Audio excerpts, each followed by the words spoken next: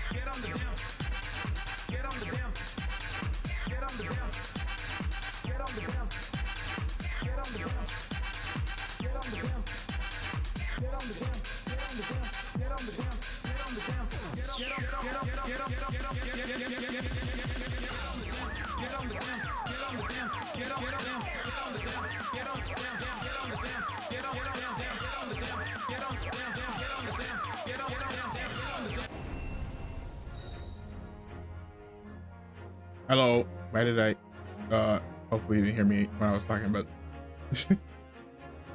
but yeah, welcome back from wait, why did I say that? Okay, well, we're back with more The Great Ace Attorney Chronicles. We had just finished last time. We had just finished the third part of investigation, and it was a, how you say, explosive conclusion. There was a bomb went off. So now, like thankfully not where we were, so that's good. We're right now. Bruno, Susie, our homes were, so that's good. But yeah, why don't we see?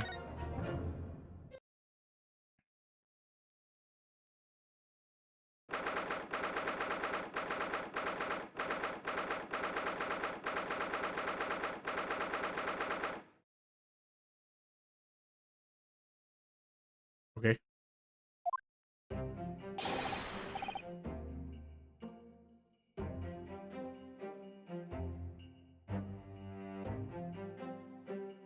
Good morning to you, Mr. Naruhodo.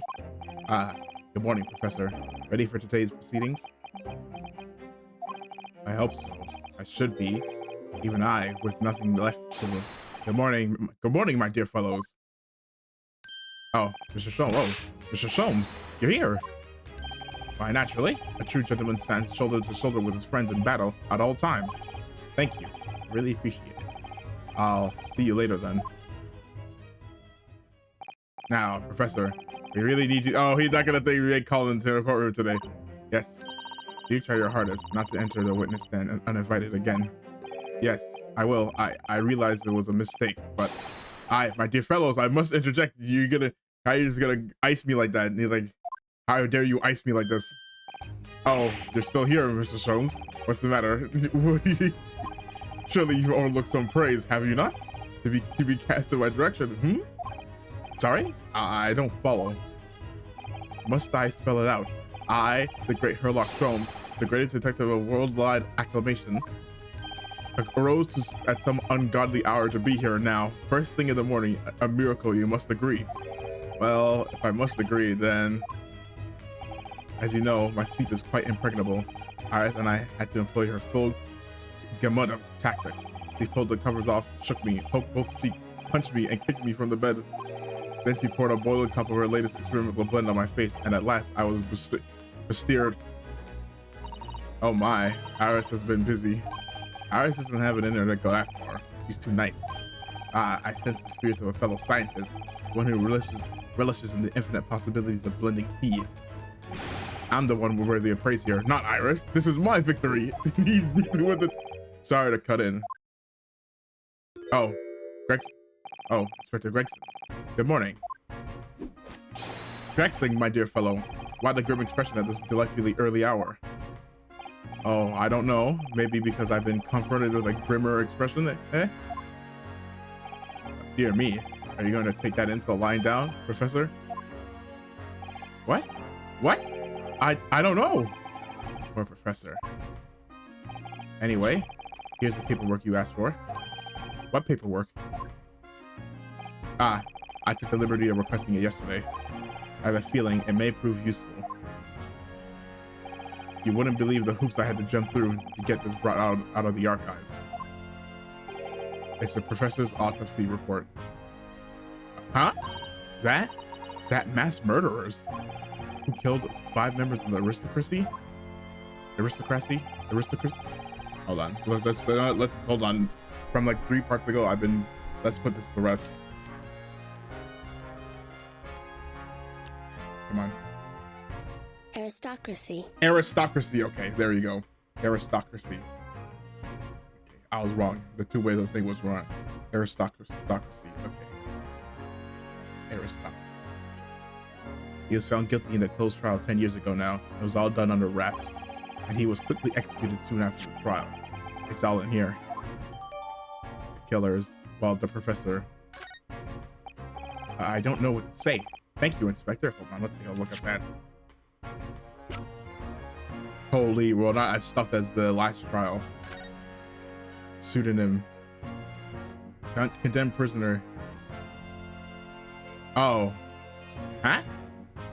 Yeah, we got no name, no nothing. Condemned prisoner. Redacted for confidentiality. Pseudonym, the professor. Death by hanging confirmed at midnight, at the 17th of June. Huh, don't know what that means. Oh wait, we also never didn't expect this, the head.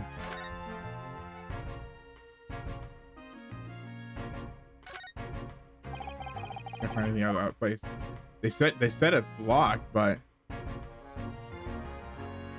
oh, okay, yeah. This lock does look very strong, doesn't it? There's definitely no way you can remove the mask. The mask yourself was put on you. What a terrible way to treat someone, even a convicted criminal. I know, it's starting to make me livid, actually. Mr. Naruhodo, please. I mean, just think about it. Imagine if you had an itch on your cheek and all of a sudden, you'd be utterly helpless. Jeez, man. Well, yes, that's true. But I'm not sure that warrants quite so much anger. Oh, right. Sorry.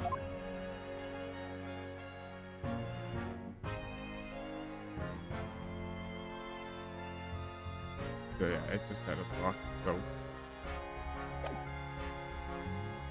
Okay. I don't know what to say. Thank you, Inspector.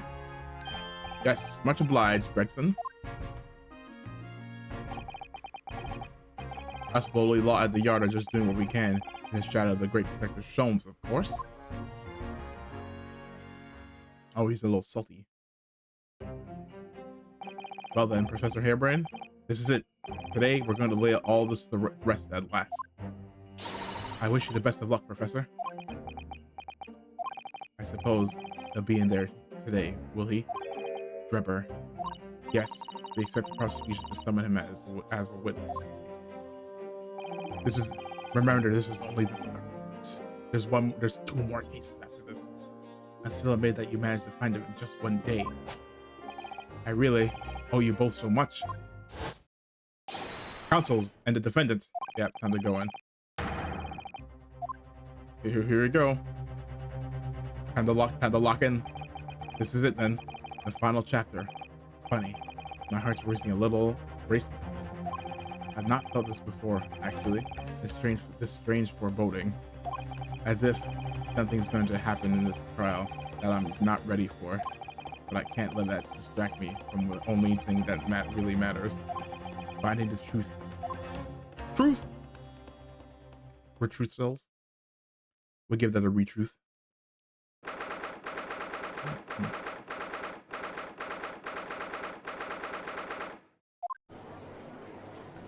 Oh, yes. If you remember, he said he was going to be in court. In the name of Her Majesty the Queen, I hereby declare this court to be in session again. We resume the public hearing of Albert Harebrain. Here present, who stands accused of murder. Are the counsels for the prosecution and defense ready to proceed? The prosecution is ready, my lord. The defense is ready, my lord. As promised, Lord Van Seeks has his apprentice with him. His apprentice with memory loss. If I may, Lord Van Seeks. Yes, my lord. That there appears to be someone standing at your side. Ah, yes, my apprentice and assistant. The prosecution believes today's proceedings will see the complexity of this case rise considerably.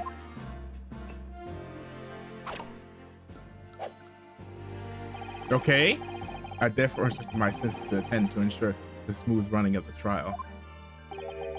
And the smooth running of liquid refreshments by the look of it. The way he holds himself, the way he moves, it couldn't be anyone else. But he's still suffering from amnesia. There's really nothing we can do at the moment. I know, but oh, this is so very hard. So close yet so far, it would appear the prosecution has done a fine job of responding to the demands the court made yesterday. I understand you have successfully secured the engineer who disappeared from the scene on the day in question. Yes, my lord. I intend to call him as a witness shortly. Very good. Very good. Now then, ladies and gentlemen of the jury, who have been chosen at random to represent the will of the people in this courtroom today, are you ready and willing to proceed? Of course, my lord. I'm sure we all understand the importance of doing our civic duty. I do so despise deception and deceit. I find it so very wearing. Take a man's life with a conjuring trick. It is against the magician's code, not to mention the law. Any fake scientist will feel the wrath of God, if you ask me. We have to listen to what is said on both sides of the fence, and then settle on one. That's it, isn't it? Wasn't like this in my day. Wasn't like this at all. If all parties are ready to proceed, you may begin, Lord Van Seeks. Before I do, my lord, there is a report I must read to the court. Yesterday, at the Great Exhibition Grounds, the evidence of primary importance in this case, the super high voltage instantaneous kinesis machine, which was installed on the experimentation stage, was deliberately destroyed in an explosion effected by an unknown person or persons. It was what? An explosion? This is an outrage. They don't know who. We didn't say it was him. I guess we can't really say. Yes, I heard this grave news yesterday. Scotland Yard submitted a report to my office in the evening. I read that machine was blasted to smithereens and the wreckage reduced to ashes in the flames. I have here the photograph of the scene taken in the wake of the explosion. Well, okay, well, the important part is still there. It shows what little remains of the machine. Yes. A terrible business. He did it to destroy the evidence, did he? That Enoch Drebber. The court will take this print as evidence, counsel.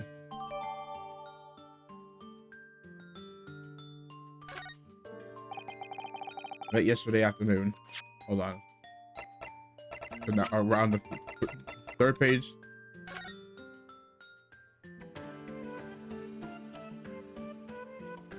It has to be the big drop in here is what we're gonna be important for this picture.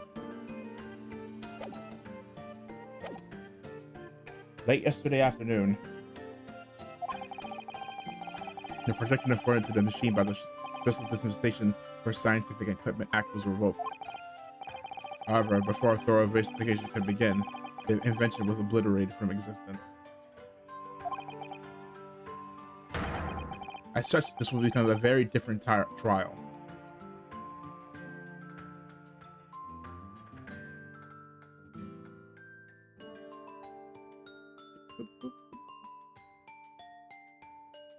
Sorry.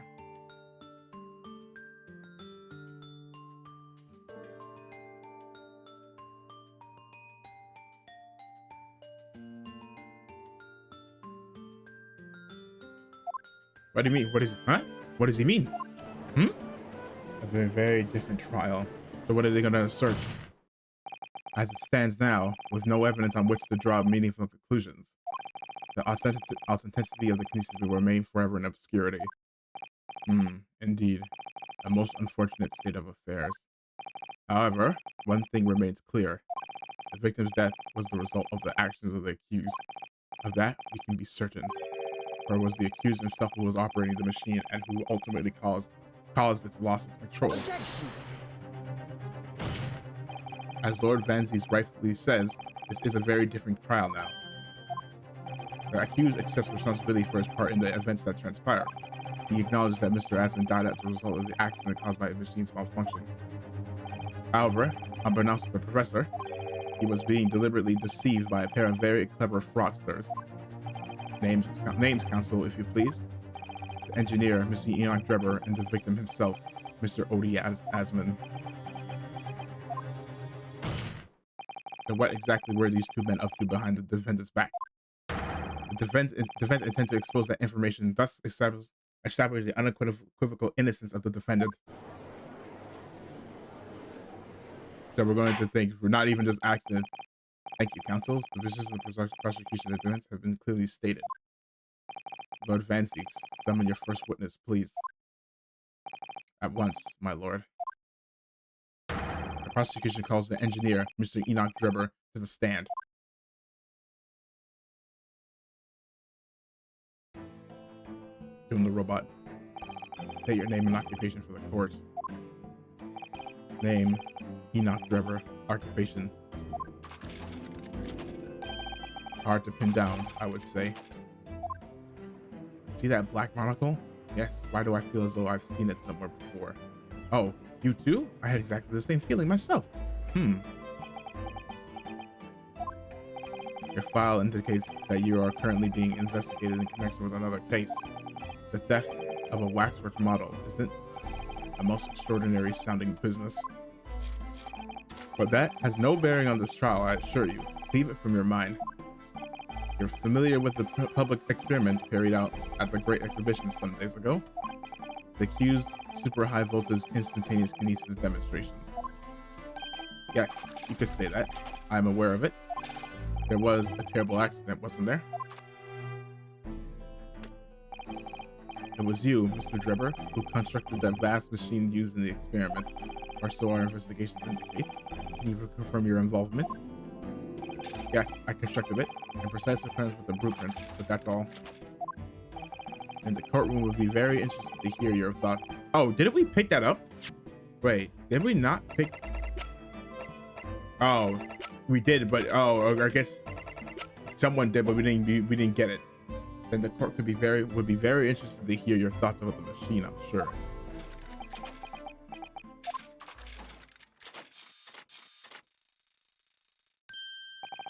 An amazing device, if you ask me. The pinnacle of modern science, making instantaneous kinesis a reality at last. What? Good. Good gracious, yeah. So part of his defense is going to be saying that, oh, the machine's real. You mean to say that the experiment was bona fide? Is that your belief, sir? Yes, that's very much my belief. Just a wish that it blew up. Objection. But we've already established that the machine was nothing more than a proper and elaborate conjuring trick. Objection. You have established nothing of the sort. All that was shown during yesterday's proceedings is that the same outcome could have been produced by means of stage trickery. The defense merely proposed a method and demonstrated its feasibility. Nothing more. But we've procrastinated for long enough, I feel. Witness, you will now give your formal testimony about the machine that you constructed for the purpose of the demonstration at the Great Exhibition. Understood.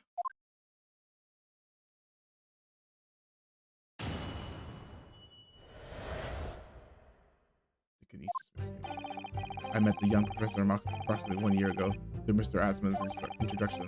He provided me with the blueprints and I constructed the machine to his precise specifications. It was no trick. If the whole show was a fraud, I would have required a body double. Tell me, did the victim have a twin? All the spectators saw the Unberg appear above their heads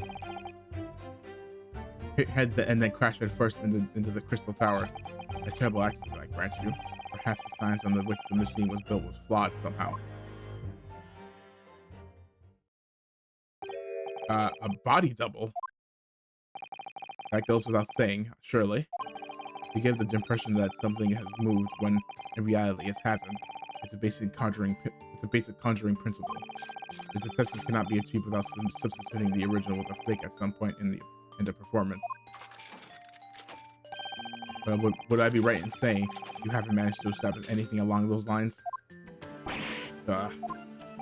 Incidentally, the prosecution has already confirmed that Mr. Asman had no twin siblings. It's my understanding that this witness is well versed in conjuring our powerfulness. But such a talent did not indicate that he was actually able to accomplish what he claims. Namely, the construction of the wedding, by all accounts, must have been an extremely complex scientific machine. Whatever do you mean? Yesterday's proceedings brought the true nature of your past exploits to light, Mr. Drebber. Indeed it did, my lord. As a swindler who preys on the innocent science to elicit government grant money through conjuring know-how. Yes, it's true that I possess considerable knowledge of stage magic. But crucially, my scientific knowledge more than matches that of any academic in the field. Investigation of the witness's workshop attests to that claim, my lord. As evidence, the police found this Royal Society trophy for young talent in science there. Yes, that's true. We spotted it there ourselves. If a hypothesis is sound, it can only be forged into a physical manifestation with sufficient skill. Though I may have sold the secrets of some deceptive while still talentless scientists in the past. Would you therefore assert that the explosion of the machine was an unfortunate accident, or, of course, a deliberate act of murder carried out by misuse of science?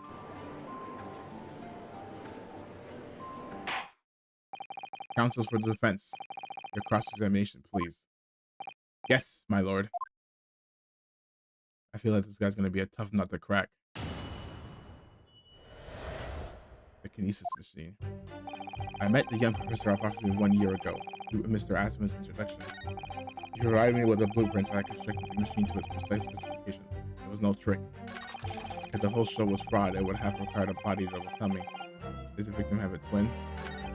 All the spectators saw the breakage appear above them.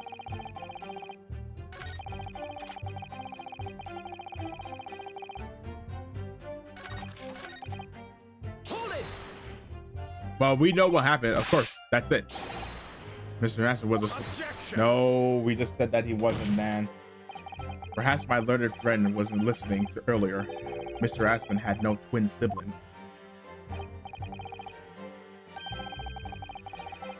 No, I heard you before, but the thread of hope hadn't quite left me. The demonstration could have been a trick if there was somebody who looked sufficiently like the victim. But Dr. Seitz had absolutely had... Without this, I absolutely ruled that out as a possibility. It is beyond question that the victim himself, Mr. Aspen, did move from the stage to the Crystal Tower.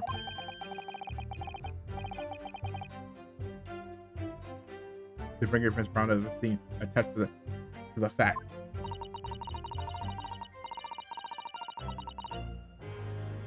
So it can't have been orchestrated by using someone who looked identical to Mr. Aspen then. What are you thinking, Mr. Naruhodo? Oh, no, nothing. Just that the idea of someone who looked like identical to the victim is playing on my mind.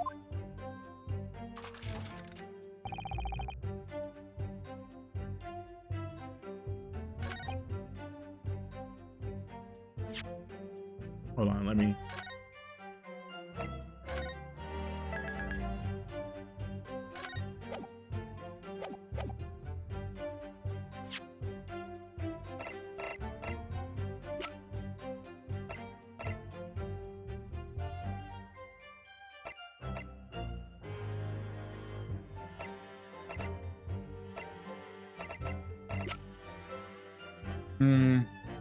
It's not this.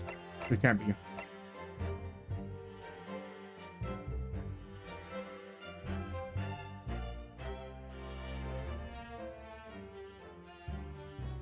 Yeah, well, we'll just see.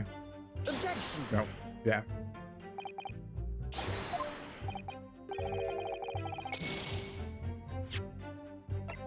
No.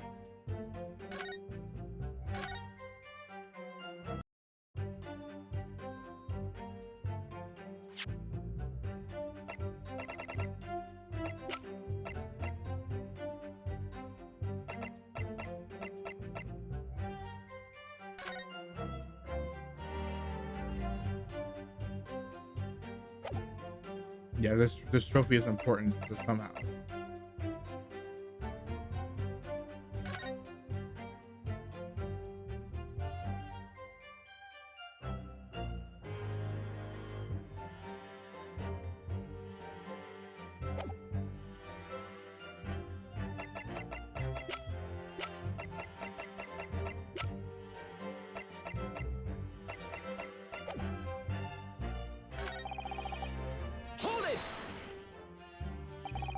Crash head first, you say?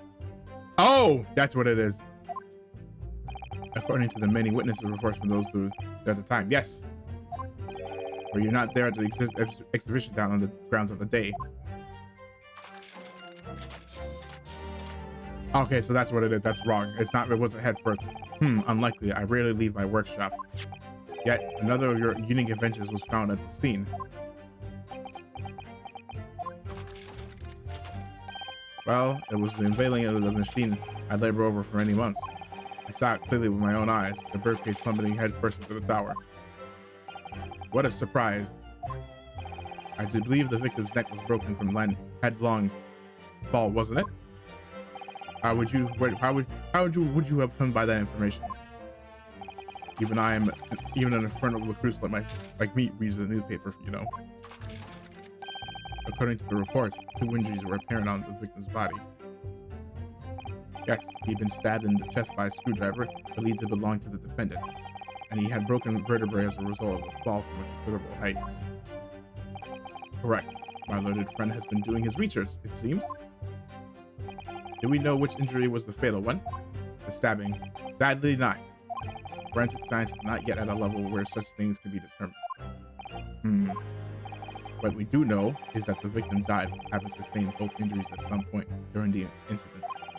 And since he was found in the birdcage with his neck broken, it's obvious that he fell from a considerable height. I suppose that's hard to deny. It's that one. Nope, that's wrong. This birdcage proves that that's not how it happened. Objection. Nope. We've examined the birdcage that crashed into the Crystal Tower ourselves. As you can see, the cage, which is a wooden construction, has sustained damage on one particular spot. Following the explosion, it fell some 30 feet into the glass of Crystal Tower. That level of damage is to be expected, surely. Yes, of course, I agree. The damage itself is entirely understandable. What doesn't make sense is the location of that damage. All the breakage in the wooded are at the base of the birdcage, not the top. What are you saying? That's the opposite of where they should be. That's right, my lord. The birdcage that was at the scene is damaged at its base. So we have reports of the birdcage falling headlong into the crystal tower, yet the damage is at the bottom. The only way to reconcile these two facts is to accept that there were two birdcages in play that day, which were at some point switched. Switched during what wasn't a scientific experiment at all, but an elaborate piece of stage trickery. Yeah. Hold on, he's like, oh yeah, don't get ahead of yourself. Good gracious. Explain yourself, witness. Well, if we examine the facts, there's only one logical conclusion we can draw. The damage on the base of the birdcage clearly indicates that it crashed tail first into the tower. Objection. But he's clearly said head first. But multiple witnesses reports claim it fell head first. The birdcage materialized in the sky next to a balloon flying over the stage, following a spontaneous explosion at an altitude of some 60 feet above the ground, which is approximately 18 meters. It then proceeded to fall some 30 feet into the crystal tower in ensuing deflagration. Witness report amidst such chaos are not notoriously unreliable. Objection. But the victim's neck was broken. Objection! He plummeted 30 feet inside a heavy wooden cage. However he fell, it would have been unsurprising to find one or two of his vertebrae crushed.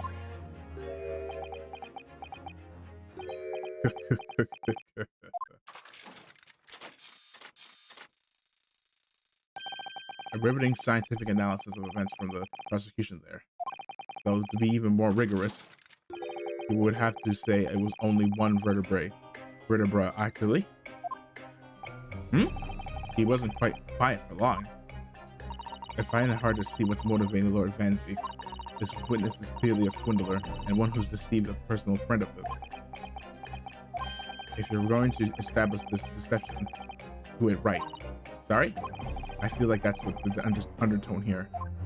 Yeah, no flimsy thing. You gotta make sure it's concrete. I guess there's one more point the defense appears to have forgotten. It obviously wasn't a trick. It says a certain truth very plainly demonstrated. What? It seems to me that the cross-examination had better continue until we resolve this matter. Mr. Drebber, you will amend your testimony with details of this truth. Of course, we must treat the matter scientifically after all. I nearly had him there. Dude, his robot game is insane. Holy. He's just like 200 years too early. Oh, well, that's not true. Kinesis clearly took place because there's nowhere else 30 feet high for the bridge case to have fallen from. No, that's not true. We have the picture. Oh, he doesn't know that this picture exists. That the picture exists. Hold on, I'm scared now because I messed up 2 times.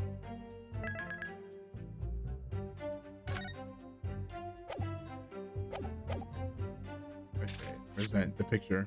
That picture clearly this doesn't state otherwise. Objection. Oh, nope, not this.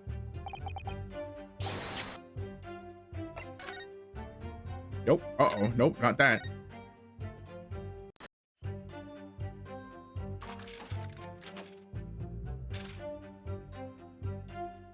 No, nowhere else the thing to have fallen from.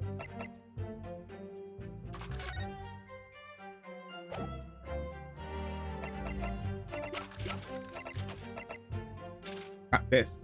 Objection. Nope, not that.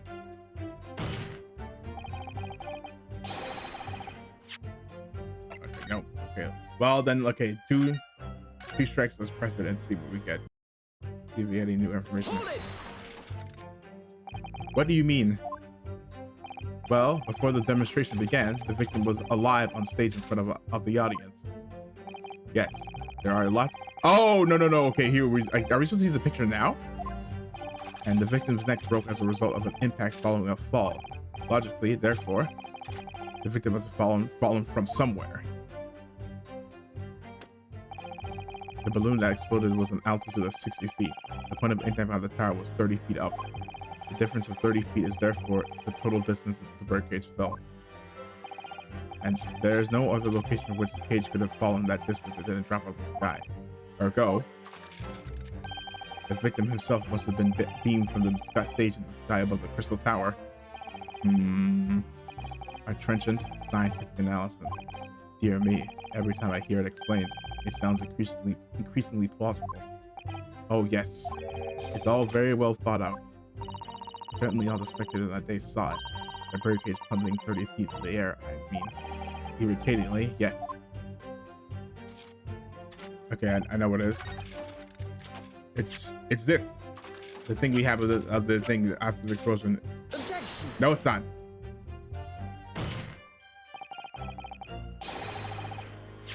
No, it's not.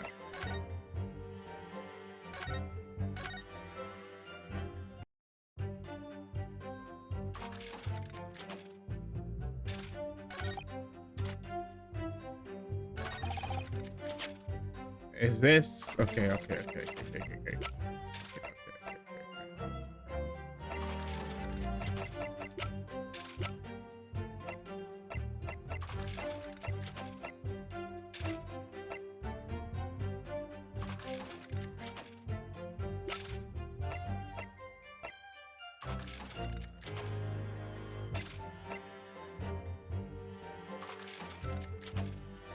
No, yeah, there's just nowhere else to drop.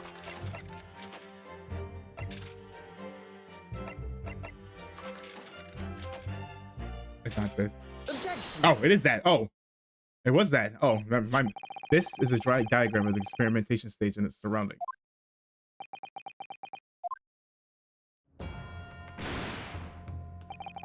We know that somehow. Oh, so no, it's gonna be there was a balloon right at that spot too, but we're gonna use the picture of the. Okay, we know that somehow the birdcage appeared in the midair before falling down into the crystal tower. A fall of about 30 feet or 9 meters. However, if you examine the diagram carefully, you'll see that there is one other possible location for which the birdcage could have fallen.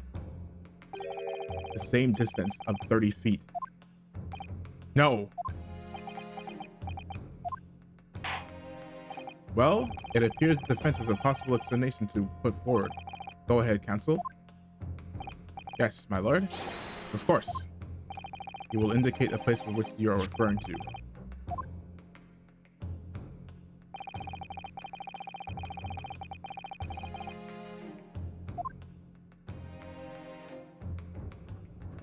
Wait, what? Wait, what? Oh, am I doing this here? Oh, I'm gonna do, wait, never mind. No, it's not doing this. I'm doing it. You think is the thing 30 feet from the stage? It probably is. Are you gonna say here? I mean, Take that. I think it's there.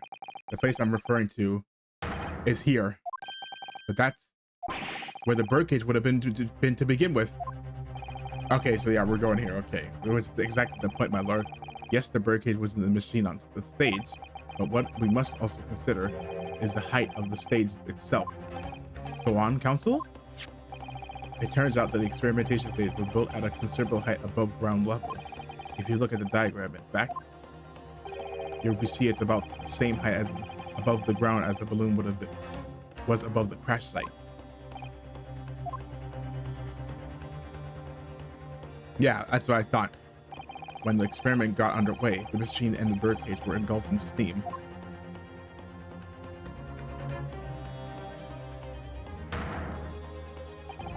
At that moment, the floor of the stage gave way, and we assumed there to be a void underneath. This birdcage and the one seen by the audience had fallen almost exactly the same distance.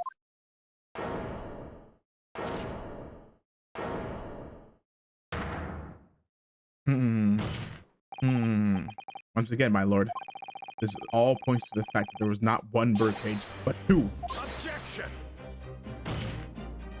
My learned friend has no evidence that the stage had such a contrivance in its designs. But someone is responsible for the criminal destruction of the Kinesis machine itself. It's true. However, the stage still stands. And take one moment to look at this the photo of the scene following yesterday's explosion. Yeah. There's a big trap door. Good lord, the metal grill that's formed the floor of the machine is undone. Yes, most likely blown open by the force of the explosion that destroyed the rest of the machine. The defense calls for the space below the stage to be investigated immediately.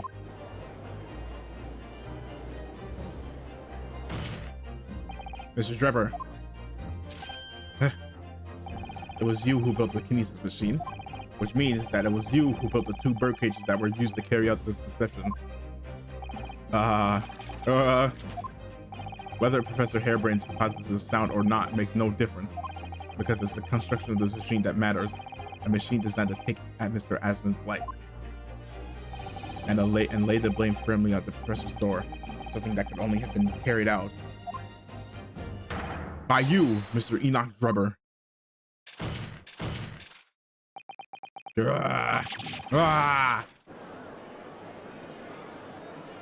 Objection! Yeah, here we go. Bro's sick with it. If my murdered friend has reached the end of his wild assertions,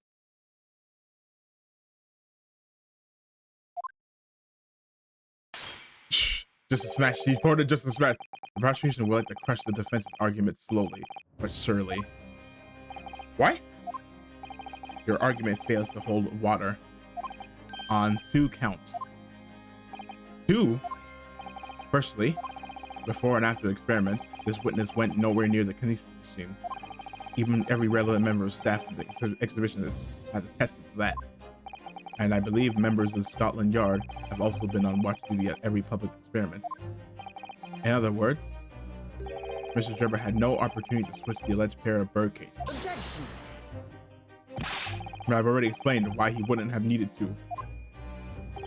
The nonsense with the crossbow, that doesn't bolster your case at all. The man who disappeared from the stage and the man who crashed into the tower are one and the same. The forensic investigations team report is unequivocal on that point. And the second flaw in your assertion is a distinct lack of motive. Why would this man have wanted to take the victim's life? He had no reason to do so. Motive? Do I have to think of everything myself? I have here a contract provided by the witness. What contract is this, Lord Van Seeks?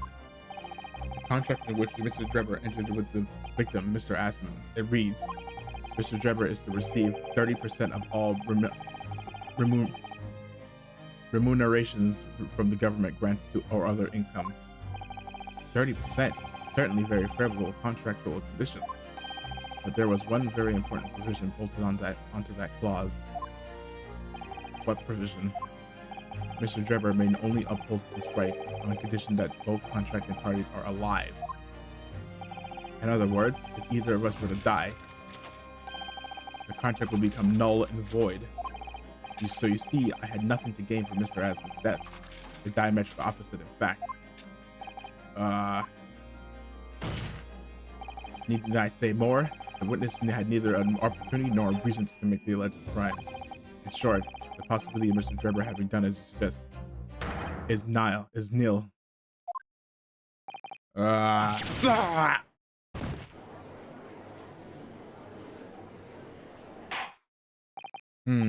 seems the defense assertion was somewhat wide of the mark.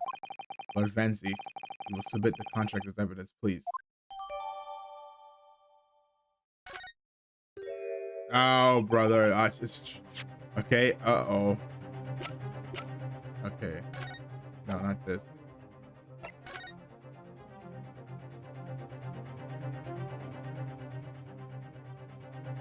Rider machine, Drebber, under labor appears.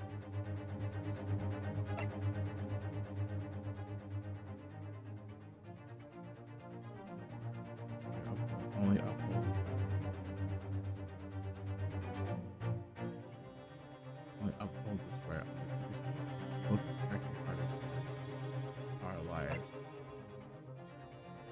Okay, yeah, that's pretty clear cut. Uh-oh. It's true, Trevor has no opportunity to switch the birdcage under the stage, with no one in the Crystal Tower. He couldn't have done it. And in any case, I have no idea what his motive might have been. There's one aspect of your argument that still holds true, however. Hmm? There were two bird cages. The prosecution is unable to deny that. Ah, so I'm sure you're on the right lines, Mr. Naruhodo. I've no doubt, and I no doubt there are other aspects of your assertion that are undeniable truths too. Well, it would seem that the defense has no rejoinder to offer.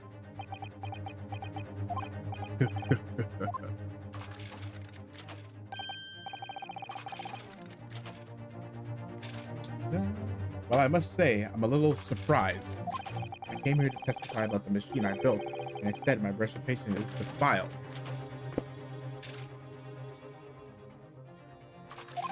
But the prosecution's encounter has set the record straight, I think.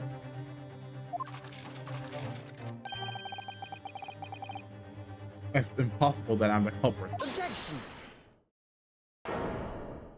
Hmm.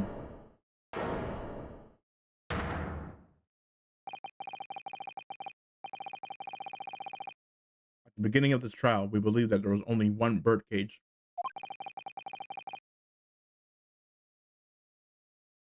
And now we know there must have been two. In other words, there's more than one. There's more to the demonstration than we realized at first. I think it's abundantly clear that the same applies to the culprit. Get to the point. The stage demonstration was constructed and set up in its entirety by you, Mr. Trevor. Therefore, it's inconceivable that you had no hand in the events that transpired. Well, you need evidence.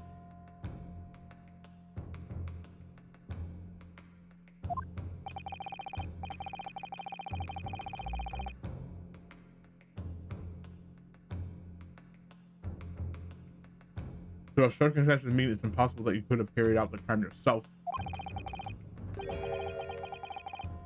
it points to the fact that someone else was involved. Someone else? Are you counsel? Are you suggesting? Yes, my lord. Mr. Trevor had an accomplice. Objection. An accomplice now? Well then, I presume you're prepared for what's to come. Now that you're accusing not only this witness, but someone else of the most serious crimes. If these accusations turn out to be false, and make no mistake, this prosecutor will demand an equally serious punishment for your slander. Well, counsel, do you intend to pursue this course and formally accuse another party of involvement in this matter? What do I do here?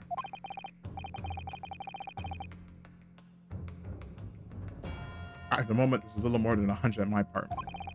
I don't know for sure if Trevor had an accomplice, or even if he's really the culprit here.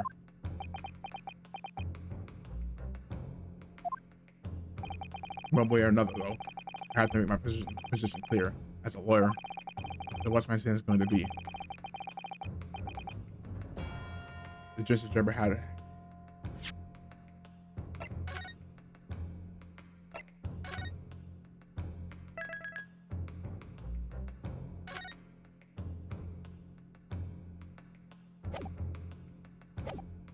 Did he have another accomplice? Well,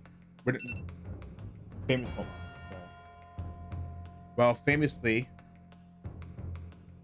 it's very rare that you want to be you ever back down.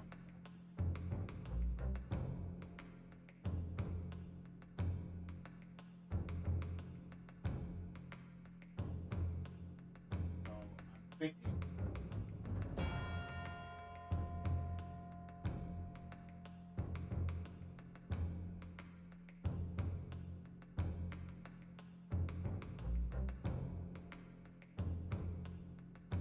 So, name an accomplice. I think it's him. I think it's the victim. defense is ready to name Mr. Drebber's accomplice. Somehow, the two bird cages must have been switched. Everything points to that. And according to the coroner's report, that's not a possibility. But that inconsistency itself is a clue. Counsels. Yes, my lord? You have received a stark warning already. If you are nevertheless determined, then I must now ask you to identify this alleged accomplice by name. So, your answer, please.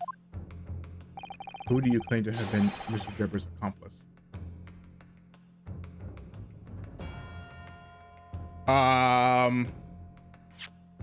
Wait, but why would it be? No, she said it got ransomed, so it can't be her.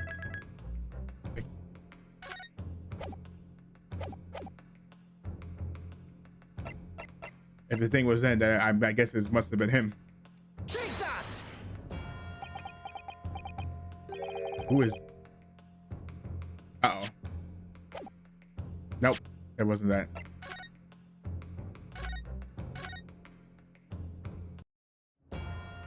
Okay, not him, then. Are we gonna say her? Take that! Oh, nope, nope.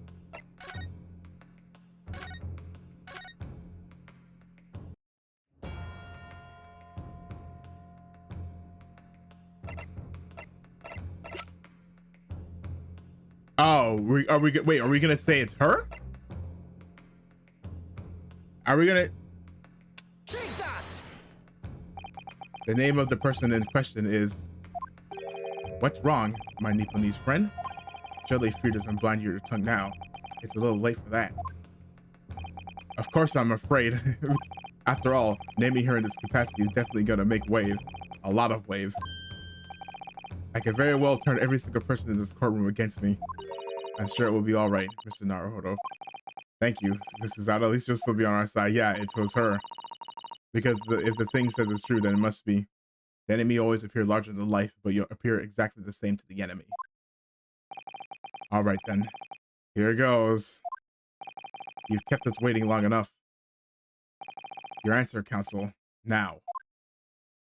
The person who colluded with Mr. Drebber in order to carry out this wicked crime is Scotland Yard's coroner, Dr. Courtney Scythe. What? What in blazes are you talking about? Dr. Scythe? The head of the forensic investigation team and the coroner who conducted the autopsy of the victim? This is a serious accusation. Yeah, we know there were two bird cages, so who could have carried out the switch to complete the illusion? Accident happened in front of a huge crowd of spectators, and the area was immediately sealed off. And then everyone, police officers included, were banished to make way for the forensic investigation team. When else could the switch have occurred? It could only have been in that team's presence. It's essential that the court determine exactly what happened following the incident. The defense demands that Dr. Scythe be summoned to the witness stand at once to testify. What in blazes? That is you got a nerve, lad. Standing up there, dragging the yard's name through the mud. I didn't mean to. I know the woman very well. There's no better dead room worker out there. How dare you call her a criminal? My learned friend's imagination appears to be wilder than the East End at night. But the recklessness of your accusations aside, there's another grave problem with your argument. One which the prosecution demands you address at once. A grave problem? Oh my word. Who do you claim acted as the victim's doppelganger? What? Certainly, if the bird cage containing the body victim was exchanged for another, that cage must also have contained a body. And yet, no missing persons or accidental deaths of anyone has either of the victim have been reported. Well, which means there was no one, dead or alive, who could have fulfilled the role of the body double for Mr. Aspen. That's true. If my argument is that there were two bird cages, then there must have been one person inside each. But I don't know if I've got an answer to this yet. Have I? What can I do to reveal how this body double stunt was achieved? Is it name someone? I think we can name that her thing was stolen.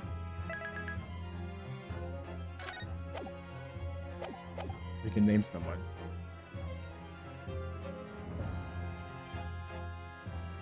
Oh, well, we can present some evidence. Very well. The events will address my learned friends' concerns by presenting evidence that reveals the true nature of Mr. Asmon's body double. Good gracious, evidence. I do hope this isn't filibustering, counsel. The court is expecting a name. If you think you have relevant evidence, present it now. The body double and the birdcage were hiding inside the balloon that was floating above the gas stage, which means that any witnesses would only have seen them from 60 feet away. So who was it that appeared out of that explosion some 18 meters above the spectators? Aha! The body double inside the second birdcage was...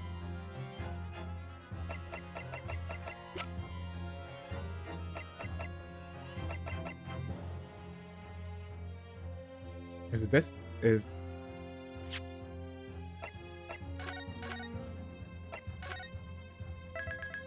I think it's since we found the head in there. Take that!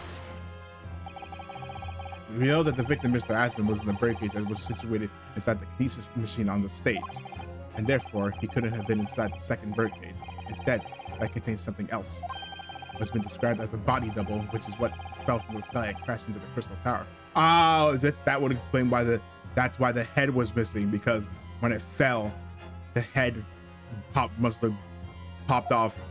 Yes, counsel, according to your somewhat elaborate version of events. And that body double inside the second birdcage was in fact... It's all right, Mr. Naruhodo. You're ready for this. Just steer yourself and come out with it. Thank you, Mrs. Zato. I needed that. As I was saying, the body double inside the second birdcage was, as unbelievable as it may seem, that thing there. Oh, we put it out on the floor?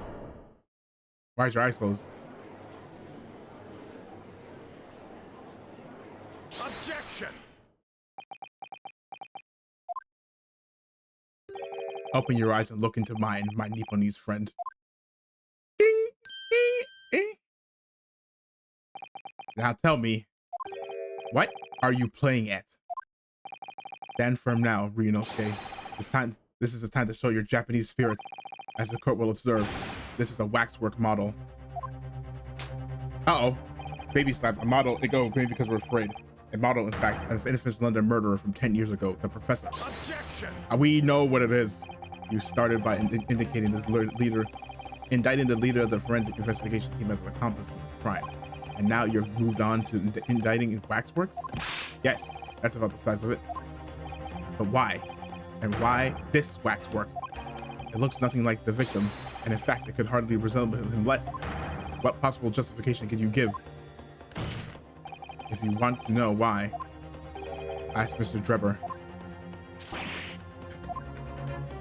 What?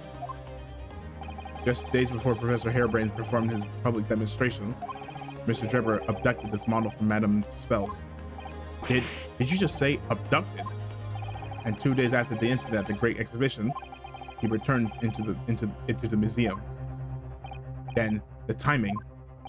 Is this true, Mr. Drebber? At first, I couldn't see why Mr. Drebber would have stolen that waxwork and then give it back again. But now, the reason is clear. He took it so that he could put it inside the second birdcage, as a body double for Mr. Asmon. Ah! So yeah, there's no... Objection! Are you hearing this, ladies and gentlemen of the jury? Are you hearing the defense's astonishing proposal? That the witness fabricated this vast machine with the intention of deceiving some wretched scientist. That he did so in collusion with the country's finest coroner on a public stage in front of a vast audience. And that, to To effect the deception, he used the waxwork model that in no way resembles the victim. Are we really to believe this far-fetched tale? What do you decide? Objection. Wait. Yes, if you put it like that, of course it sounds implausible. My lord, I need to speak, if you please. Go ahead, Mr. Foreman. Summation examination. Myself and my colleagues have reached an agreement. Very good. In that case, ladies and gentlemen of the jury, you will start your leanings for the court now to hear now. Guilty. Guilty. Guilty. Guilty. Guilty! Guilty. Guilty. But they didn't let me explain. We have proof. We have proof that it was the case. So, as indicated by the foreman, the jury has reached this consensus. I knew that was gonna happen. We shall get through this, Mr. Naruhodo, as we always do, and uncover some new truths along the way. Quite sure. Yes, I agree. I'm going to have to appeal to the jurors as usual and see if I can persuade them to change their minds. The defense will now embark on a summation examination. Are you and your fellows ready to proceed, Mr. Foreman? We are, my lord. Very well. In that case, I ask you now to state clearly for all present to hear the grounds on which each of you has decided that the defendant is guilty of a crime which he is charged.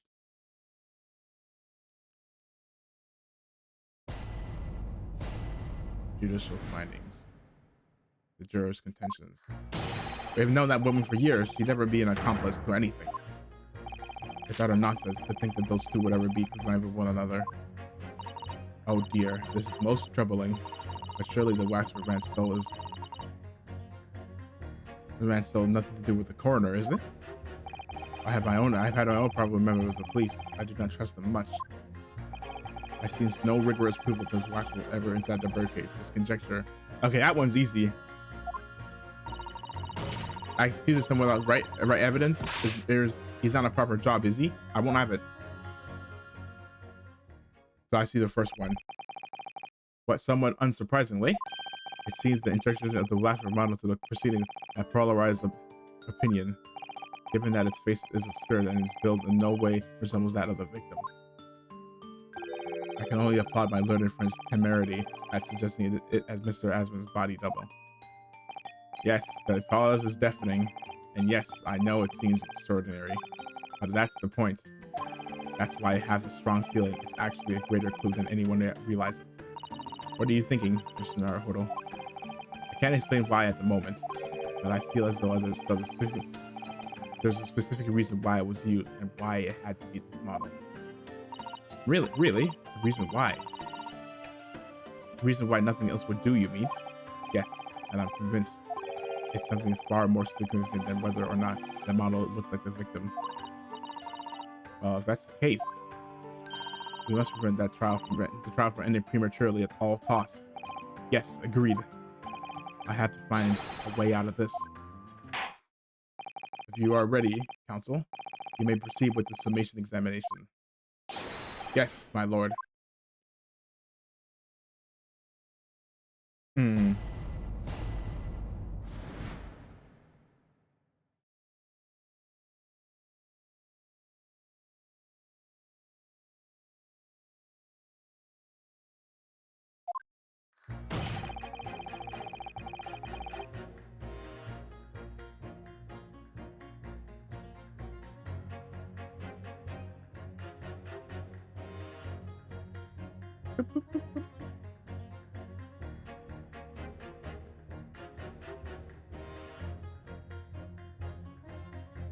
I know that woman. Okay, no. Let's move on to the one we know. Not you. Hold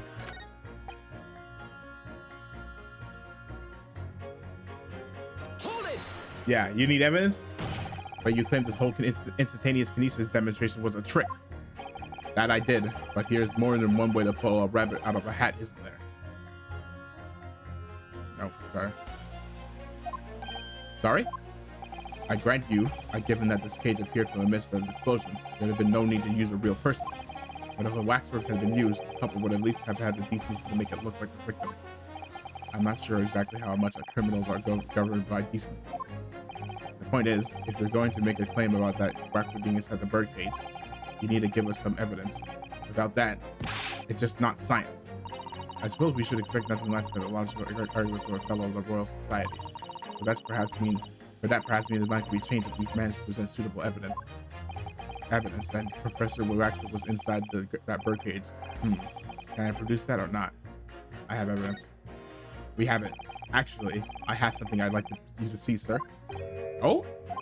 I must warn you that I firmly believe it's only wise to trust men with white coats. So given your jet black outfit, I don't mind admitting to a sense of trepidation here. So you don't trust anyone in black? Looking in the mirror must be very trying. I do have some evidence that proves the waxwork was inside that birdcage, namely, that huge chunk of glass we found in it. Take that! This right here. What's that? A piece of glass. Though it's unusually thick for glass. Yes, it's a piece of broken glass that we found inside the jacket on the waxwork. As you say, it's not ordinary glass though. It's very thick and clearly made for extra strength. Much like the special glass that will develop with the construction of the Crystal Tower. Holy smokes! Exactly. The centerpiece of the Great Exhibition, where the very incident we're talking about took place. On the day in question, the birdcage fell from above and smashed through the window of that special glass. From whence this small piece originated. Precisely. So, what do you say? Now that the clear evidence is in support of the assertion that has been placed before you. Well, as I said, I only trust men in white coats as a rule. However, when the reasoning is sound, it's fair to say color shouldn't come into it. Okay? In light of what you've shown me here, yes, I feel obliged to change my position on the matter. In that case, juror number 4, you will amend your statement now, please.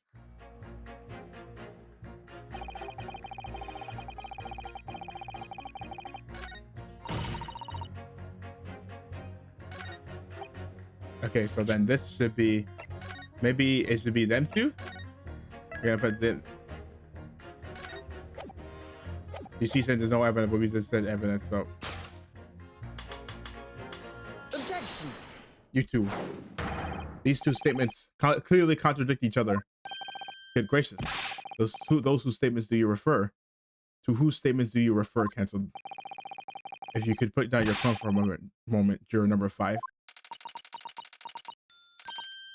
Oh, you mean me? You pointed out that it's wrong to make an accusation without evidence. But the accusation that the waxwork runner was inside the second birdcage on the day in question is not without supporting evidence, as the defense demonstrated to the jurors sitting beside you. Oh, is that right?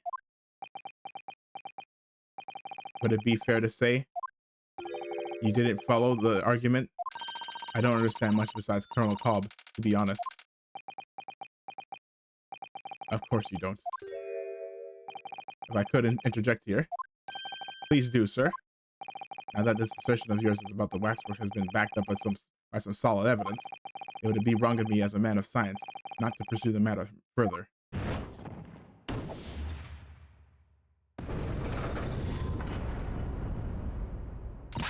Ah, well, me too then. Sorry? If this brainy gentleman says he's right, then he must be. See? I wouldn't dream of going in as Colonel Cobb or anyone who's got some stuff in between the ears.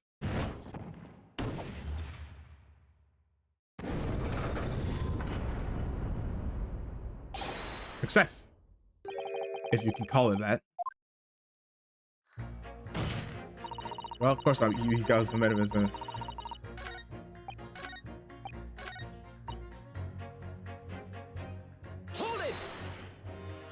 Why would you assume that? Well, quite simply because that unsettling swindler has no relation with a woman, does he? Oh, okay, so that's what it's gonna be. Hold on, does he?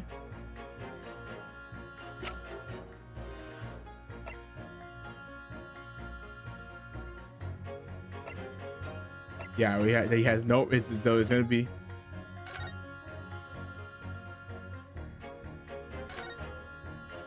Hold on. Oh, look, the cover came open. Yes. Now there should be a glass plate inside. You have to change the plate with each new photograph you want to take. Is something wrong? There's no plate. It's been removed. Ah, what a pity. But I suppose if you think about it, this wouldn't be the actual camera that was used at the time, just like the waxwork isn't the actual person. So we never have found a photograph or print of the HDD comic coming back to life anyway. Oh, yes, you're quite right, of course. Of course, Sato. He looks devastated.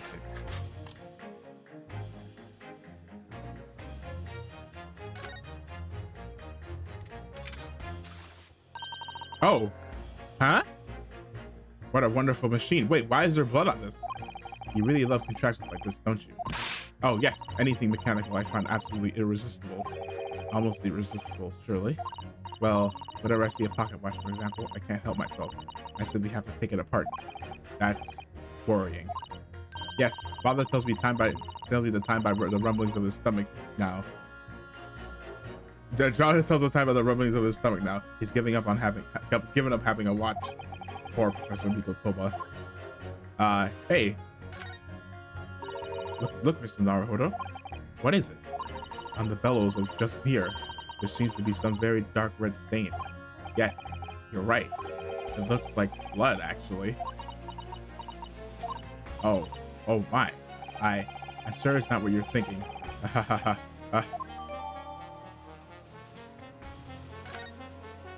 Okay, so.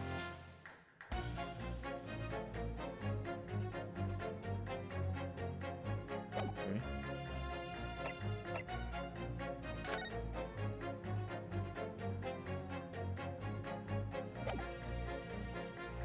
No, they have no relation.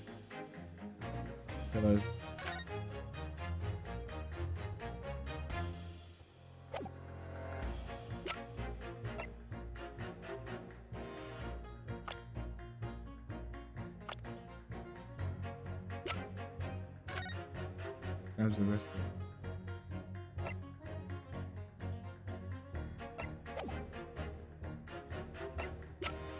no, okay.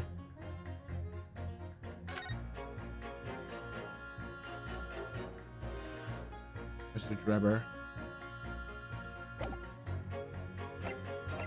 So to prove that they had no connection, but I don't think we have anything that can prove that. So quite simply, the Stellar has no relationship with the women, does he? True. As it stands, we don't know of any connection. Oh gosh, but it would be delightfully romantic if they were someone who had a mutual interest in the backstory. Romantic? A woman of society such as myself use everything in terms of relationships, you know? Well, you learn something new every day, even if you don't want to. One might wonder about a possible relationship between the defendant and his foreigner, or perhaps between the defendant and the handsome prostitute. Huh? And the handsome prostitute over there, just there. This woman may be more astute than I've been giving her credit for. If that's the woman's stance, and perhaps demonstrating some connection between the waxwork and Dr. Scythe would be enough. Yes, I agree. As soon as we have even a whiff of a connection, should be the first to know. Yeah, so we had to find a link. I have a. Oh, sorry. I dropped nothing over, as you heard. Hold it!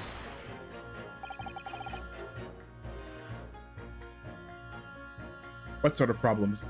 You ran into problems with the police. Let's just say we have run into each other on numerous occasions while I've been performing on the street. Right, I see. Obviously, artists such as myself cannot appear on stage as we work in close proximity to our audiences. So we perform our great magic in parks, on the streets, corners, and the like. But the police use any excuse to make our life. Hold on. Excuse me. Excuse me.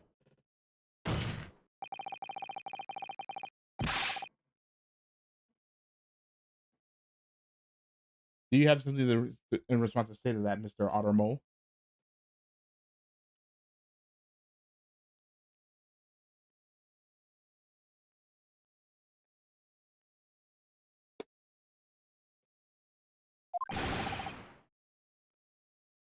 Who you calling a mass murderer? Hmm? Ah, sorry, my mistake. I got confused because I heard you look like him. I don't look like it. I don't look anything like the man. You want to be locked up, Sonny? Thanks, Mr. Soames. Perhaps we can move on. I was really wondering if you had something that you wanted to add in response to what juror number 3 just said. And clearly you do. Back in my day, back in the good old days, it wasn't like this. What was it like, sir? We worked our fingers to the bone to earn the public's trust. We did. And by the Jove, we earned it. People respected us back then. Respected you? No one would have called a coroner into question in them days. Coroner's report was the hallmark of an investigation of done right, especially when Dr. Courtney Stevens, or her name, huh? Dr. Courtney Stevens. Oh, wait, we've seen that name before. Her name is, so it's not Dr. Steve. Or maybe she was married, but it's on, her name is on this. Courtney Stevens. He was the one that took this picture. So they do know each other. She was the best of the best and the apple of the force's eye. Wait, hold on a minute. What are you talking about? Who's Courtney Stevens? Ah, sorry. Got a bit carried away there. Stevens is Dr. Seitz's maiden name. Yeah, Dr. Seitz's maiden name. There's Dr. Stevens before. Her maiden name. So that was before she was married. Of course. Yes, silly me. It's Seitz now, isn't it? Stevens. I'm sure I've seen that name somewhere recently. Anyway, the point is, those were the great days of policing, not like now. Sorry to interrupt, sir. But do you think you could change your statement to include that name? Yes, I don't see why not. She was a Courtney Stevens back when I knew her, of course. A legendary coroner then.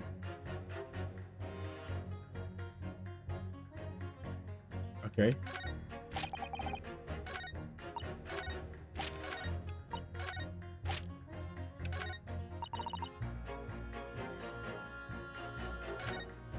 Hold it! Okay. But we're only just starting to understand this case. What are you reading there, sir? The man behind those murders on Solar Pond Street was caught in 2 days flat. That's real policing for you. That's really not relevant to the case, is it? You're wrong. You're wrong there. Because it was Dr. Seitz in charge of examining the bodies, and it was evidence arising from her work that led to the arrest of the scoundrel responsible. Oh, that's right. Oh, that woman is at the forefront of this country's fight against crime. The idea that she's somehow involved in this murky business is a load of old tosh. I thought it was up to me to press jurors, not the other way around. Oh dear. Hold on. So we need to press. Okay, let's try pressing her again. Because now we do have a connection.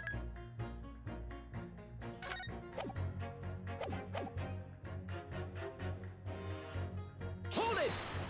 Is this thing?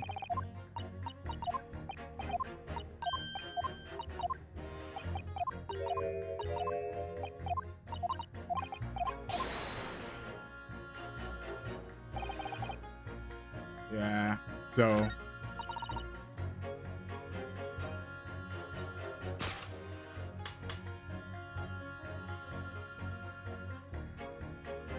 no, I don't think this is it. Objection. Oh no, it is. Okay, those two statements clearly contradict each other. Good gracious, to whose statements do you refer? Yeah, he says the same thing. So juror number 2. Oh gosh, me? What can I do for you? I presume that you heard what juror number 6 said in his statement. It's brought to light that the maiden name of the coroner, Dr. Seitz, which in turn has revealed a connection that wasn't apparent before. Well, naturally, as a woman of society, I find such connections and relationships irresistible. But oh golly, I'm afraid I fail to see what you mean. Dr. Seitz's maiden name is Stevens, and through that name, the coroner is very definitely linked to the waxwork of the killer. The defense has evidence to prove it. My goodness, evidence, you say? How utterly enthralling. Counsel, the court cannot overlook that last remark. I very much hope there is substance to your claim. Of course, my lord. I would ask the court to look at this as evidence that clearly links Dr. Seitz to the mass murderer known as the Professor. She was a thing. She was a coroner. Take that! She was a coroner. I have here a certain autopsy report from 10 years ago. A 10-year-old autopsy report? What relevance does this have? It's of course from the autopsy of the person portrayed in the waxwork, the killer known as the Professor. The Professor? The Professor is, but the man was a capital offender, so... That's right. This is the certification of death that was drawn up after the convict's execution. The identity of the killer was never made public, so the report gives few details. But what's important is the name of the coroner who wrote it. Courtney Stevens. Oh my! Courtney Stevens? Strike a light! It appears that the professor's autopsy was conducted by Dr. Seitz 10 years ago. And a few days ago, Mr. Drebber very deliberately stole the waxwork of the professor for Madame Tuspel's. A waxwork that doesn't, in fact, resemble the victim, Mr. Aspen, at all. And do you suppose there's some unsavory relationship between those events? Absolutely. I'm sure of it. There's no doubt in my mind that the professor case is at the heart of a link that we have yet to uncover. Between Dr. Courtney Seitz and Mr. Enoch Drebber. Hidden links, mysterious connections, secret relationships. This is all most extraordinary. We're surely obliged now to explore this further.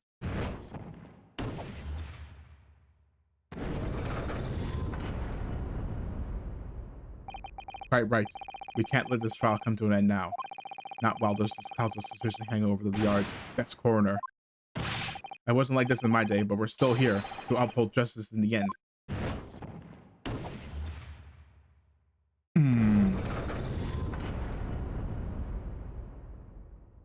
With that, thank you, counsel. That will do.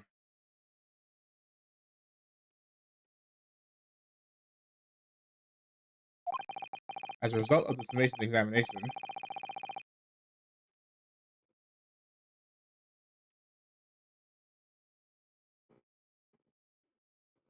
sorry. As a result, the jury's overall leaning has changed. 2 jurors now called guilty against 4 who called not guilty. Accordingly, the court has failed to reach the consensus at this time. And the trial must continue. We did it. Oh, well done, Mr. Naruhodo. Another wonderful victory. That is now Van Zieks is going to insult the jury. A waxwork of the despicable professor used as a body double for the victim in this quite extraordinary case. I must say, it's extremely hard to believe the assertion can possibly be true. However, it would appear that it does at least warrant further investigation. It's the waxwork of the professor that links Mr. Drebber to Dr. Seitz. And I'm convinced that there's a special significance to that link. I don't know what you're hoping to prove, lad. I really don't. The truth, sir, by using evidence and testimony. If the court is to delve deeper into the alleged involvement of the waxwork in this case, then the prosecution calls for the owner of the model to be summoned as a witness. The owner? Madame Tuspel's. Madame Tuspel's. I really thought that Lord Van Zieks would object to his whole line of inquiry. No, because he wants to know too. That's why. But very well, I concur. Make arrangements for Madame Tuspel to appear as a witness with immediate effect. Listen carefully, my lord and neat friend. Oh, yes. You should know that you're on the brink of opening Pandora's box. Uh-oh. He's giving us a warning. Basically, like, You're barking up the wrong tree. It's quite a huge tree you're barking up. You're on the brink of Pandora's box. The court shall now adjourn for 45 minutes. During this time, the prosecution will summon a new witness and prepare her for taking the stand. Madam Dispels, yes. I shall see to it at once, my lord.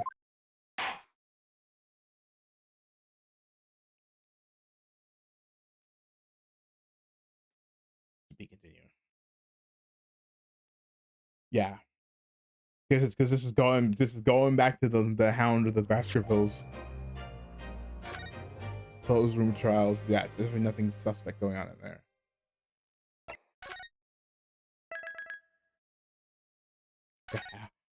The Hound of the Baskervilles.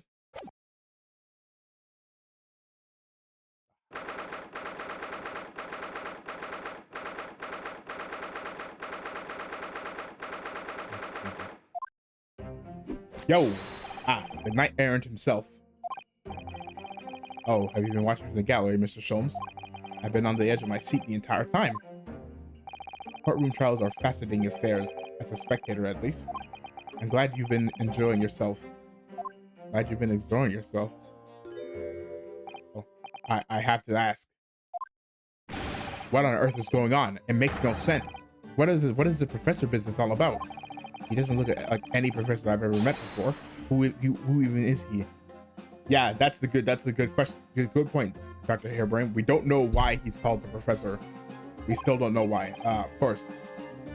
But you were in Germany already 10 years ago. So it must have been a university professor who started going on killing roads and aristocracy. Yes, the professor. And Mr. Sholmes wouldn't tell us either. When I discovered he was the one who had been abducted, a sense of foreboding stirred within me. But who knew the monster would come knocking at your door? My heart felt sick. As it turns out, there's still a lot we don't know. Lord Vance is even more intimately tied to this case than any of us realize, isn't he? Yes, how true. His great friend from the university in the dock. And now Waxworth, the killer who took his esteemed brother's life, makes an appearance too. His older brother. I imagine even the shrewd Reaper failed to foresee that kick in the teeth. An extraordinary move on your part, my dear fellow. To throw that in front of the man. Yeah, that's kind of. Yeah, it is a little messed up. Ryunosuke, like, hey, you want to? Hey, look at the model of the person who killed your older brother, responsible for the death of your older brother. Yeah, you'll be fine. You make it sound deliberate. I can't help feeling that this professor case is really very puzzling. Oh yes? In what particular manner? Well, there's Mr. Drebber, Dr. Scythe, and Lord Van Ziets. It seems that everybody in the trial has a link to the case somehow.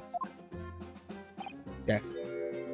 In fact, I alone am not a member of the set. Though that leaves me as an empty set, all alone with no intersection to any other. Excuse me?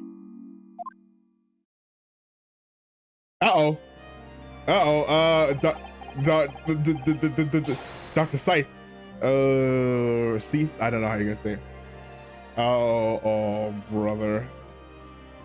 You're like, yeah, I kind of like indicted you on a crime of murder. No hard feelings, right? the Dr. Scythe. Dr. Courtney Scythe. Nay, Stevens. Good day to you. Hello, Sholmes. That was very shrewd of you. What in particular, pray? You requested that 10-year-old autopsy report from Gregson, didn't you? Yeah, that was entirely him. So he's trying to help him, giving us a little push in the right direction. So maybe his hands might be tied too. Why would you assume such a thing? Because Gregson told me. Oh, well, okay, well, I guess the cat's out of the bag with that one. And you, to think it's been 10 years. 10 years in the laboratory wielding my scalpel. I smell of nothing but corpses and disinfectant. The policeman on the jury had a lot to say about you as it happens, Dr. Syke. And I've accused you of being complicit in what happened. Hoping that you'll take the stand and tell the truth about what really happened. That certainly won't be possible. Lord Vances won't be summoning me as a witness. Lord Strongheart has forbidden it. What? Oh yes, that's right. We didn't go. Yeah, the recess wasn't to summon her. It was to summon Madame T'Spell. So wait, so why is she here? Lord Strongheart. Remember what he told us, the Pandora's box you were warned about is the professor case. Yeah. She wants to have been in the gallery. But yeah, we know, yeah, it's the quintessential case of the game, of the two games. The professor case, the Hound of the Baskervilles, everything's been leading up to it. But please don't make the mistake of thinking you'll get any information about it out of me. But attempting to hide from the truth, that's cowardice. I've always fought crime in the way I see fit. I have no regrets, none at all. And that's all I came here to say. Well, one way or another, so good day to you. Well, as we know, one way or another, the truth will be revealed. Either now, maybe not now, or maybe not later, but someday it will. She mentioned it too, this Pandora's box. Whatever does it all mean? There's really no cause for concern, I assure you. When the trial resumes, the meeting will come all to apparent whether you like it or not. Because the people involved know how bizarre. Now then, I believe it's almost time. I must make my way back to the public gallery. The edge of my seat awaits. I think maybe you're enjoying yourself a little too much. Ah yes, one word of warning before I go. If, in the course of the trial this afternoon, you perceive in a shadow of doubt about the truth, don't let it out of your sight. Pursue it like a dog with a bone. Ha, apt. To the bitter end, you understand. Do not falter, whatever may come to pass. Then all right, I understand. Thank you. Good. I shall make myself scarce then. I purchased a bar of caramel earlier, so I shall be gnawing on it as you gnaw away at the truth. Oh, you know what? That reminds me. Whatever happened to that? Remember he in the first? Well, in the first game, Resolve. No, this is Resolve. I forget what it calls, but in the first game, he made a copy of one of the music box discs with the caramel, but nothing ever came. Nothing ever came of that, I believe. Well, hold on. We'll have to see. Nah, wait, at the truth. What did that warning from Mr. Jones really mean, I wonder? Especially the bit about whatever may come to pass. Oh boy. The proverbial can of worms. Oh, that's what we're gonna call it. Hold on, let me write that down. Opening, or no, we'll just call it. Got the title for the stream. VOD. Time for the final chapter. I'm determined to find the truth, no matter what. Proverbial Pandora's box.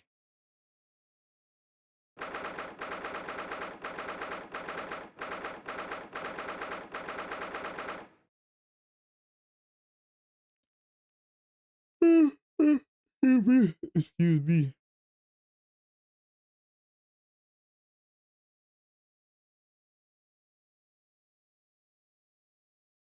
Okay. Oh, I need to find my chart.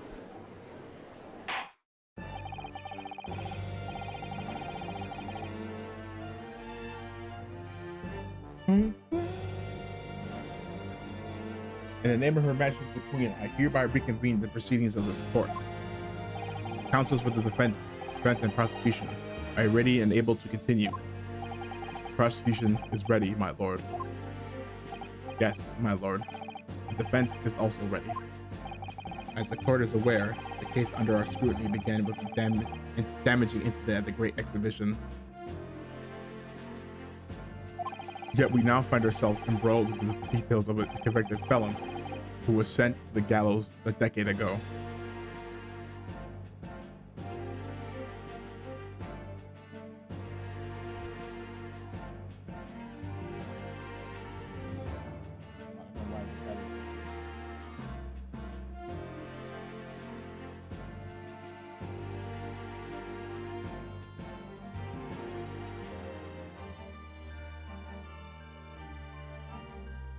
Yet we now find ourselves in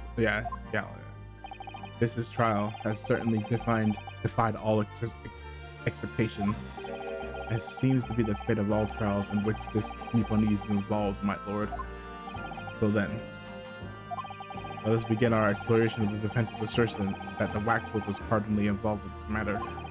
Lord Van Zieks. My lord? Are we still awaiting the arrival of Madame Spells? Not at all. He's in an antechamber as we speak and ready to be summoned. Very well. Bring in the witness. At once, my lord. Bailiff, show Madame Spells to the stand. Things are about to become a lot more intense. If Drebber is responsible, as I'm sure he is, it means that he must have had an accomplice in Dr. Scythe. And what connects the pair of them is the waxworks. Yes, the model of the professor.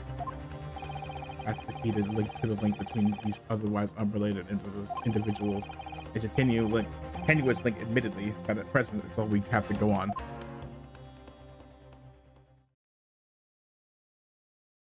Oh! Say your name and occupation for the court, please. As a Dr. As a Sholmes bust.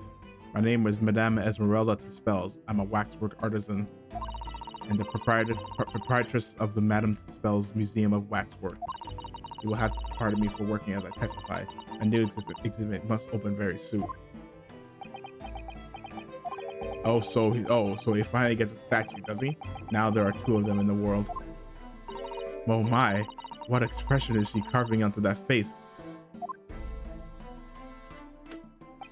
A number of days ago, a particular waxwork model was stolen from your new museum. Can you confirm this?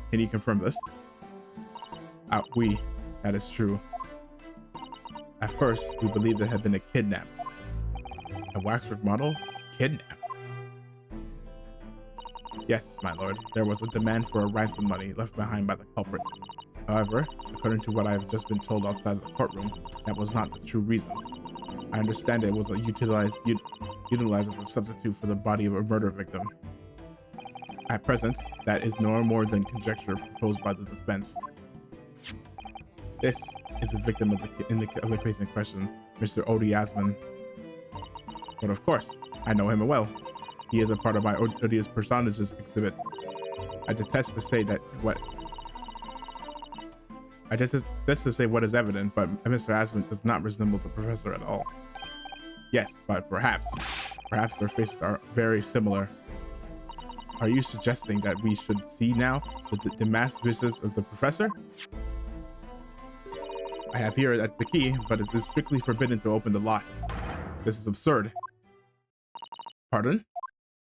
I don't know what face you carved onto your fancy figure beneath the mask, but that clearly it won't be that of the actual killer. Indeed, no one demands identity was never made public after all. The trial took place in the closed court. The proceedings were strictly confidential. The condemned man was summarily executed. His identity remains a closely guarded natural secret. There is no possible way that a repository of tawdry exhibits could get his hand on that information. I know it. You're gonna say, yeah, I know it. Quel dommage. I know. It would seem you are unaware of the Spells principles. What? What principles? The family Tispels has always prided itself on sculpting its models a la perfection. Every detail, including the visage, is fashioned with complete fidelity. Et voila, our principles. There is a well-known legend about the Tispels waxworks from time of the French Revolution. Yeah, we heard about it. That before they would use the heads of the guillotined heads of a member of the Tispels family is said to have made wax of the queen who was executed. That is true. It was a century ago now. I believe the queen's face was carved in the minutes following her death, actually at the guillotine site. You are correct. The model is on display still today in the House of Horrors. We Tispels will stop at nothing to obtain a faithful replica of our subjects. Dear me, a somewhat disturbing tenacity of purpose. It is the only way to obtain a truly lifelike representation of the subject. And it has been my family's secret for generations. Do you mean to say that beneath the mask, the true visage of the killer is there? What? This is ludicrous. It's out of the question. The professor spread terror throughout the Great Britain. As a result, the Madame Tispel special exhibit remains extremely popular even today. The killer emerging from his own grave. It is a sight to behold. You should come. I think, Madame, it would be beneficial to hear your formal testimony on this matter. You will explain every detail of this macabre model and your personal involvement in its creation. With pleasure. She's hot. I don't know if I said that when we first met her, but I think I did. I was like, holy. Especially as if in the House of Horrors is based on a rumor that shocked society in London. An impression of the visage was taken directly from the corpse in accordance with the Tispels family principles. I listened to it. Oh! So that's what it was. Okay. This is the grave aid of a grave digger, and so they're connected to and created a mold for the head in the cemetery just before the interment. I hid myself until he gave me a signal. I was there for a very long time that night. As dawn approached, I was very worried that I could be discovered. And that's what it is. The grave digger, the man sanctioned this. I will do all that is necessary to achieve the true resemblance my family is celebrated for. Nobody else knew, only the grave digger. What harm did it do, huh? Huh? So you truly saw it? The face of that monster? Naturally, I was aware at the time that his identity was a secret. But Tispels would not be Tispels if we did not insist on absolute fidelity to our sculpture. So that's why it's in a mask, that's why she said it can't be opened, because she made it. I don't believe this. I myself have seen the special exhibit at your museum, madam. A truly blood-curdling scene in which the murderer is emerging from his own grave. The scene it depicts was the subject of many rumors in London 10 years ago. But wait, if she did it 10 years ago, she's not that old. She's like 24, isn't she? Wait, how old is she? She's 26. Yeah, she was 6. So when she did that when she was 16, what the heck? Oh, Gina's 18 now. She was 17 in the last game, so her birthday passed. Is Thing 17? No, she's not still 16, so it's still her birthday. Her birthday hasn't passed yet.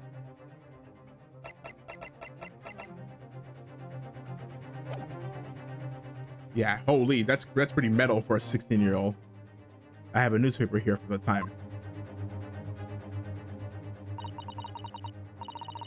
The circular exhibit was based upon the picture in this article.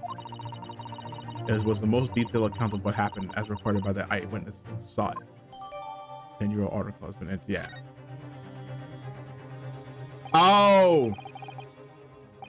Yeah, you see who drew the picture? It was Odie. It was Odie Asman.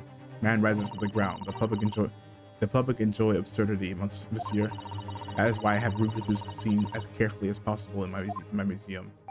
And it's a waxwork from that exhibit that was stolen some days before the incident of the Great Exhibition, wasn't it? That is correct. The professor you see before you here Most puzzling. Counsel, for the defense, proceed with the cross-examination. This is Waxwork links Dr. Drebber to Dr. Scythe, and there has to be some reason for that, which hasn't been yet to come to light. But I'll find it. I'll get to the bottom of what really happened. I'll prove that Dr. Scythe and Dr. Drebber were in on this crime together.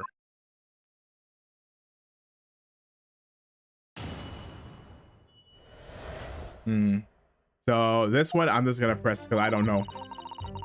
We gotta get. I don't know. Hold it!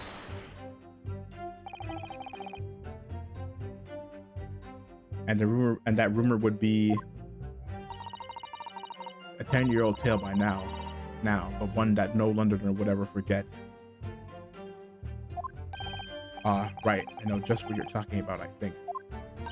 Of course, it couldn't be anything else. Yes, that story will never disappear. The tale of the condemned killer rising from the dead. That is the central attraction of my House of Horrors. The rumor was whispered all over the city, and it was like this.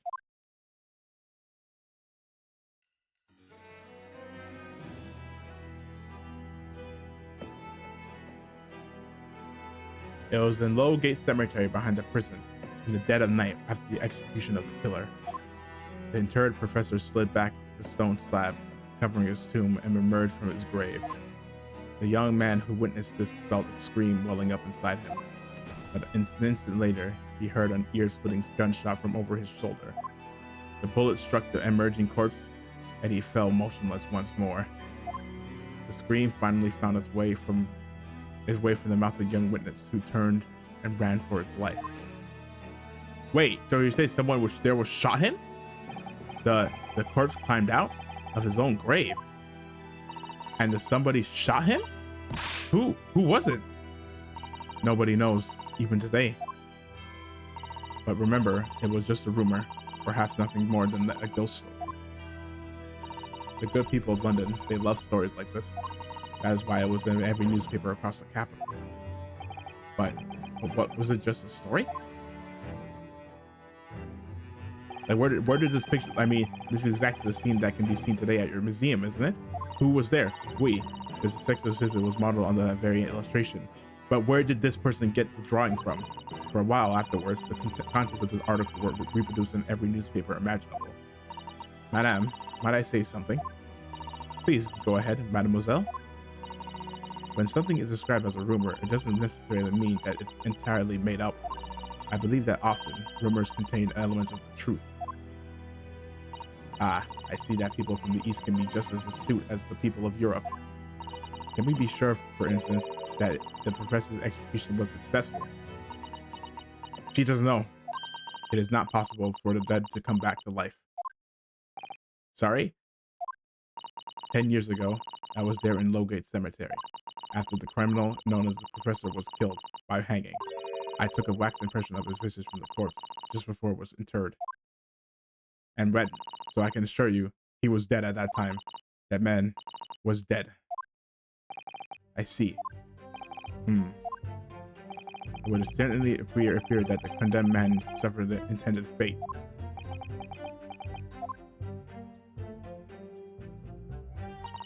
An impression of the visage was taken directly from the corpse, according to the spell. Is that true of every waxwork in your museum then? It is, assuming the subject is dead, of course. Lifesavers have to cooperate in a similar way. I have letters from imprisoned criminals all the time, you know? What sort of letters? When my time comes, please make me a waxwork of me. Comme ça. No! My museum is famous, monsieur. To be made into a waxwork is an honor, and for some criminals, a symbol of status even.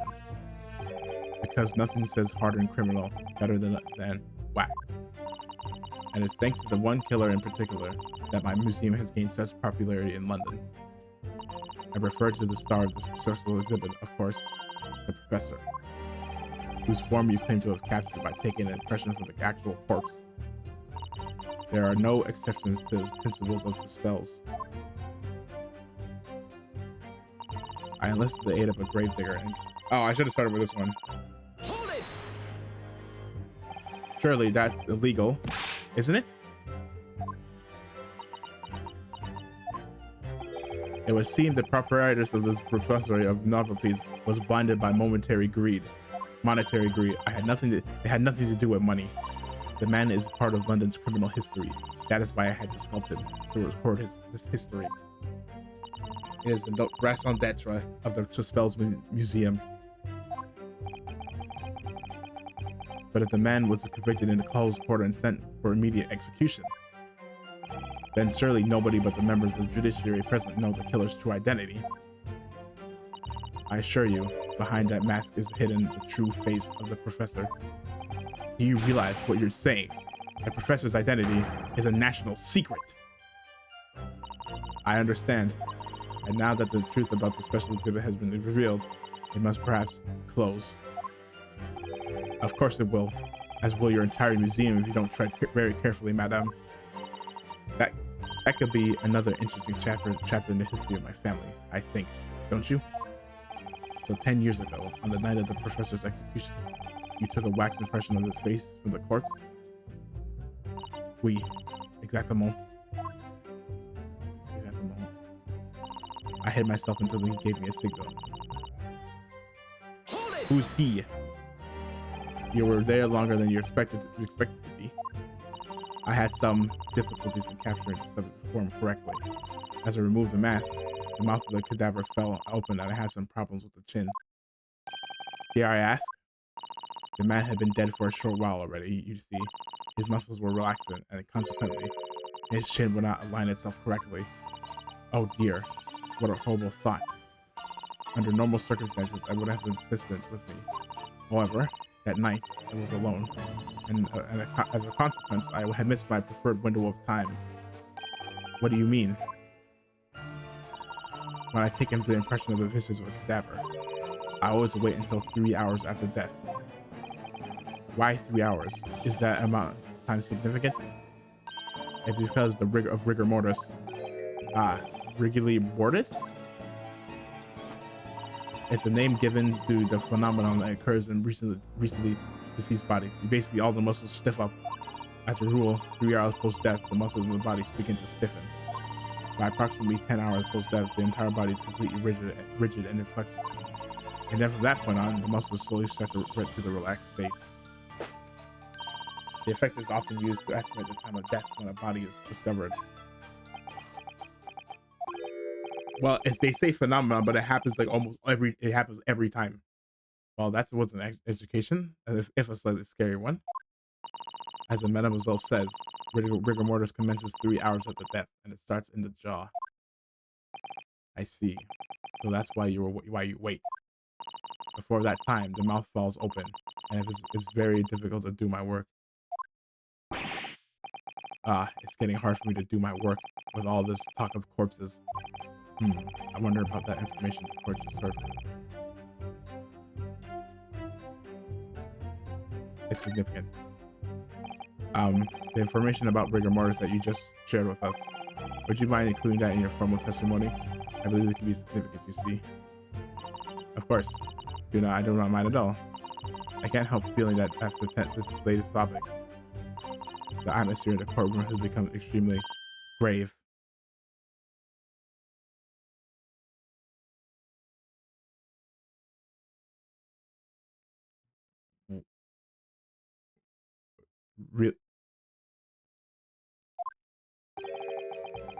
This is no time for jokes, Mr. Zato.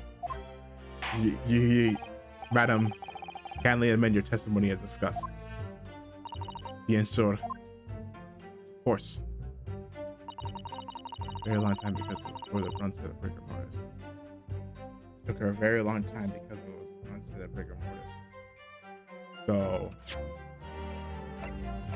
what was the thing time? So she said.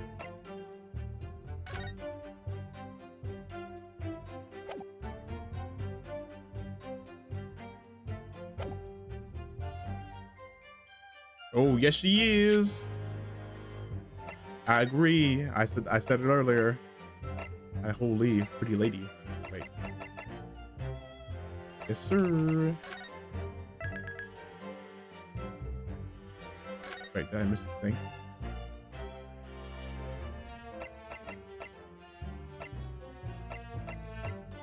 Wait, what? Why is this? Whatever. Okay. Hold it! Can we get a time? Can we get a time? Rigor mortis being the phenomenon you described, whereby the corpse becomes stiff after death. I think you said that it starts at the jaw about 3 hours post-death. Is that right? Oui, c'est ça.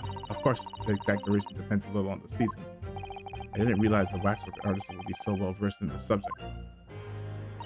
No. That is only elementary knowledge in the field of legal medicine. Well, I had no idea about it, but maybe I won't admit to my ignorance about it, forensic science. I could ask my father to give you a very simple primer if you like. I think corpses would be your domain. I'm not good with them. Oh dear. I'll do my very best. As dawn approached. Dawn? You say that dawn was approaching. What was the time of day then? Approximately. Well, I could not say, but when I left the cemetery with my utensils and wax, morning light was becoming very visible. The execution took place on the 17th of June, which had the earliest sunrise of that year. Indeed it did. First light would have been at around 4:40. It really is. Wait! The fact is, I had very little time, so I finished my work in half an hour. It was necessary to complete the immersion and bury the body before daybreak, of course. If the sun had discovered to be there, it would have been a catastrophe, so I had to hurry. Is it me, or does Mr. Soames seems to be taking shape more quickly now, too? Certainly appear to go to extraordinary lengths for your work, madam. I wonder, is what you just said particularly significant?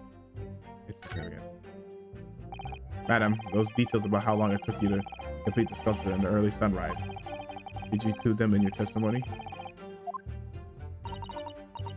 Of course, if you'd like me to. You're quite right, Mr. Naruhodo. It is intriguing. A sunrise at 4 in the morning would be absolutely unimaginable at home, wouldn't it? That's not quite what I meant by significant. Kindly amend your formal testimony then, madam. With pleasure, my lord. Okay, so it's the two as I heard. Okay, hold on, because it's I think my reasoning is the time is off.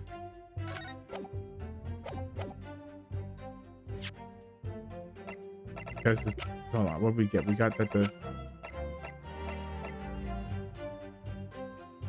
hold on, let's look at this.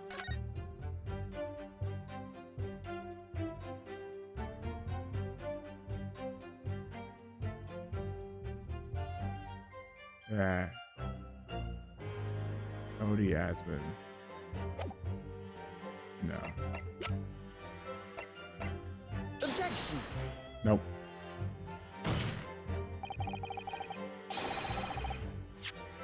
Nope.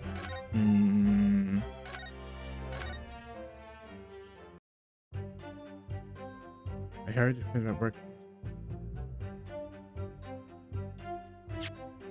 Finish up work half an hour before sunrise.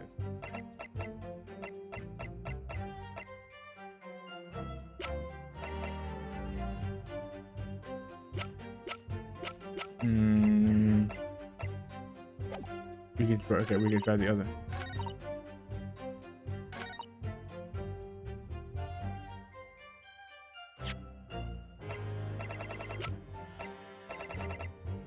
Objection. Yeah, okay. Here we go. It was the first one. Madam Spells. I have here an autopsy report that was filed 10 years ago now. It confirms the death of the professor following his execution at the gallows. Oh no! Oh yes, that's what it is. The B2 Susato rules. She's the best assistant ever. And is that a problem? Yeah, rigor mortis would have said it by the time she said it. I believe it is because your testimony and the particular detail in the report completely contradict one another. What? What? Are you going to explain yourself, my Nipponese friend? According to her testimony, Madame Tuspel was creating her wax impression just before dawn. And at the time, rigor mortis had not yet set in, but it had been well over 3 hours Because if he died at midnight and she started around 30 minutes before 4, and her son rose at 4:40, so she started at 4:10. Am I correct so far, madam? You are? Yes.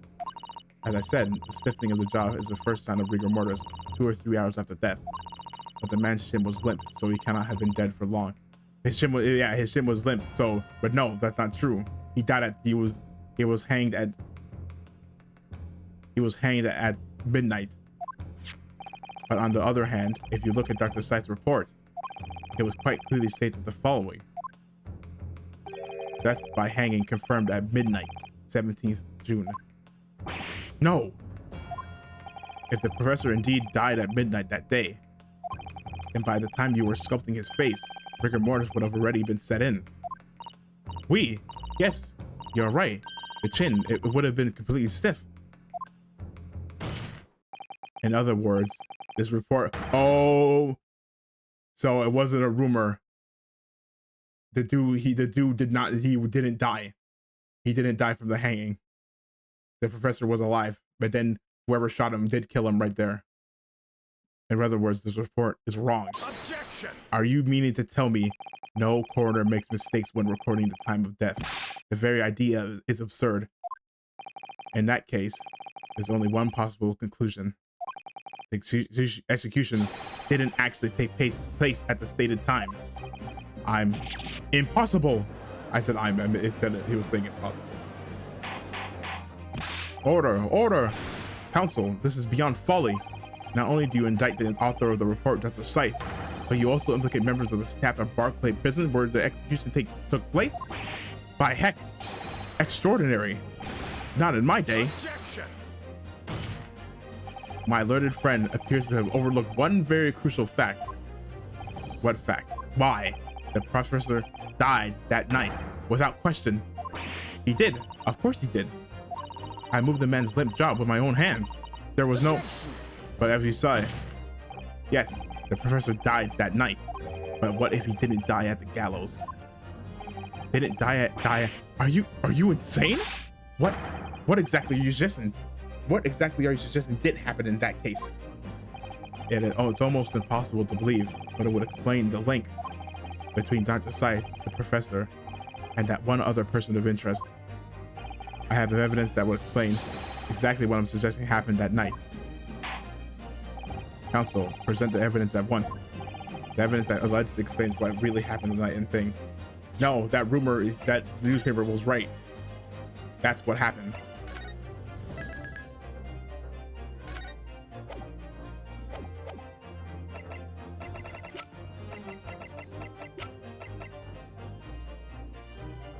Take that! Is this? What happened that night is written very plainly in this newspaper article. Executed criminal returns in the dead of night at local cemetery. You're suggesting it was a corpse coming back from the dead now? No. We're suggesting that he was never a corpse to begin with. Well, if this article is to be believed, yes. The professor, assumed dead following his execution, emerged from his grave and was killed again. Objection!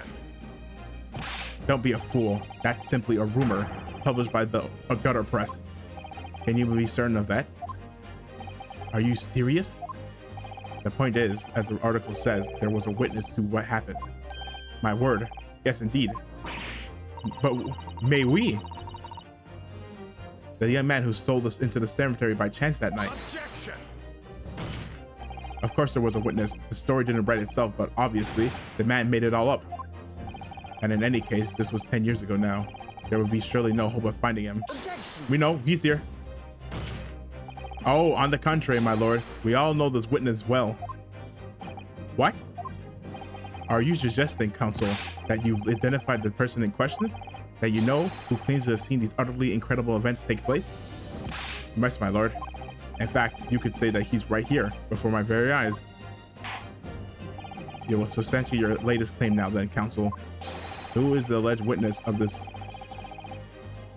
of the thing? He's right here. What do you mean? I'm gonna save just because I'm scared.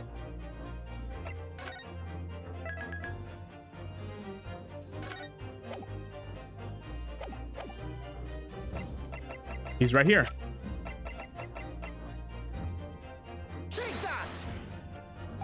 Man in the question is Mr. Enoch Drebber. Drebber? The previous witness. Special exhibit in the House of Horrors at Madame Tussauds Museum of Waxwork recreates that decade-old scene in great detail.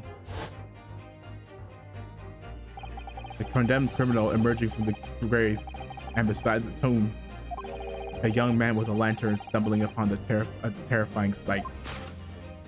And that young man is a 10-year younger Mr. Enoch Drebber.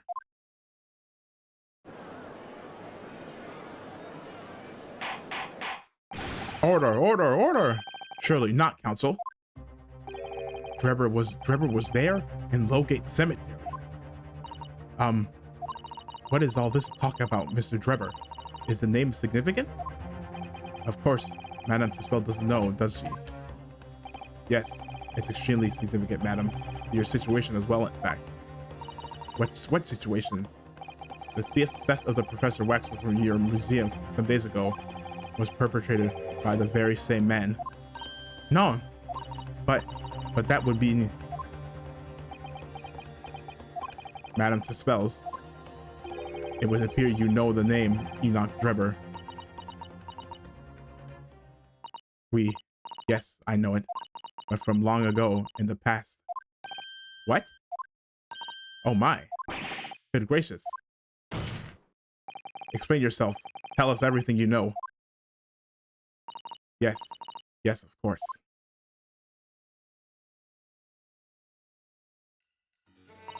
The story of the young man and this terrible sight he witnessed in the cemetery 10 years ago was published in every single newspaper in London and throughout Great Britain.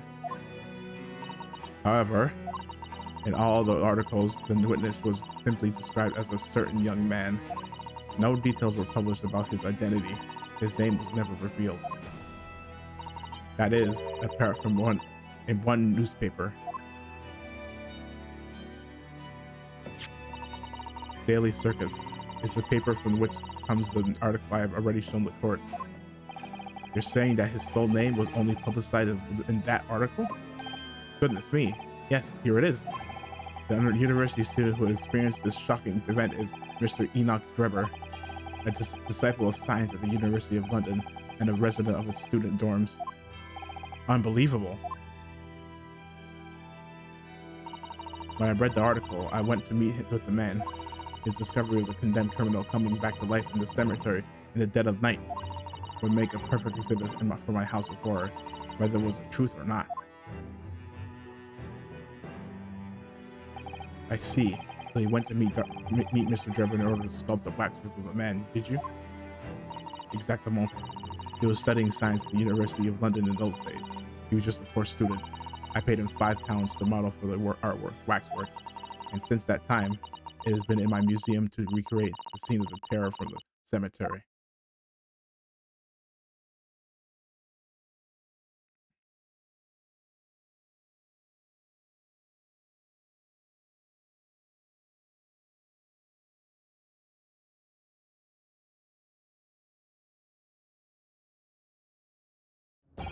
So, 10 years ago, a young man appealed to the public about an extraordinary event he'd witnessed. A criminal who had been put to death, re-emerging from his grave in the middle of the night. But the public treated his claim as nothing more than an amusing anecdote that was soon forgotten. 10 years later, the same man steals a waxwork model of the executed criminal, ostensibly to use as a body double for the victim in the case we're discussing here today. Even though the waxwork's build is a poor match for the victim, and his face is obscured by a mask. So the question is, why would the man do such a thing? Which brings us to 3 days ago, when the birdcage crashed into the Crystal Tower. If the birdcage had in fact contained not the body of Mr. Aspen, but that of the same waxwork, the coroner from Scotland Yard who investigated Dr. Scythe would have noticed immediately. And yet, he submitted this autopsy report for the victim, which the court has seen earlier. Why? Because the waxwork was that of the professor. Is that what you're saying? Oh, so basically she couldn't. Dr. Scythe put her name to a document confirming the death of a condemned criminal who was still alive. a criminal whose apparent resurrection was witnessed by Mr. Drebber. That misconduct was a deadly secret the coroner would do anything to protect.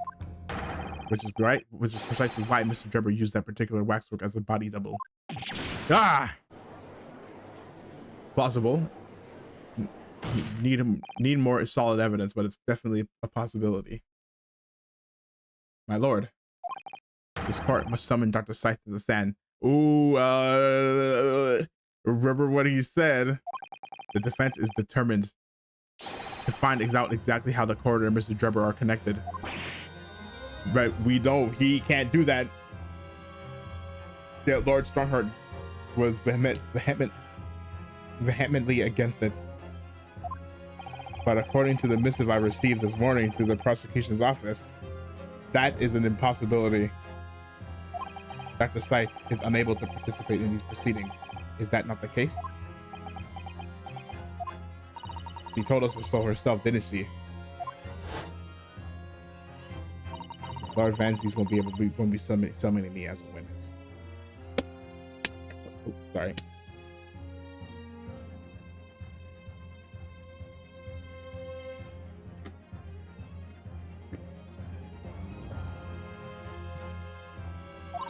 Lord Strongheart has forbidden it. Lord Strongheart? The Pandora's box you were warned about is the professor case. But please don't make the mistake of thinking you'll get any information about it out of me. Something happened on the night of that killer's execution 10 years ago.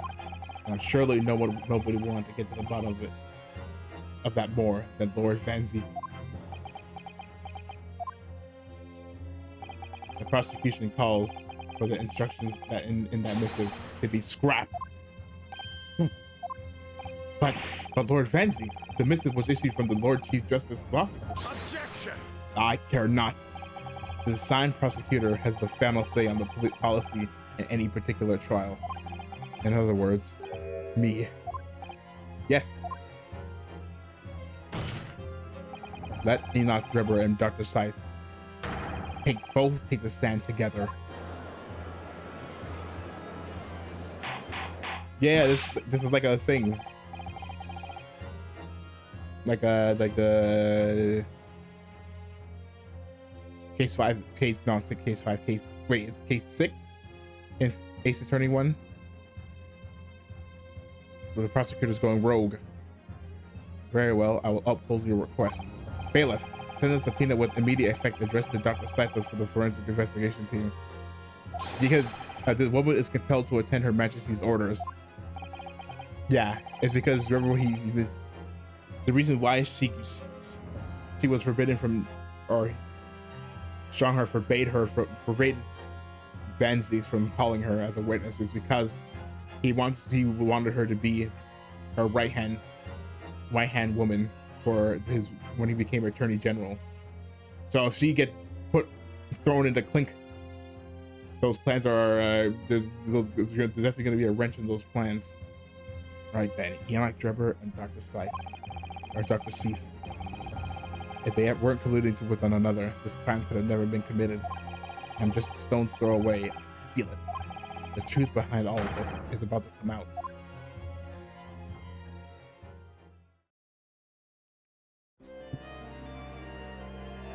Uh-oh. Thank you for your attendance at such notice, Dr. Scythe. Dr. Scythe. Scythe, I'm disappointed in you, Lord Vansies. You've completely betrayed the agreed policy of both Scotland Yard and the prosecutor's office. Betrayal is not in my nature as long as the truth isn't compromised. If it is, if there's even a hint of wrongdoing, then no matter whom it concerns or disgruntles, I will pursue the matter to the bitter end, as would any prosecutor worth his salt. Mr. Drebber, you took the victim's life by means of a machine that you constructed in your workshop. And Dr. Scythe, I don't know, I'm going to say Dr. Scythe. As an investigation coroner, you were the first on the scene to examine the victim's body. It is the belief of the defense that you collaborated with each other and were both complicit in this crime. And where is your evidence? At present, we have no definitive evidence, but we do have a very significant clue. What are you talking about? I'm talking about, of course, about the waxwork. This model of the killer, known as the Professor, who was sentenced to death 10 years ago. You don't need to tell me. I witnessed the man's execution with my own eyes, and I officially pronounced him dead. That remains to be seen. Is that so? According to the newspaper reports from the time, on the night following his execution, the killer came back to life. Ugh, don't waste my time. And there was sole witness in that mysterious event. Was you, Mr. Drebber, wasn't it? If what you saw in the graveyard that night 10 years ago wasn't some chilling fiction but reality, it would make you privy to a very great secret about the site. A secret so profound it could compel the coroner to agree to collaborate in your evil scheme, in fact. Yes, I said, Mr. Drebber, tell the court, tell everyone the truth of what you saw in that night in Lowgate Cemetery. So he was a student who saw it. You can see the resemblance actually, can't you? With the man with the spells, I mean. Surely he's not going to claim that's really what he saw, especially not after all these years. He was a research student at the University of London, wasn't he? Was he? And a bit too clever for his own good, if you ask me. He's crashing it. He's going to crash out. What an interesting twist. But at the time, not one person would take me seriously. Yet now, here we are, 10 years later, and suddenly my story matters, and in a court of law, too. It's very funny. Very well then, if everyone so wishes, let's be frank, I'll tell you the truth of what happened that night, for what it's worth.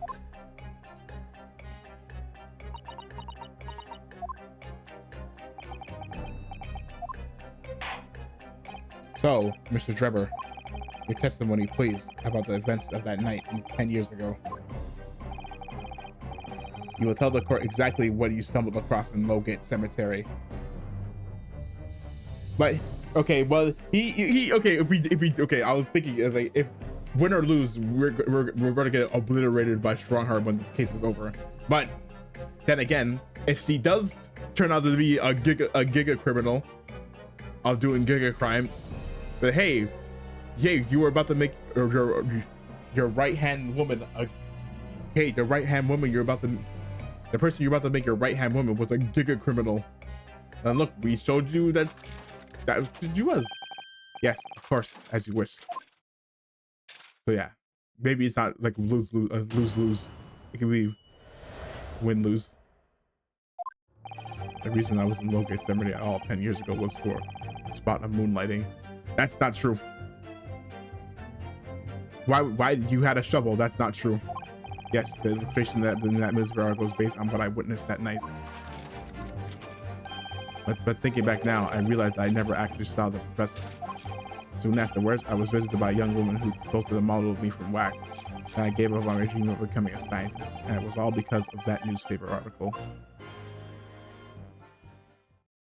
He says moonlighting, but he had a wait a minute. You're claiming that you didn't actually see the professor now?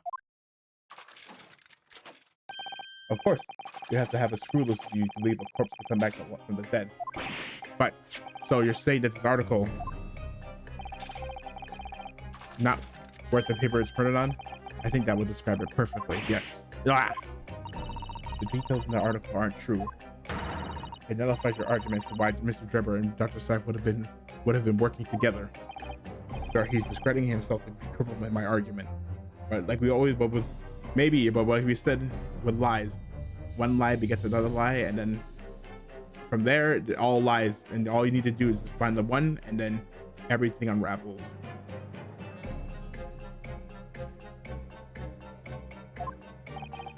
Tell me, witness, you claim to have been in the cemetery on some auxiliary business. Can you elaborate?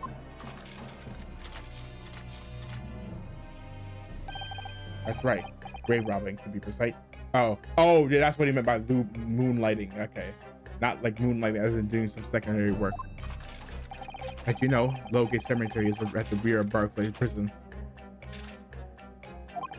So among students at the university, I had a reputation of being haunted by the ghost of condemned convicts. Grave robbing, you say? Yes, exhuming the fresh corpse itself is reasonably lucrative. Of course, I never laid a finger on any valuable grave with the dead.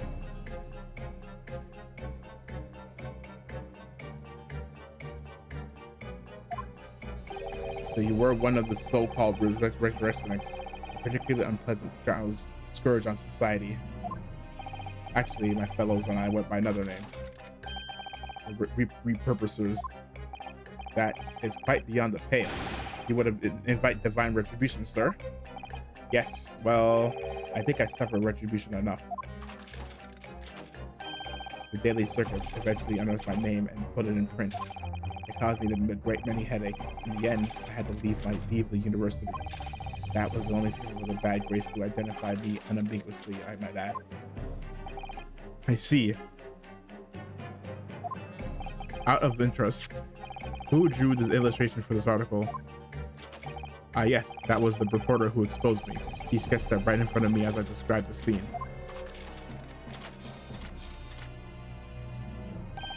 Obviously, as the time ticked on, I bitterly regretted what I'd done, claiming to have seen something I never truly saw. Foolish, very foolish. Well, counsel for the defense, you may proceed to the cross-examination now. At once, my lord. That's one thing we see. He's not saying who it was, but it was Odie. Yeah. Product moonlighting is there.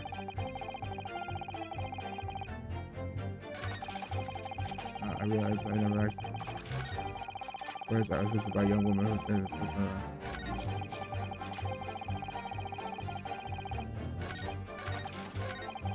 Is either this one?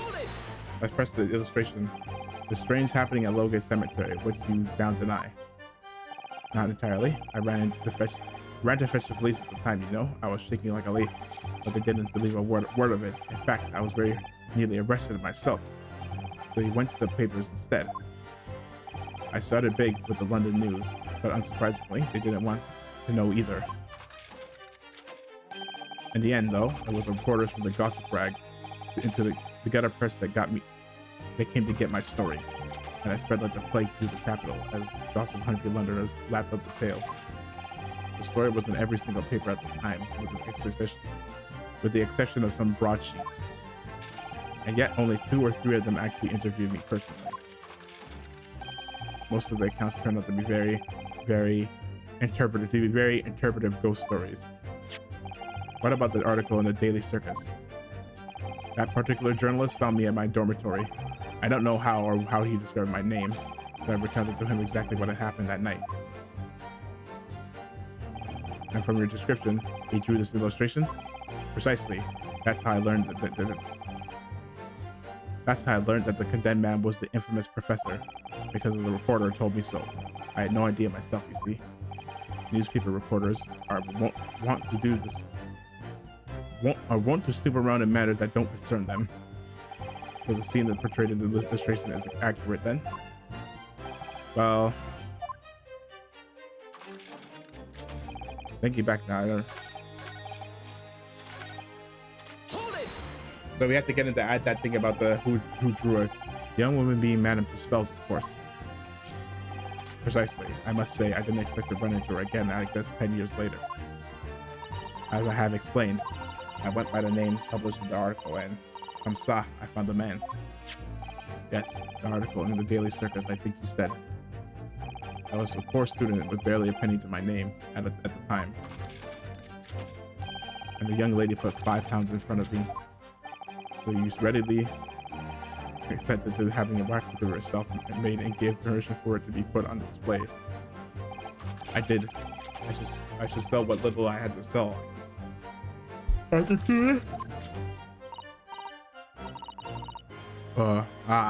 remember now. I purchased something else from you that day. That's it. Ne sais pas.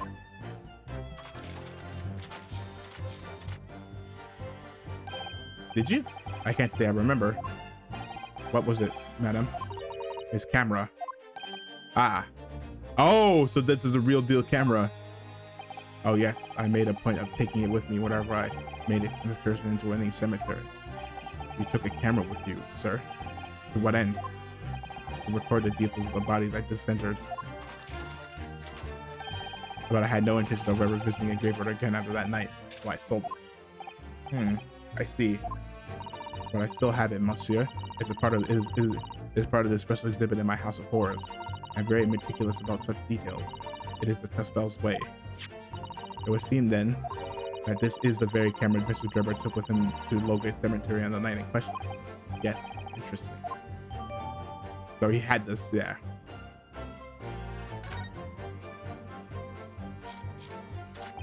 I gave him my dream. This article, you mean? Published in the dailies. We keep bringing up the article. Yes, somebody informed the dean that it was my name that appeared in the article. And carelessly let slip that night after all. I was digging up graves, hardly a model student, you might say. The university reputation would exert. I don't wait. Hold on. How do you say that?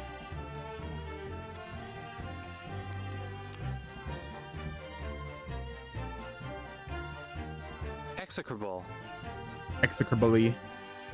Yeah, execrably. Okay. Expelled. Mon Dieu. I had no idea. My God. And having been run out of university, you found employment in a somewhat specialist trade. You combine your knowledge of science with knowledge of stagement to create various experimental machines and intended to demonstrate never before seen technology. And you use those deceptive machines to trick the government and private investors into money. Professor Albert Hairbrain was just your latest victim, wasn't he? Whatever are you talking about? I have no recollection of doing any of the sort.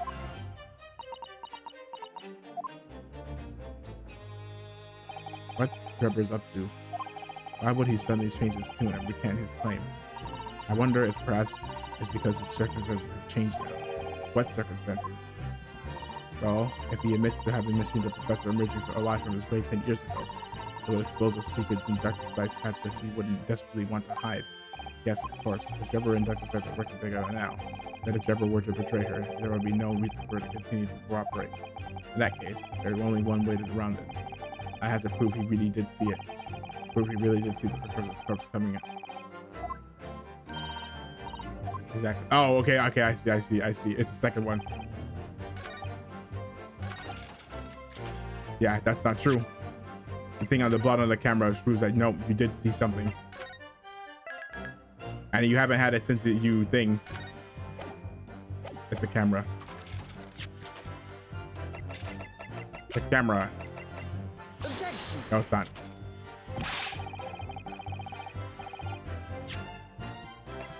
Okay, maybe I have to. Did I press it? Maybe I didn't press it. Okay, I'll try and press it. Hold it! What are you talking about? I think I explained already, didn't I? Logate Cemetery is at the rear of the Barclay prison. So it was renowned among us students at the university for being haunted by the ghosts of condemned convicts. For some absurd reason, I was scared of the graveyard at night, and as a result, only too willing to believe that nonsense about the dead coming back to life. But you said you actually saw it. I said what I'd seen in my mind's eye. After all, the resurrection is impossible, isn't it? You have to be unhinged to think otherwise. Unless, of course, you have some evidence that proves I encountered the professor that night. Yes, we do. I don't know. Is there any material evidence that could show he really did see the professor? Yes, there is. If we have anything at all, Mr. Naruhodo. I know. I need to present it against that irritatingly backtracking statement of his.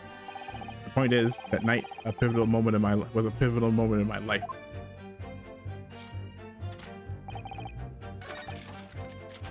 So maybe I had to press it, but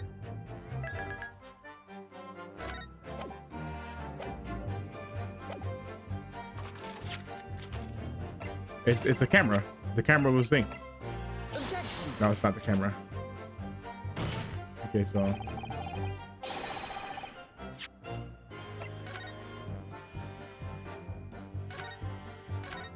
so prove we have a piece of evidence that proves that he did see what he saw.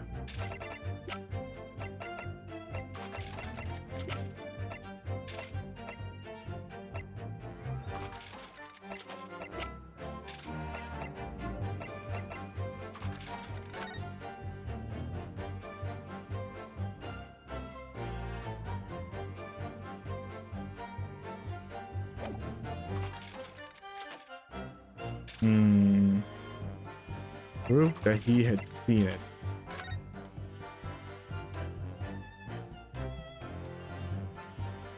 No, proof that he had seen it.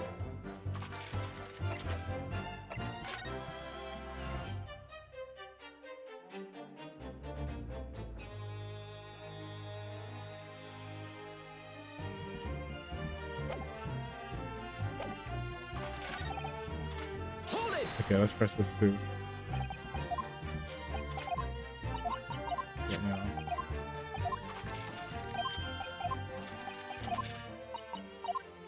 No, but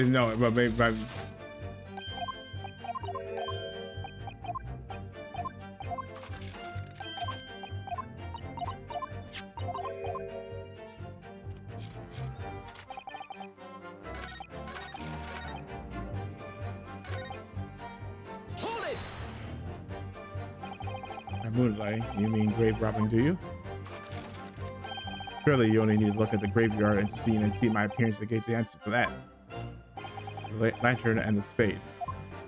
But who's on earth would want to buy a dead body? Any major hospital? A hospital?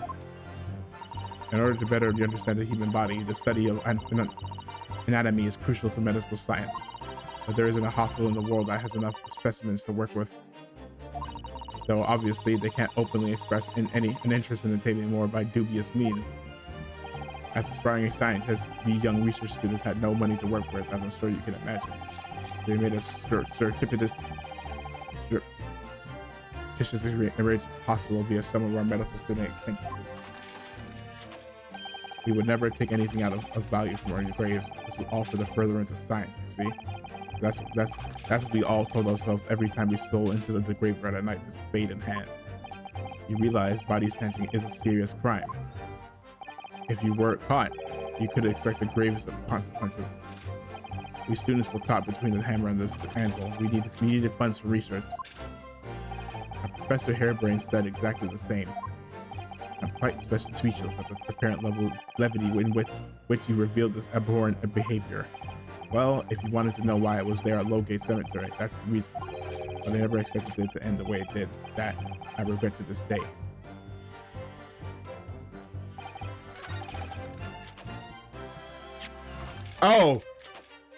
Oh, okay. No, that's the. No, but he said that was the. Hold on, let me see. Was it the? Objection. Yeah, the paper, because he gave a recount, so you wouldn't be able to remember that. Okay, that's what it was. But hold on, I gotta use the washroom. So 1 sec. Oh, wait. Sorry, Mr. Trevor, I don't believe that. Okay, I'm gonna go. Hold on. Wait.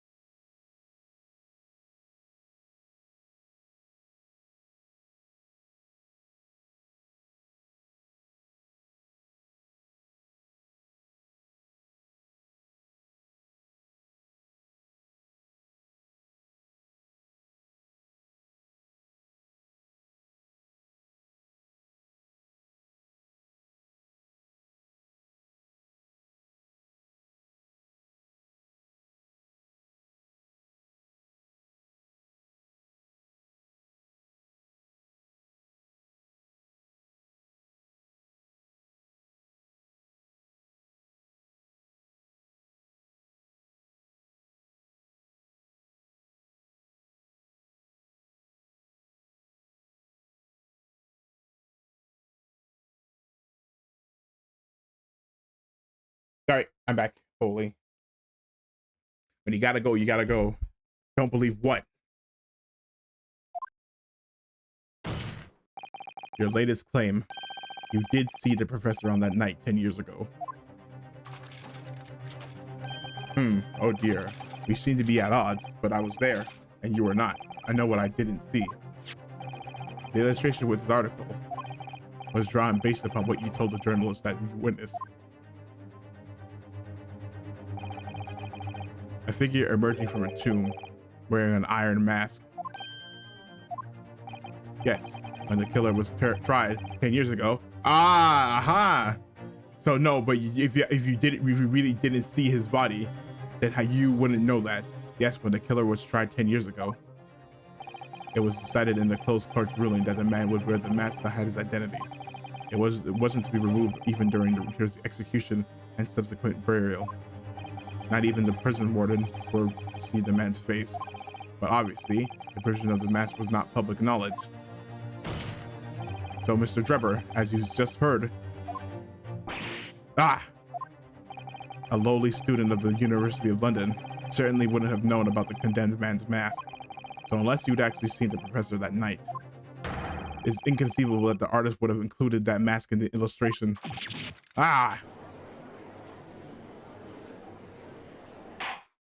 Order, order. Well, Mr. Drebber?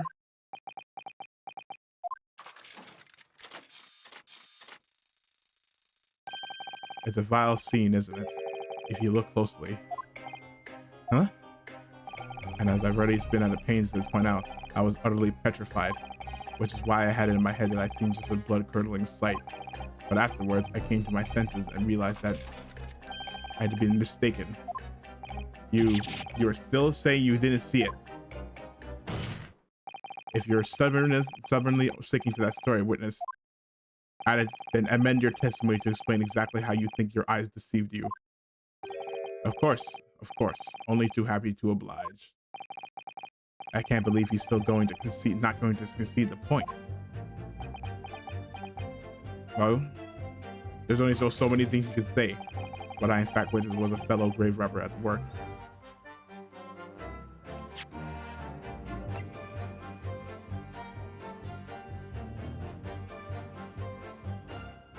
Fellow grave robber. Let's press, but well, no, that can't be because Thing was there. That's not true. A fellow grave robber? What are you talking about? Well, I wasn't the only one busy in the cemetery that night, you know. Other body snatchers were at work. Of course, when I saw one emerging from the hole he dug, my heart was nearly stopped. So that's the terrifying sight I actually saw, you see. You're claiming it was just another student on equally insalubrious business as yourself?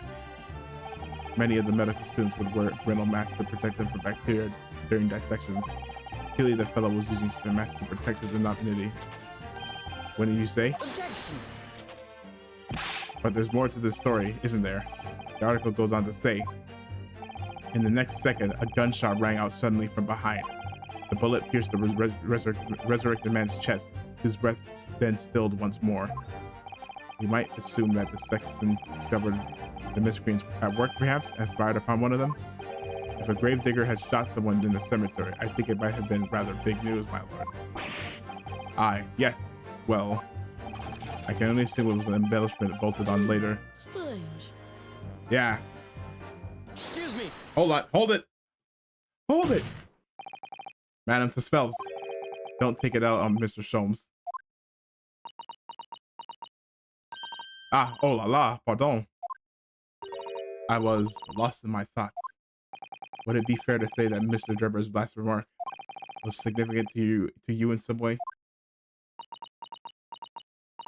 I thought it was a little strange. That is all. Monsieur Drebber could claim this now.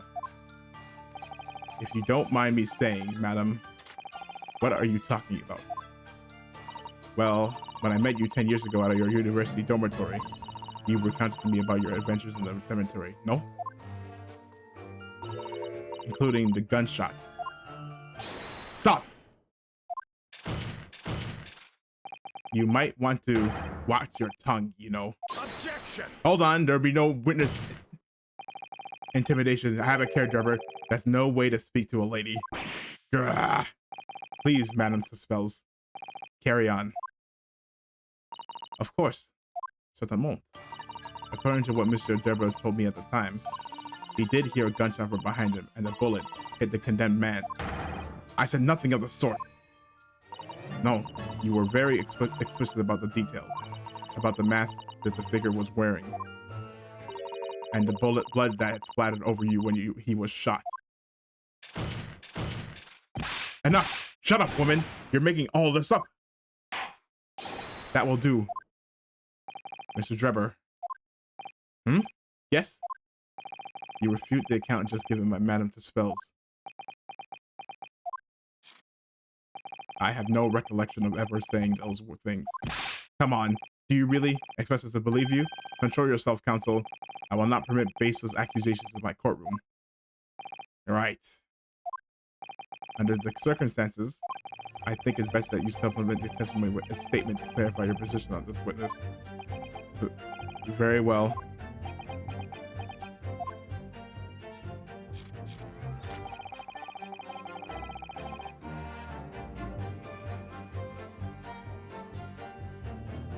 There's no, yeah, well, we have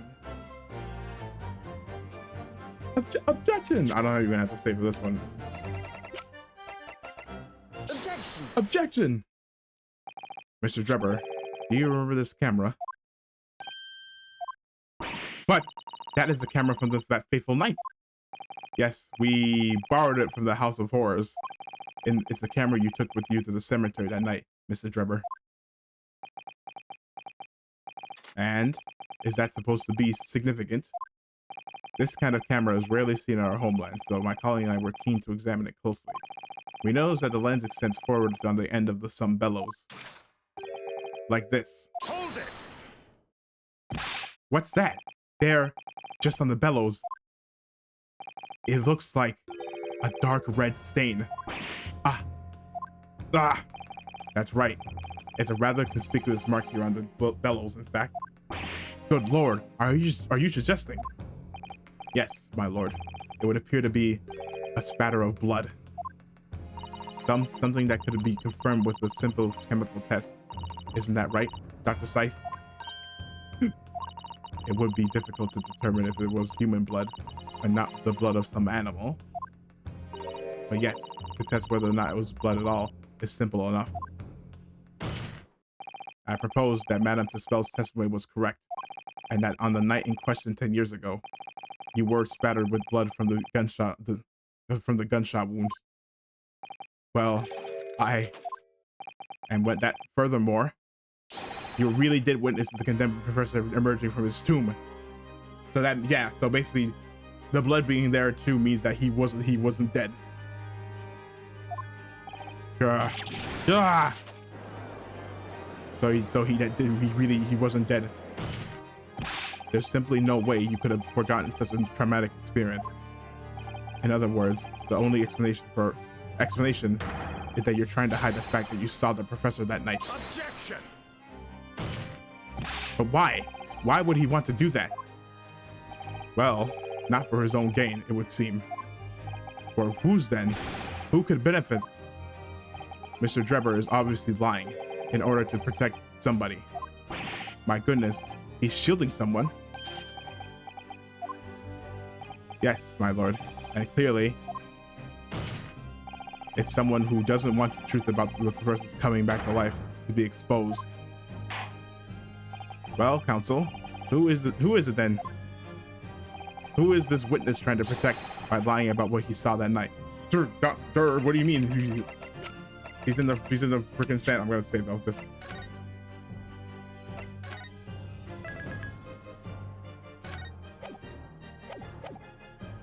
Take that!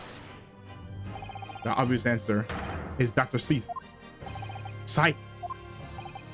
Scythe? Whatever do you mean? Imagine if the convict who had been sentenced to death was not in fact killed.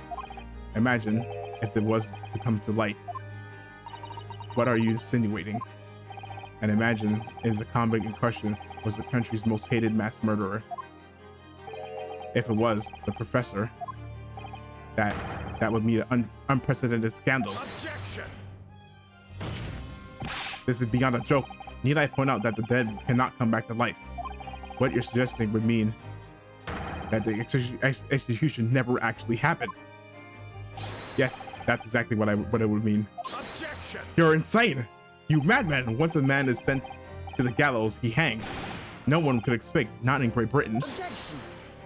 Remember, but the fact is, there was a witness to the fact that man did escape his hanging. If that were really true, counsel, the implications of misconduct would not stop at the supervisor coroner. Literally everybody involved in that trial. It would taint the honor of the entire judiciary from the ground up. Uh-oh, yeah, this is yes, I see what they meant by Pandora's box. That's a big, that means everybody from what he just said from the ground up will be.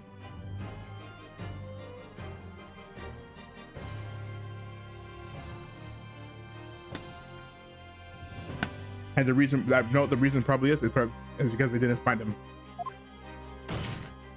And it's exactly because of these monumental repercussions that Dr. Seuss would consent to any demand made of her by someone who threatened to expose the secret, even if that meant being complicit in a crime. You mean? I mean that Dr. Seuss wasn't collaborating in Mr. Jebber's wicked scheme. She was coerced into collaborating in order to protect her decade-old secret.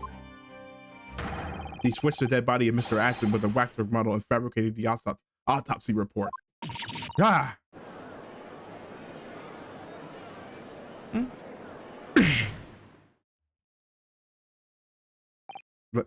Lord Van Zeeks, pray forgive my freshly filled hollow chalice and a whole raft of other discourtesies now.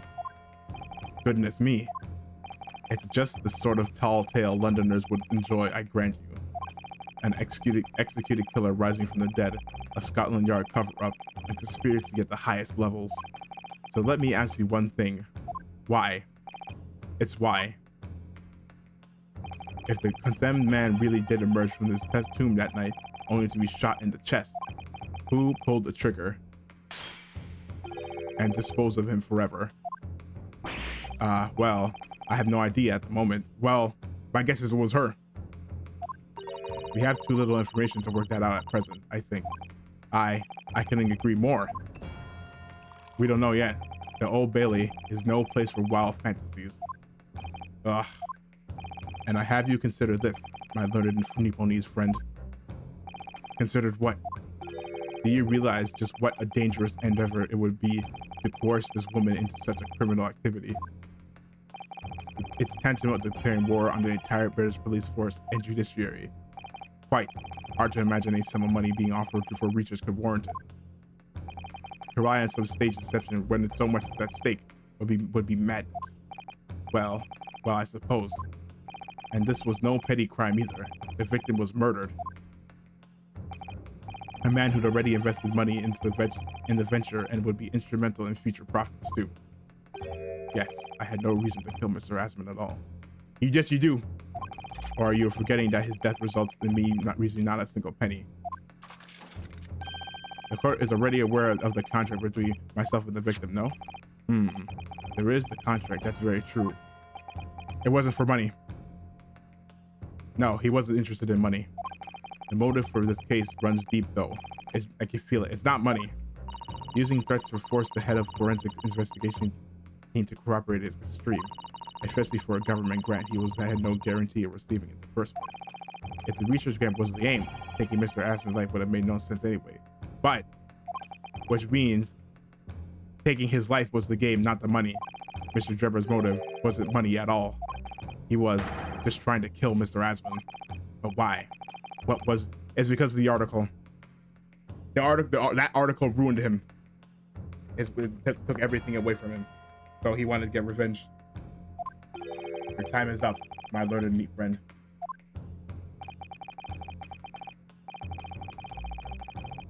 I say you have one last chance before the jury loses their patience with this charade. Let's see if you can back up your heady proposal shall we? Oh, he dodged. He's like, whoo. How do you explain why this engineer would throw all the caution to the wind? Did he move the other times? I don't think so. At this point, I'm not prepared to listen to more of this outlandish conjecture without proof. So, counsel, present your evidence. All right. Who exactly was Mr. Aspen the Dripper? There's a connection there that no one's seen yet. And I'm going to have to present 2 pieces of evidence to show what that is. 2. Yes, my lord. The evidence that establishes the motive to want the victim dead is right here.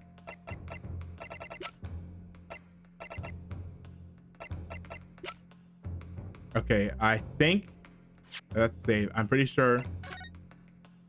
But they said 2. I have 1. I don't know what the other one would be. Oh, it's gonna be this. Present the article. Take that! It's this newspaper article, my lord. That was written in 10 years ago, and every detail has been examined already. What can it possibly tell us? That dribble should never have been written. It's typical gutter press nonsense that means nothing. Yes, on its own, it isn't particularly significant. However, when we consider it alongside another piece of evidence, it will completely explain your motive for wanting Mr. Aspen dead. What other evidence? Counsel, you will present your supplementary evidence without delay. The evidence which ran cross-reference with the motive indeed.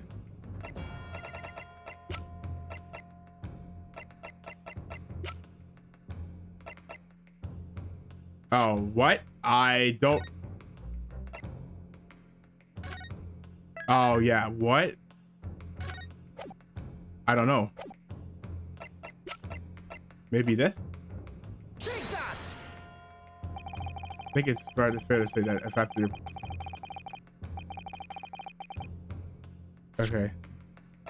No, that's not why.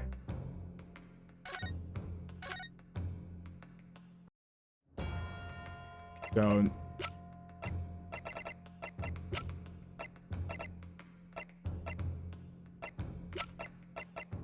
Is this thing again? Take that! Okay, no. No.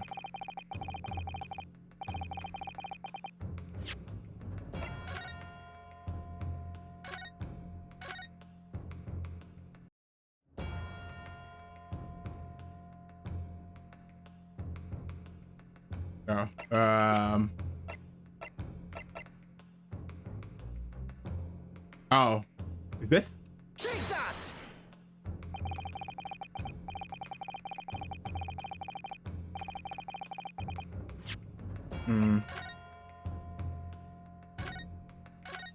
Okay, so what? As that is the motive for the deed. Take that! Okay, it's this contract, my lord. Mr. Drebber, this is the contract you signed with Mr. Aspen. Yes, that's right. The very document, in fact, that provides I had no reason to kill the man. No, oh, it's okay. No, it's the signature. The signature. That's what it was. The signature on the document. The thing is the same. No, I'm afraid not. What? There's something very significant that this newspaper article and the contract have in common. Really? And it's that common link that shows us very clearly why you were determined to kill Mr. Odie Asman.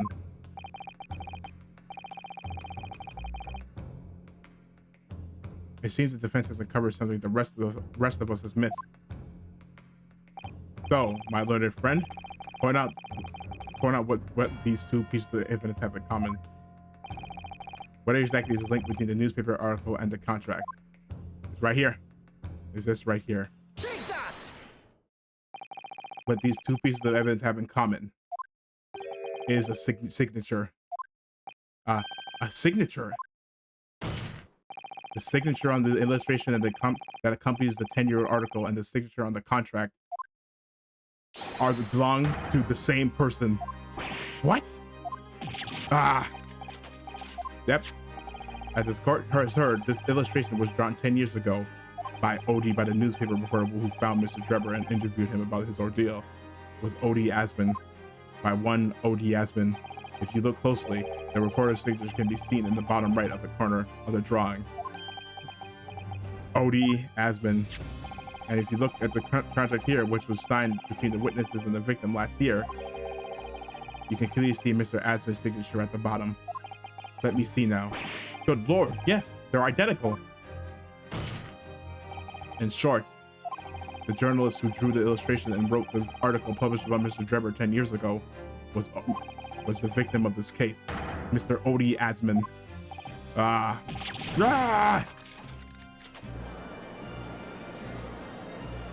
Objection! Wait. But explain to the court, why? Why would that constitute a motive for the witness to murder Asman? Well, if you think it back, you'll remember that Mr. Drebber talked about that article in his testimony. I hate that grave robbing, you say. Yes, exhuming fresh corpses to sell is reasonably lucrative. That is quite beyond the pale. You would invite divine retribution, sir. Yes, well, I think I suffered retribution enough. The Daily Circus eventually unearthed my name and put it in print. It caused me a great many headaches. In the end, I had to leave the university. That was the only paper with bad grace to identify me unambiguously, I might add. Then I gave up on my dream of becoming a scientist, and it was all because of that newspaper article. He probably, so it wasn't that he didn't remember who he was. At the time, you were a student of the University of London who dreamt of becoming a scientist. However, this Signal newspaper article changed your entire life. So Mr. Asman used to be a newspaper journalist, did he? He did, my lord. In fact, it's a widely held belief that Asman managed to position himself at the heart of his criminal network, thanks to the many dubious connections he made during his time as a reporter. So you had to give up on your dream and leave the university. You lost everything. Eventually, you found yourself working in the field of science, but only in the shadows. And all because of that article. Written by Mr. Asman. Enough!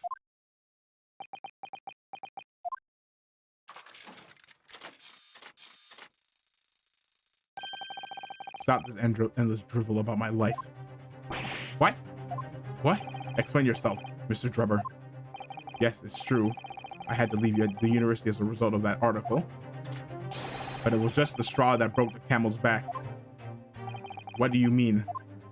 Almost every student of science in faculty was too poor to conduct any research. Oh my gosh, I can't read. But they struggled on with our hypothesis anyways. We all did, only to have them taken away by vultures. Sooner or later, you knew your ideas would be stolen and patented by some wretch or other after all. Good gracious. Making a name for yourself as a scientist in a climate like that was a miracle only a select few geniuses could ever hope to achieve.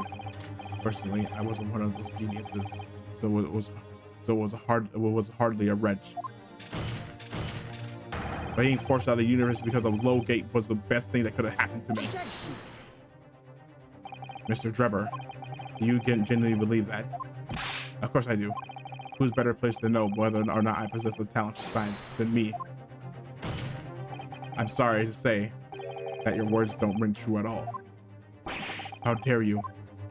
And I have the evidence to prove it. Yeah, the trophy. How are you in a position to say anything about me? I don't know you from Adam. Fine, if you think you have evidence, go ahead. Show it. What could possibly have to do with the idea that I was happy to leave university because I lack talent? I'm not gonna... Take that! Do you remember this, Mr. Drebber? You found it at your workshop. Is that a Royal Society trophy for excellence in science? What exactly is this trophy, Council? It's the greatest honor that can be bestowed on a young scientist, my lord. There is no higher accolade. It recognizes emerging talent and promises a bright future. Good gracious. Your prospects for the future were excellent, weren't they, Mr. Drebber? Because even then, you were a genius in your field. But you lost everything. You had no more future. Your talents would go to waste. All as a result of this one newspaper article. I don't know when you realized who Mr. Aspen was, but when it dawned on you that he was the same journalist who 10 years ago ruined your life, it's abundantly clear that you had no intention of forgiving the man. Oh, crash out. The truth is, finally, he's going to fold. No, he's not.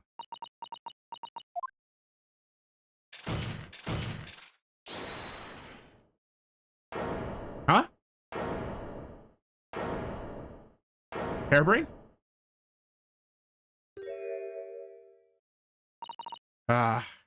What? Wait. Uh-oh. Fine. Clearly this has run its course now. What? I admit it. All of it. What? Wait, what? What? Wait, what are you doing? It's exactly as the Japanese man said. I was coerced into going along with this man's plot to murder the victim on the condition that he kept my dirty secret from 10 years ago. No. Good Lord! That's that. But my guess is no, she has more to deal with than we think. Miss Dr. Sight, do you realize what you're saying, woman? It's all true. That day. No, but I think she's owning up to this one to avoid it from getting an even tougher one, to avoid an even greater secret being revealed. When I arrived at the Crystal Tower and saw the birdcage, my heart nearly stopped beating.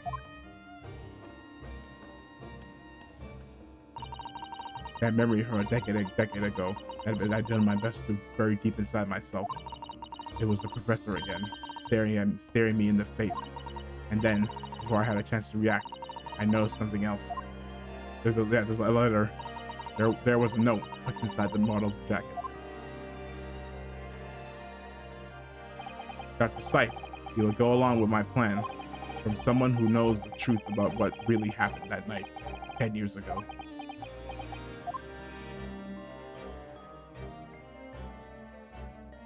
All the instructions were there in the note. Every detail was meticulously written out. I had no choice but to do what it said. I made the necessary alterations to the scene and fabricated the autopsy report as instructed. There was really no other choice. I had to be done to protect the judiciary.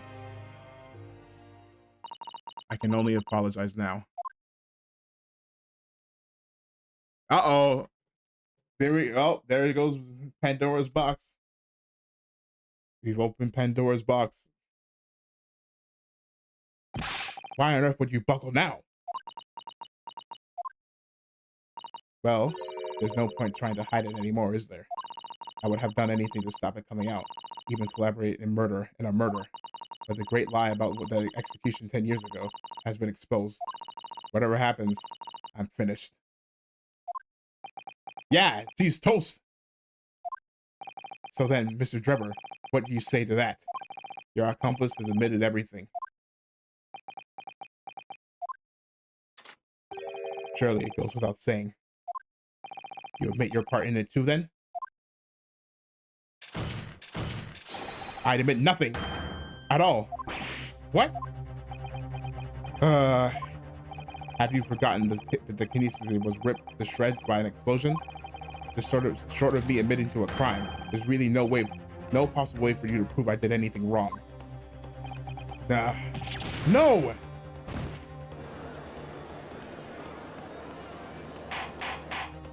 Order! Whatever this man says, I admit everything. He threatened to expose my secrets, so I went along with his plan. And Lord Van Zeeks. Yes? I hope you'll accept my apologies. What happens next is in your hands, of course. Uh-oh, I've heard more than enough now. I hereby present the final findings of this court. This trial is not the proper forum in which to pursue the alleged wrongdoings of Mr. Drebber. The defendant is Professor Albert Hairbrain. Very true. It has slipped my mind. So basically, isn't he one of your closest friends? And as the court has heard, Dr. Smith admitted to the allegations brought by the defense, thereby absolving the defendant of any possible guilt. You mean, at the present time, it is the conclusion of the course that the defendant was not involved in any wrongdoing. Does the prosecution have any objections?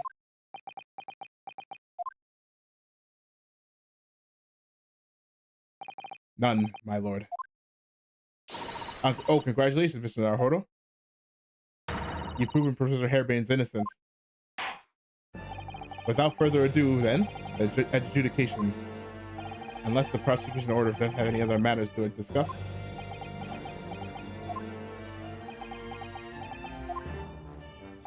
I don't know. This doesn't feel quite right. Why did Dr. C suddenly admit to it like that? Is everything alright, Mr. Naruhodo? Like you said before, the way the trial is set to end now, the judge will certainly deliver a verdict of not guilty. But is that really what we want? What the defense should be pushing for now is we need further testimony. We need to know why.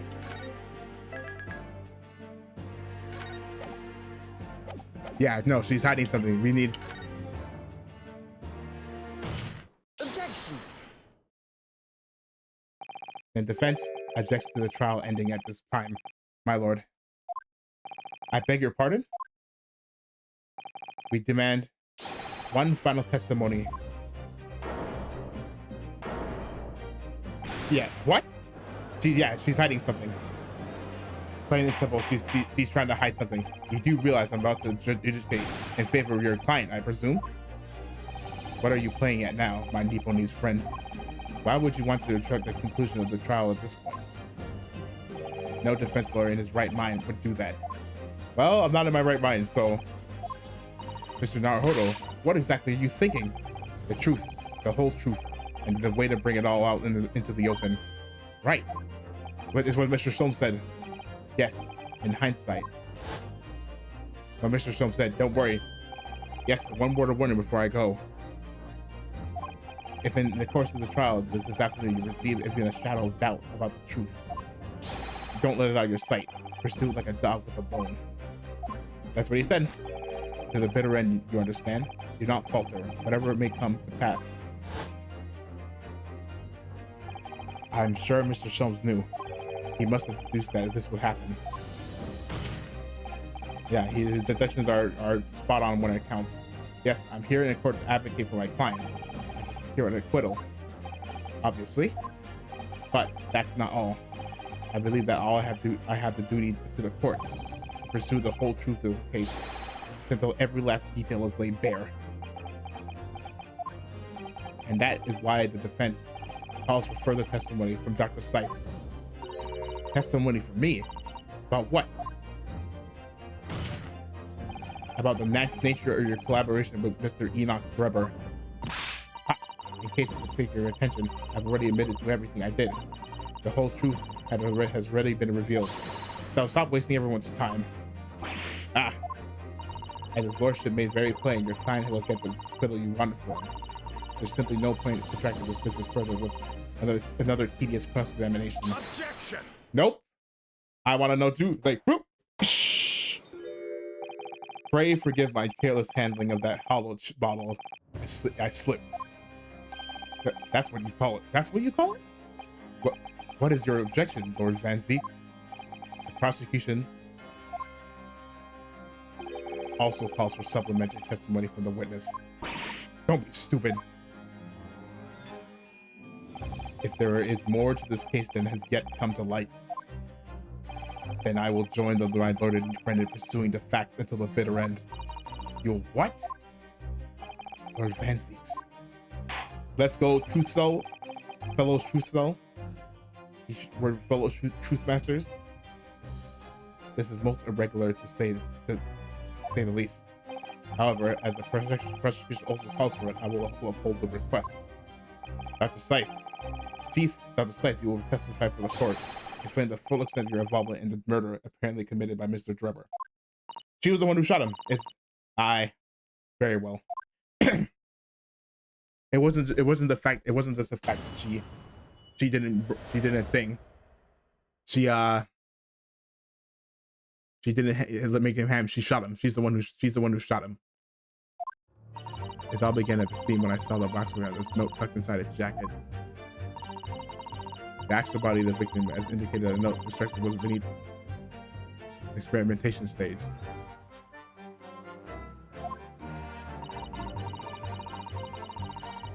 The body had to be arranged in certain ways to implicate the defendant, which was my job. I enlisted the help of the entire forensic investigation team to address the scene appropriately. The truth about the execution 10 years ago is a state secret of the highest level. I had to protect it. So I was right. The stage and the machine were all specially designed for the deception. So it seems, and all meticulously prepared. You did well to see through it. You're a very shrewd boy. So kind of you to say. And what about this autopsy report then? All I did was record the location of the body as being in the Crystal Tower instead of under the stage. That's all? That's a terrible corruption. Only my team were aware of the deceit, and then only under my explicit instructions. Nobody else at Scotland Yard knew anything about it, I assure you. We must be thankful for small mercies, I suppose. Hold on.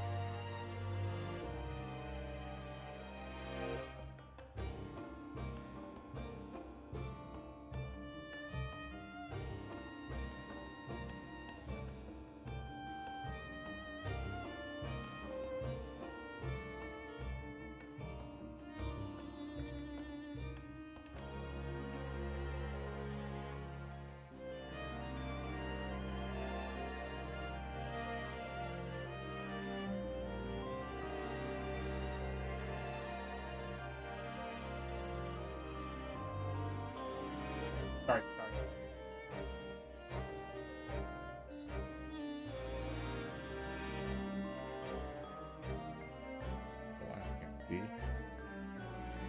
Must be grateful for smart mercies, I suppose.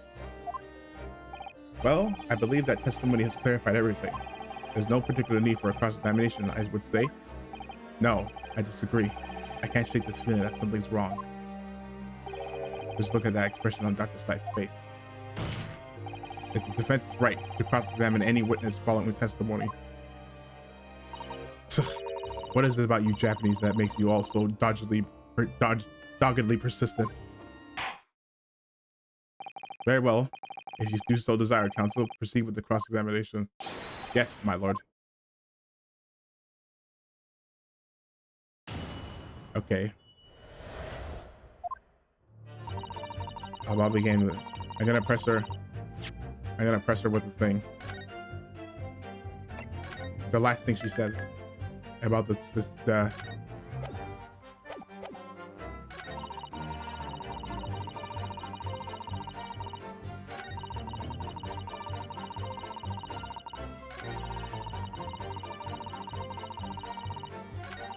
truth about the execution. She continues to go, Hold it! but at what cost? Faith in Scotland Yard is going to suffer a terrible blow as a result of this. And your precious secret is out now anyway. Yes, as you say. And I take full responsibility. Blow me down. Dr. Scythe! Surely there was some other way you could have protected the secret. No, there really wasn't. I've done my utmost, believe me. In many ways, I respect your determination. I nearly froze under that cold stare as she said that. I do believe she was being genuine, though, Mr. Naruhodo. So that's her story. She's admitted everything and billed her for full involvement in the crime. I do wonder if there could really be much more to it. Well, I don't know, but I just have a feeling. Do you, Mr. Naruhodo? The truth is, I find it strange too. How these two are reacting to this in completely opposite ways, I mean. Yes. For some reason, I feel sure they're still trying to hide something.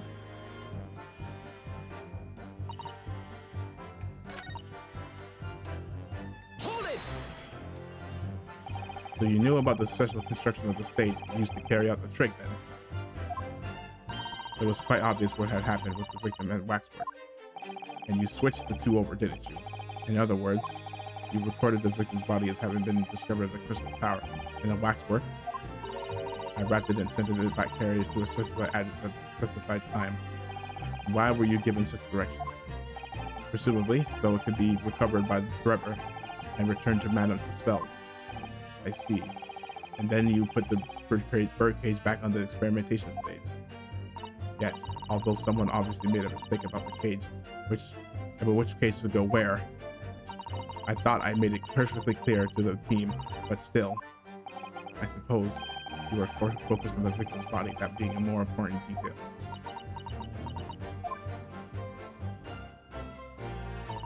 Body had to be arranged a certain way. When you say arranged, I presume you mean with this? Yes. The instruction in the engineer's note said something along the lines of to fabricate some evidence to make it clear that hairbrains alone could have killed Asmund. So, you mean that was your doing? I fetched the hairbrain's ridiculous screwdriver from the stage, and I took it with me alone to the abyss under the stage where the bird cage had fallen. Alone, Doctor? Oh, uh-oh. I didn't feel it would be appropriate to involve anybody else in that particular part of the deception.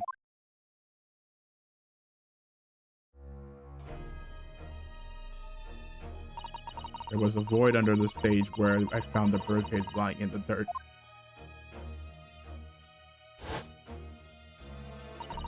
I approached it, leaned down, and slowly opened it up. Then, I took the screwdriver in both hands and plunged it into the man's chest.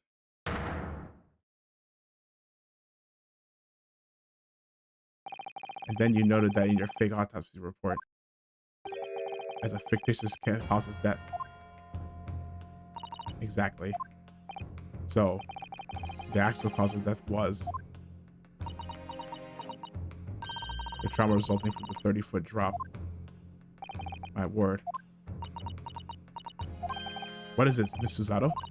Something about Dr. Say's last statement is playing on my mind. That's all. Yes, mine too. Dr. Scythe. There's really no need to shout. I can hear you perfectly well. The defense calls for you to add what you just said to your formal testimony. Oh? Which part? What I want her to supplement testimony with is...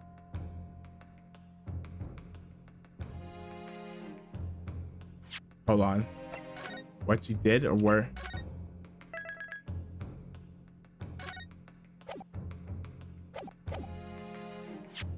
What she did to the victim. So then the location is...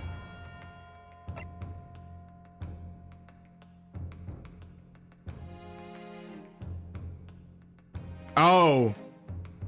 No, no, no, no.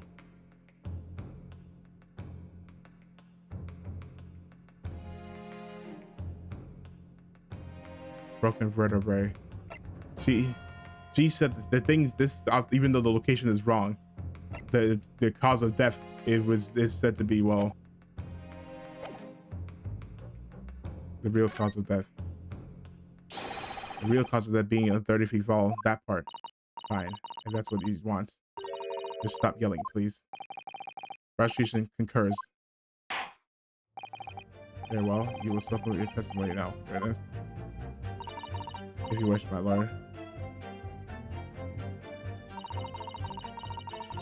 Yeah, she testified earlier that the only thing she's changed.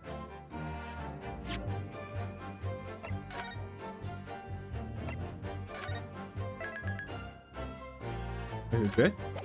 Maybe not. It's probably gonna be. Objection. Nope.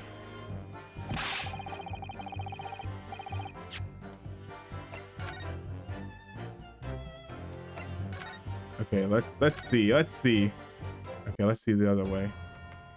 What you did to the victim. How you stabbed Mr. Asman in the chest. That part. Fine, if that's what you want. But there's really no need to point. The prosecution concurs by pointing. No need to point. He points. Testimony out witness. If you wish, my lord. I stood over the victim's corpse where it lay in the top.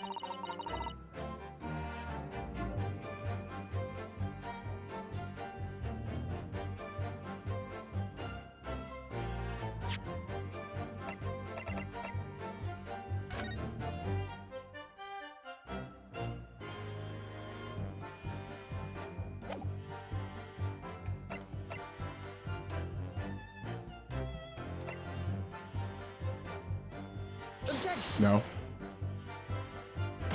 No. No.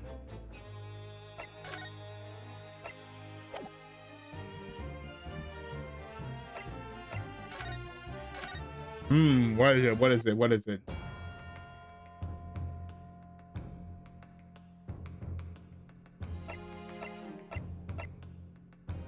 Supplement her testimony with is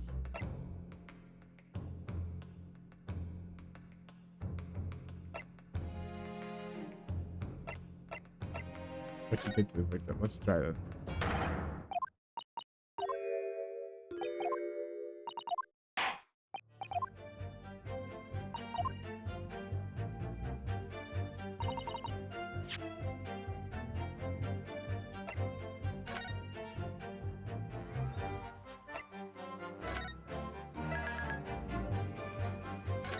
We're going until we beat this case.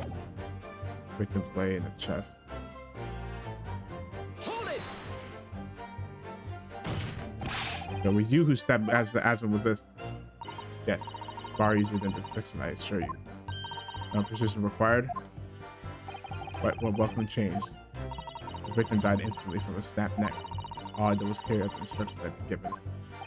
As unflinchingly as ever, no doubt. I imagine you didn't bat an eyelid when you drove the weapon into his body. There was no need to bat my eyelids. And what else did you do to twist the facts? Remind the court, why don't you? If you wish. I enlisted the help of the...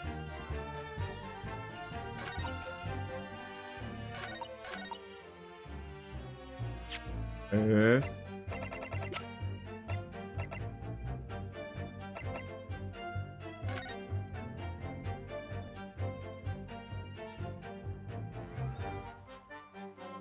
Set over the victim. Oh, okay.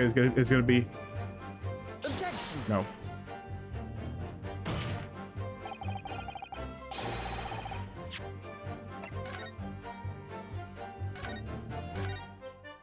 No. Screwdriver into his chest.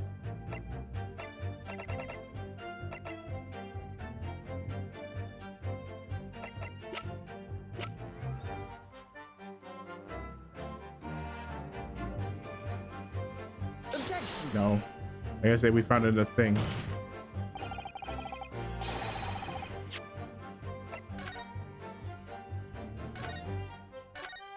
Think.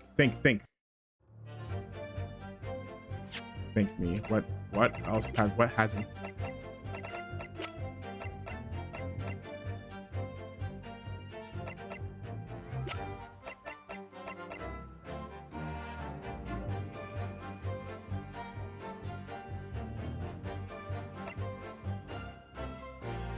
Objection. No.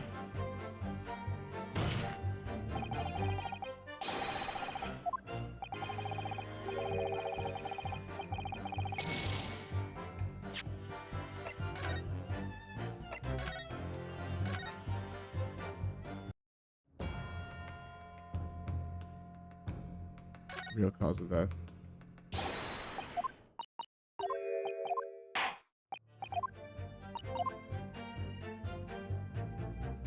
The actual cause of death was the neck trauma Mr. Asher suffered for the 30-feet fall. And we did the thing. Objection. Nope. Okay, I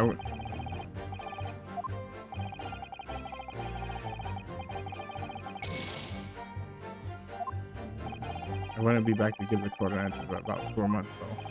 Rest assured, we shouldn't be happy to carry proceeding forward in your absence. It sounds serious. He does send me back home.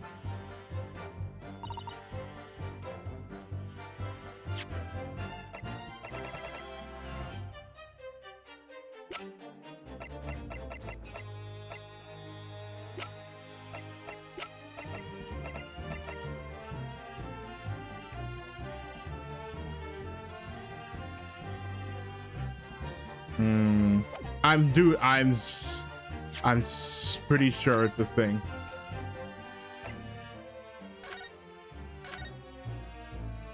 Hold on. Oh, whoa. This is too far back.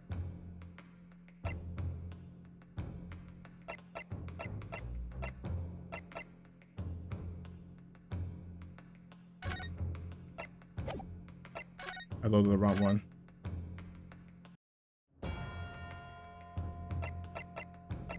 What she did to the victim. I think it.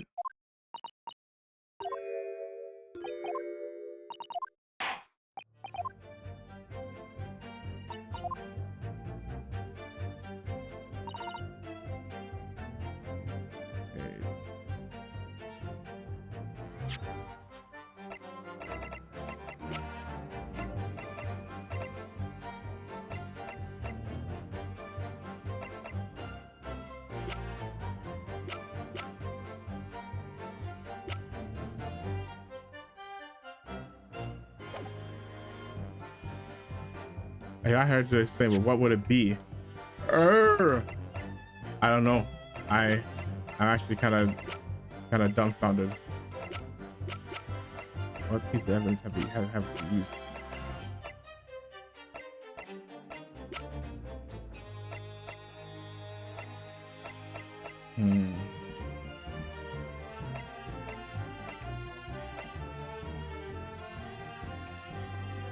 Copper cage and plunged the screwdriver into his chest.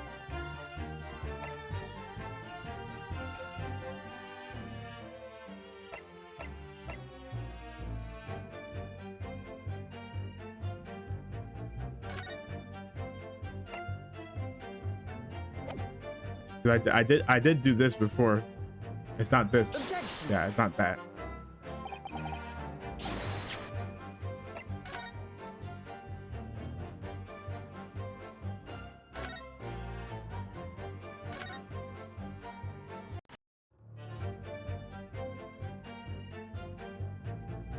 Okay, hold on. Let me go back to the thing and let me press where it fell and see if it will cause of death.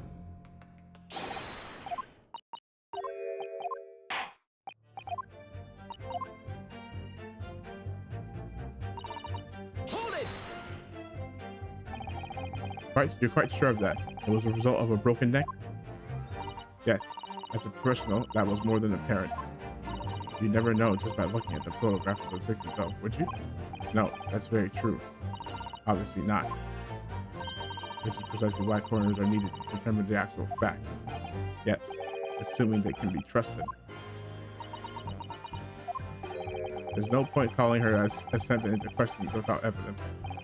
Let's get back to the testimony. Very well.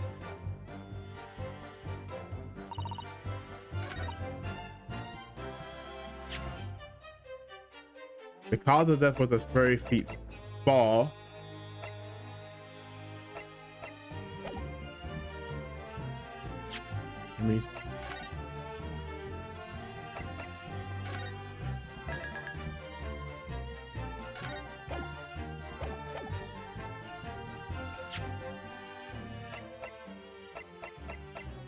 Objection. No, it's not that.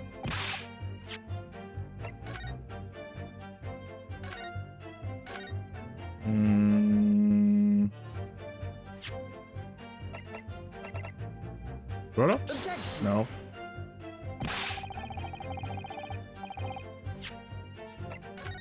No, I don't want to. This is a critical point. I can't.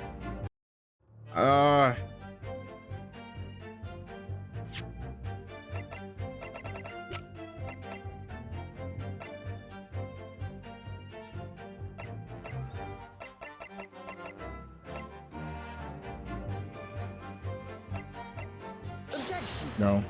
That's.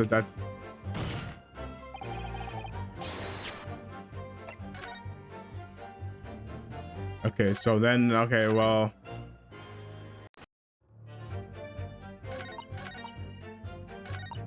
Hold it. What you described before, it sounds like the note was anonymous. Do you have any idea who was behind it? There was very few people to know about what really happened 10 years ago to start with. But anyway, I never heard of this engineer. So no, I had no idea. Yet despite not knowing who was behind the plan, you went along with it. I had no choice. Protecting the professor's secret was my only concern. But the horse has bolted down, and the stable door will never shut again. Scotland Yard's reputation will be immeasurably damaged as a result of all this. Yes, thank you, Lord Vancy. I'm well aware of that. But as I understand it, what you found in the birdcage was the waxwork model. Where was the victim's body?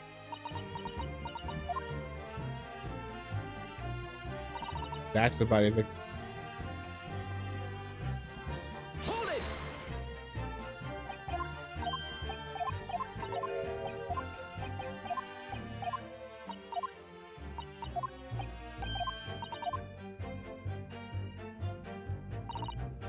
Hold it. maybe I was merely carrying out the engineer's instructions. In his words, fabricate some evidence to make it clear that the harebrain was alone could have killed his Asmund. And so you went without any of your team to where his Asmund had fallen. That's right. Yes. Oh, this is the cutscene. I leaned down over the birdcage and opened it up.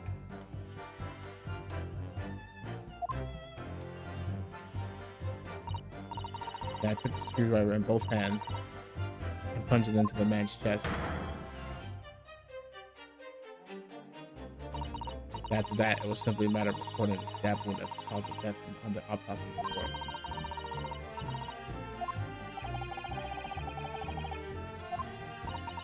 You know, if you think it would be appropriate, I'm sure you could ask Dr. Set to change the supplementary testimony she did before. What should I ask her to do with the statement she added? So how she stabbed it or what she did. I don't think there's any need to ask her to change it. Of course, I'm sure you're right. The actual cause of death was a neck. I think that's what the contention is.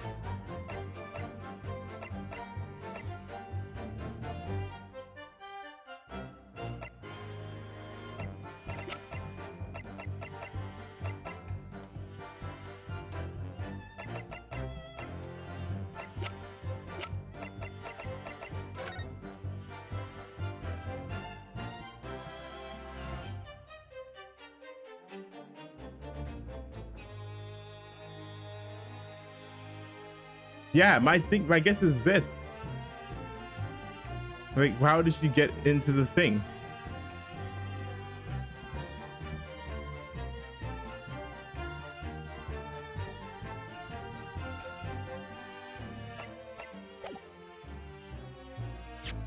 Okay, I'm gonna present it the thing.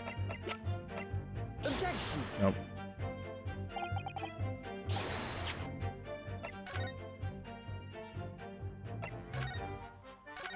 Okay, let's go to the thing.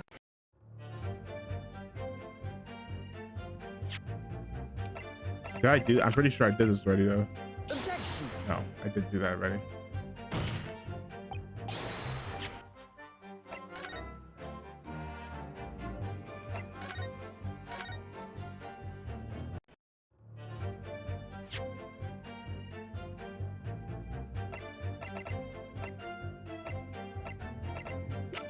So the victim's corpse.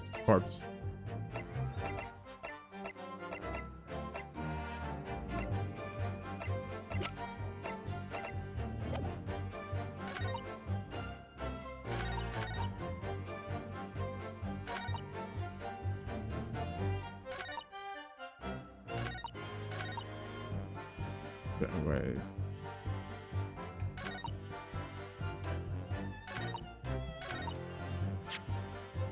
I don't know. Can you give me a hint?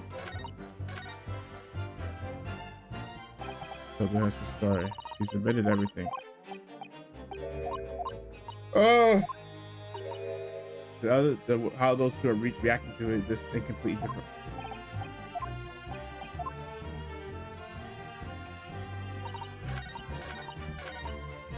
Hold it.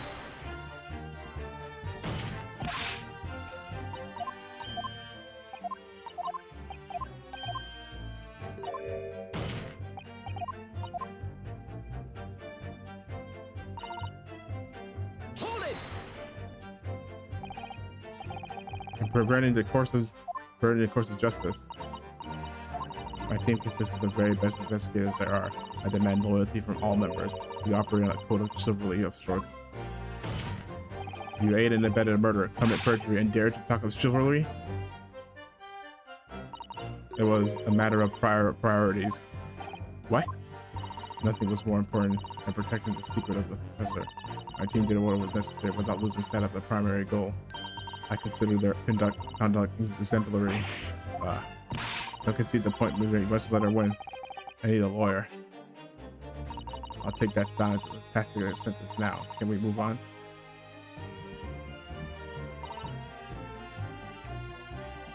I did this already.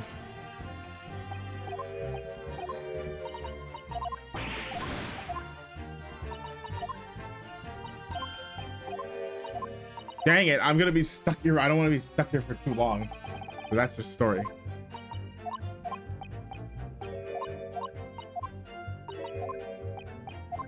Okay.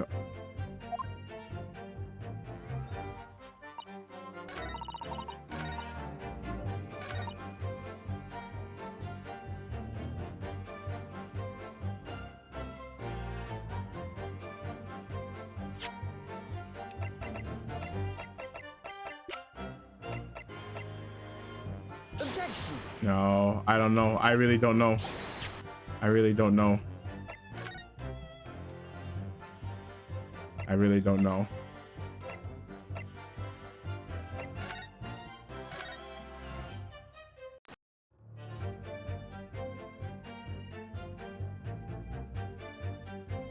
No, let's try the other one. Let's try. I think.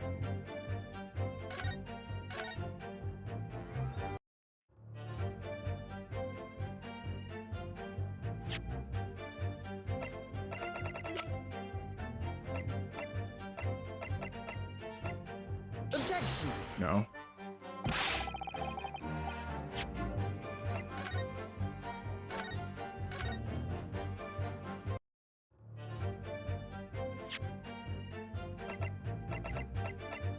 Objection. No.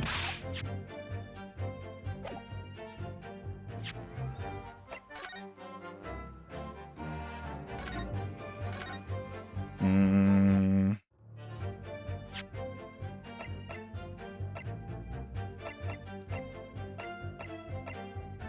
Objection. No. Okay. I can't waste too much time. Well, not waste too much time. Hold on.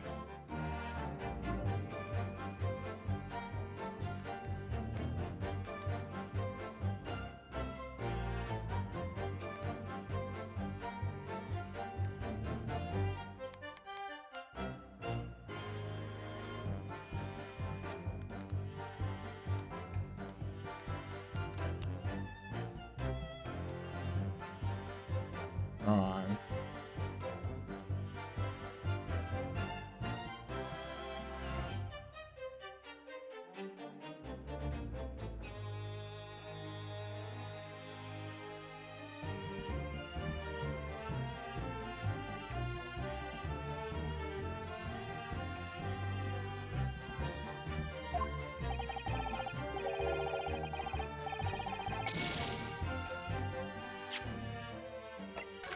Oh, okay.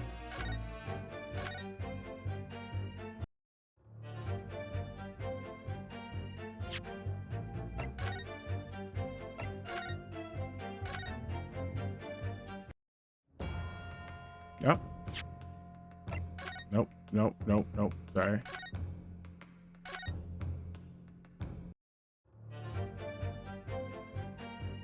Oh, okay. That's okay. I so she stood over. Oh, wait, didn't I do this? Is this? Objection. I saw. Oh, I guess I didn't.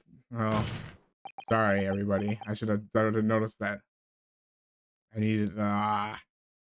Man, I got a nasty feeling that this inconsistency points to an extremely uncomfortable truth. What on earth is the matter, Counsel? Have you lost your tongue? I apologize, my lord. Dr. Scythe, in that last statement of yours, there's just one point that seems to defy explanation. Oh, out with it, my learned friend. There is an obvious inconsistency between your description and this photograph. It shows the victim in the birdcage following the events that led to his death. Objection! The court has already examined that photograph in depth. There's nothing new we can learn from it. Objection. Yes, we have already considered it. That's true. But we now know the facts to be different. What do you mean? I believe we should let the defense explain. Where in this photograph would we see the alleged inconsistency with the witness's statement? She said he was on the ground, but look, this blood stain indicates he was standing up. He was upright. Take that. Look closely at the blood stain on the victim's chest. It clearly extends in a downward direction towards the man's feet. And why is that significant, Counsel? If the victim was stabbed moments before the kinesis machine was set in motion, that's entirely expected. Of course, no, that's not what happened. Exactly, my lord. Dr. Scythe made it very clear in her testimony just now, or Scythe, that at the point at which she sold Professor Harebrain's screwdriver instead of the victim was after the grand deception was set into motion and when the birdcage had fallen below the stage out of sight. And from the shape of it, it's clear that the birdcage would have fallen on its side after a 30-foot drop. If the victim had really been stabbed whilst inside the birdcage in that position, the blood from the wound would have spread out equally in all directions, or to have formed in longitudinal appearance we see in the picture is inconceivable. Given that the victim's blood seeped vertically downwards from the wound, it must be the case that when you stabbed Mr. Aston, he was standing up. In short, Dr. Scythe, your latest testimony was a total fabrication. I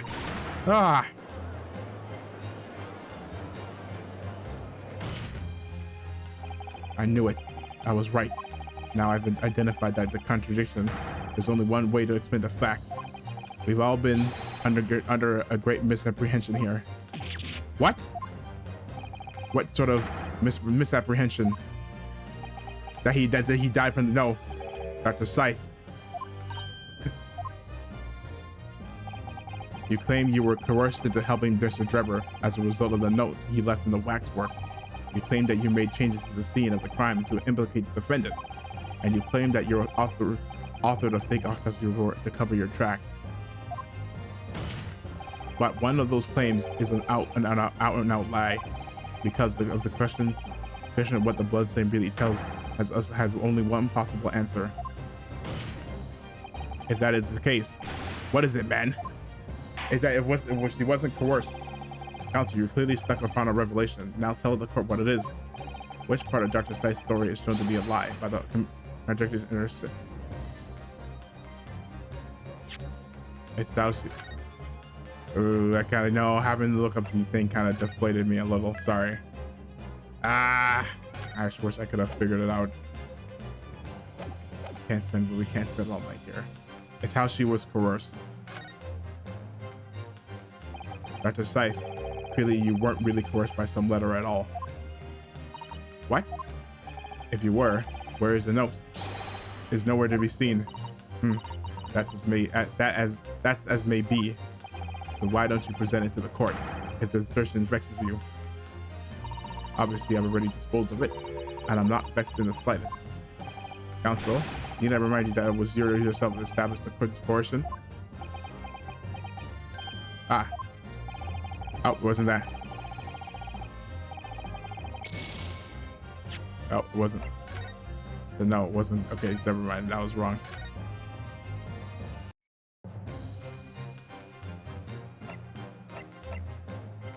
The stabbing of the victim. The answer to this is very simple. If you consider the sequence of events in which the victim was stabbed, the blood from the wound seeped downward as it did, we can be sure that the victim must have been either sitting or standing upright at the time. But as you rightly pointed out, the birdcage would have fallen on its side when it fell beneath the stage. Yes, it would, which tells us that the victim must have been in that position of his own accord. Objection! That's impossible. The man was dead, remember? No, that is the misapprehension. It's a murder. Then it turns into a murder. When the birdcage fell from the stage in the void below, it must have hit the ground with considerable force.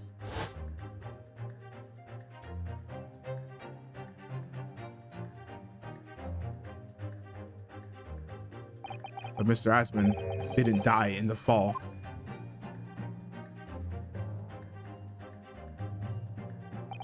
He probably lost consciousness for a while, but when he came around, he got to his feet to climb out of the cage.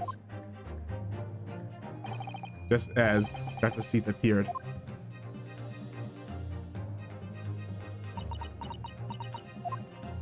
If the victim was in fact alive at that point in time, it changes everything.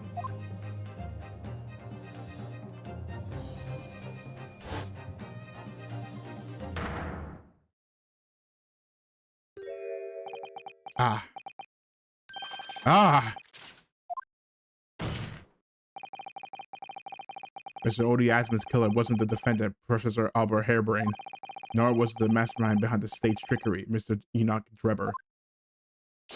It was you, Dr. Courtney Scythe. Ah!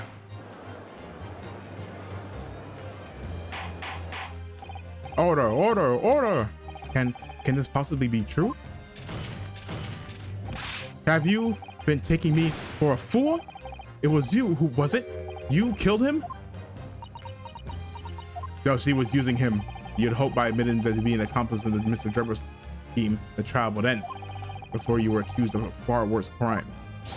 Cold-blooded murder, which would result in her dying. It's capital punishment. Oh, do shut up. You're so desperate now. You're making all this up as if I would do something like that. Objection. I assure you, the defense is not desperate, Doctor. Mr. Naruhodo has established the facts using evidence and logic alone. Ha! Logic? Don't make me laugh. Sadly, your logic has a gaping hole in it. What? What do you mean? I thought it was obvious. A motive, boy. You're lacking a motive. What possible reason would I have to kill Mr. Asman? Asman was involved in any number of criminal activities, from coercion to theft to murder. But there was no connection to Dr. Scythe there. I'm rather relieved to say it does seem that somewhat far-fetched. True, there's no obvious motive, but there's still something in the back of my mind. I feel sure I've seen something somewhere that hints at why the coroner might have done this. Yes, I might have tampered with the crime scene and concocted a fake report, but murdering someone for no reason is a very different story. Objection. No, when you question what possible reason you could have wanted to kill Mr. Aspen, something did come to mind. What? What was it, counsel? You let in the court at once. Yes, we saw it yesterday, didn't we? Something that seemed strange, but we had no reason to suspect it at the time. There's a particular object that explains why Dr. Seth would have wanted to kill Mr. Aspen. Oh, the scalpels. Yeah, we saw that in the thing. We saw that in the thing. We had a bunch of scalpels.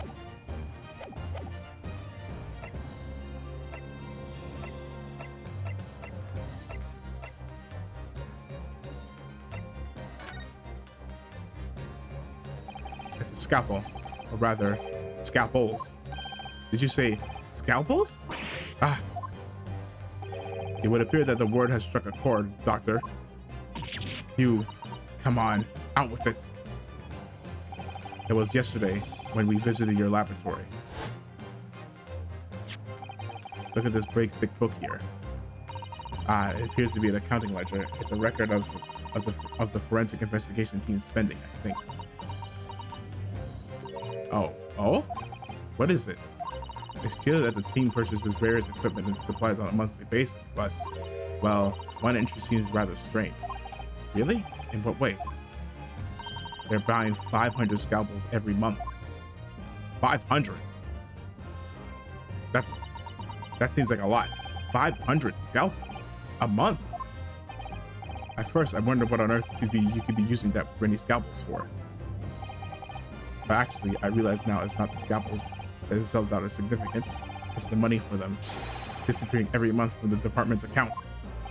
Asman's criminal organization relied heavily on extortion for its funding. Tracing the money from the forensic investigation team's account to find where it was going would be extremely straightforward. Ugh. Oh, so he was being extorted by him. 10 years ago, when Mr. Asman was still a journalist and wrote this article about Mr. Drebber, he may as well have stumbled upon information as he was researching the story.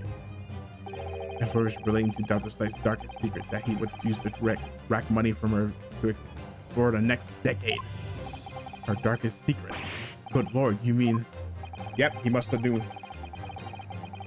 I don't know what happened on the night of that execution 10 years ago.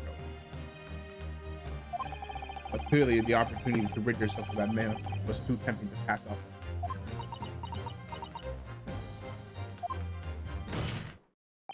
So in the end, you weren't coerced at all, were you? You did it entirely of your own free will. You stabbed Mr. Aspen in the heart with all your might.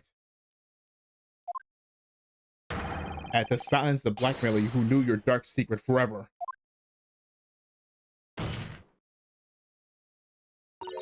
You'll never understand. None of you. What we've had to keep covered up all these long years. The hound of the Baskervilles, it all comes back.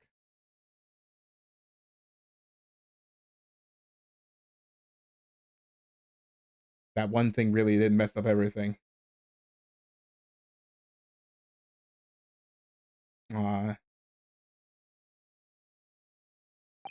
As very little of the machine remains after it was ripped apart by the bomb. The truth of this case will never be properly established unless you speak out. And if you decide not to, it's very possible that Courtney Scythe will escape punishment for her crimes. Please, sir, just own up to what you've done and tell the court the truth about what happened. 10 years ago, you told the truth, and you were robbed of a bright and successful future as a result. I can certainly understand your bitterness and your consternation now. However, this is surely the chance you've been waiting for, to sever the hold that fate's had over you all these years. Super high voltage instantaneous kinesis? I mean, really? What a joke. It's the addled brain mock scientists that are the worst, you know. They don't recognize the fact that they don't have talent. They can't even get that right. And so they end up chasing impossible dreams, having unbridled faith in their abilities. They go on and on about their wonderful hypothesis, their stupid eyes shining like a little child's. They make me sick. I can't abide their foolishness. Careful, Mr. Drebber. I was particularly pleased with the kinesis machine. It made for quite a show, didn't it? So you admit it. You admit that it was nothing more than a sham made for the purpose of killing the victim? Yes, I admit it.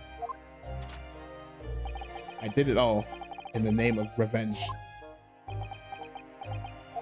Revenge for the future that Mr. Aspen's article had deprived you of 10 years earlier. But the revenge you sought didn't stop at Mr. Aspen, did it? Which is where that very particular waxwork comes in. Yes, I see.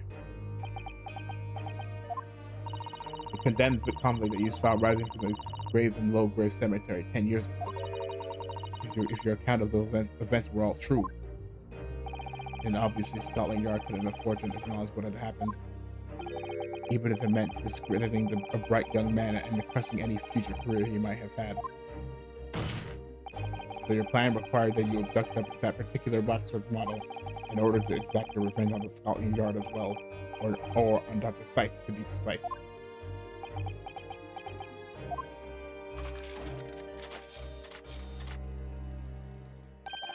It was a year ago. By some extraordinary twist of fate, Aspen turned up at my workshop. He didn't remember who I was, of course. He just wanted to employ my services as an engineer. And he happened to have a paper with him. An article on the front page caught my eye. It was a coroner who handled the bogus officer being appointed the head of the new forensics team. When I learned that news, my cognitive processes started to devise the plan. What a horrid thing. Yeah, the two people who did it wrong. It represents the people who did it wrong were living it up while he was in the gutters. He robbed me of my future, so I wanted to use the man's own wiles against him for revenge, and have that rotten Scotland Yard eating out of my hand at the same time. I wanted them all to suffer the same humiliation I had to suffer.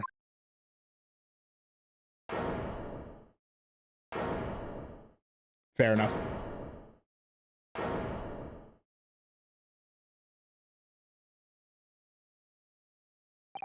Your actions against those who ruined your future were justified as revenge, at least to yourself. Certainly, no one has the right to destroy another prospect, especially for purely selfish gain. And yet, in carrying out your plan, you did exactly that to someone else, didn't you? Did I? Professor Harebrain's only crime was passion for his hypothesis, but you had no compunction about sacrificing his future to effect your revenge. You knew that he would be forever branded a failure and a fraud. Perhaps life treated you unfairly 10 years ago, and others' misconduct left your life in tatters. But remember this: your own actions resulted in exactly the same thing for another perfectly innocent young man. I.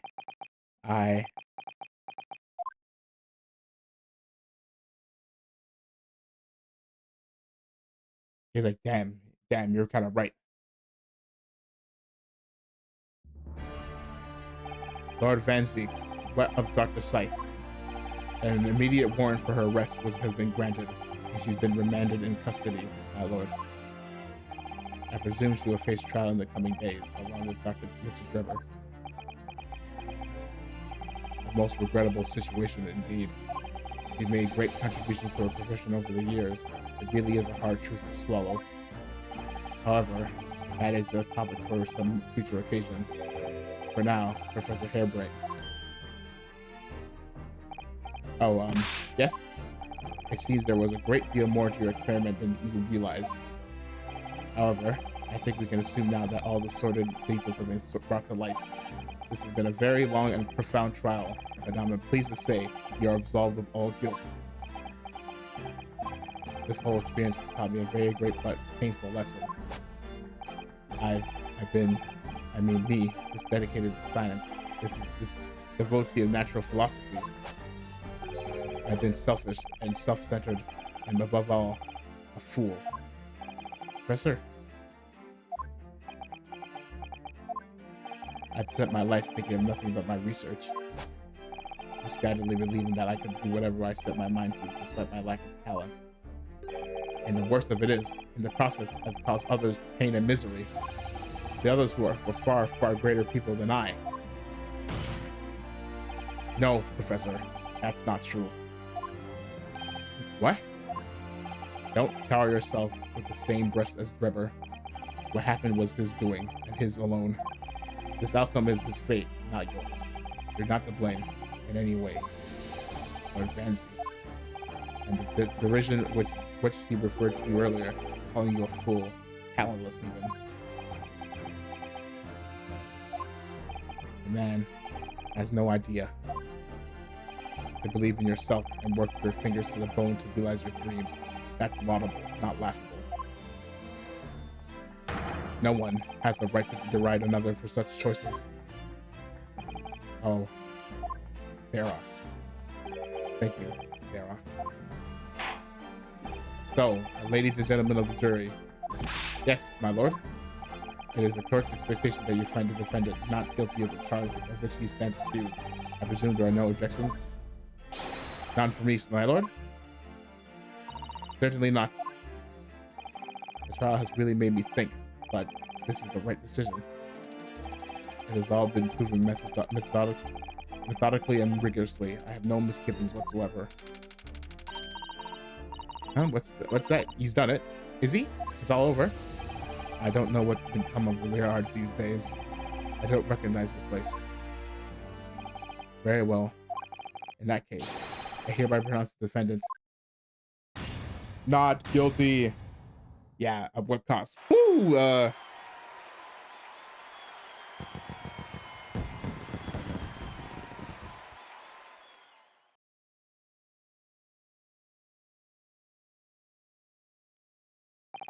Court is adjourned.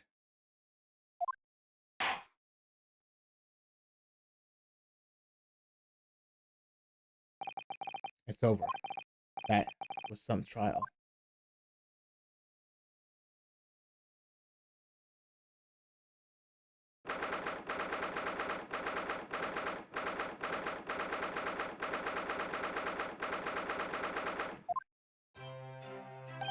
Professor, what a splendid outcome, isn't it? Oh, it is. It is. Congratulations, Professor Harebrain. Mr. Naruhodo. Mr. Zato. I am truly beside myself with gratitude. How can I ever thank you enough? I'm just glad it's all been cleared up, that you realize you were just caught up in a bad situation. Right now, if I had that research grant money, I'd give the whole lot to you, every penny. Well, that's very kind, but I'm just a student, so you don't need any financial reward. Your acquittal is more than enough. Oh dear. Oh, what can I do? Aha! How about this? As a memento, the paper about my hypothesis is inside. Well, this is a memento then. Thank you. I've been wondering, Professor, what are you going to do now? Oh my. Yes, what am I going to do now? My hypothesis and my great machine lie in ruin. But still, it's been too long since I last in London. Perhaps I'll enjoy some sightseeing. I must explore the great exhibition whilst I'm here too, and see if a new inspiration hits me. Oh yes, that's a wonderful idea. I can't allow that. I can't allow that. Barak? Oh, but Lord Fancies, what are you doing here? Barak, Barak. I'm so sorry you had to go through that, Albert. Well, if I'm honest, it was terrifying. You were like a great demon behind your bench there, snarling down on your prey. You're one of the few true friends I have. I couldn't leave it to anybody else to handle the prosecution or the defense. Sorry? Or the defense? Did I just hear that right? I've always knew that you had my best interest at heart. Don't worry. How about you show me around while I'm here in town? It's been a long time since you left the university. You have a lot to catch up on. Listen, Albert. In a few days, your acquittal will be made official. When that happens, yo, he's gonna say, you need to go. You must head straight to Dover. I'll accompany you. What? From there, you'll cross the channel and make your way back to Germany. I've already purchased the tickets. But no, hold on a minute, Barak. What about the great exhibition? So no, it's the Reaper. It's somebody. No sightseeing, Albert. Give up on the idea. It's the Reaper. Sometimes it's hard to see any warmth in those eyes, Barak. Lord Van Zieks. What's all this about? A necessary precaution. Yes, I think I understand. It's the Reaper. You do?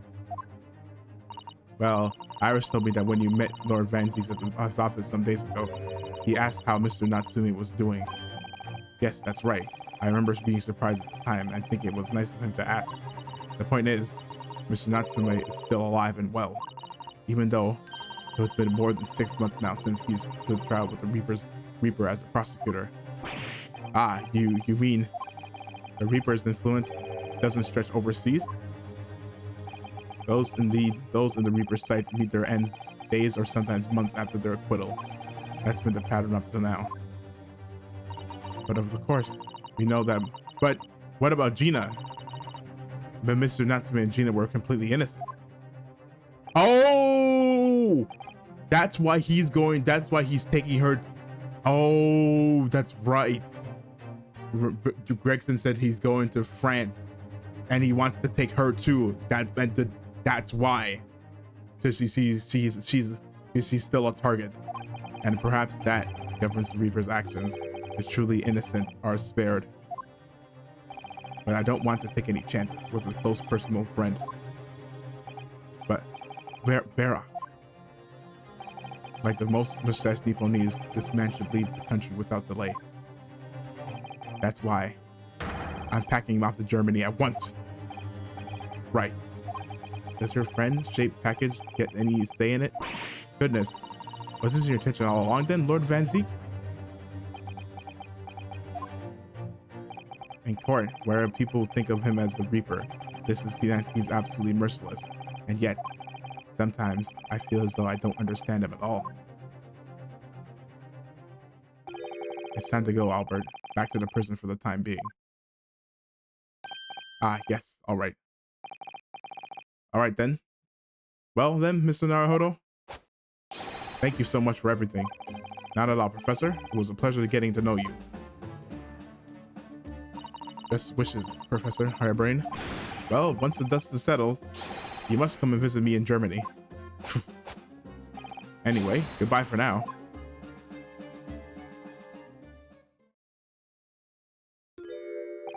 Now, my Nipponese friend. Oh, yes? I thought you'd gone too.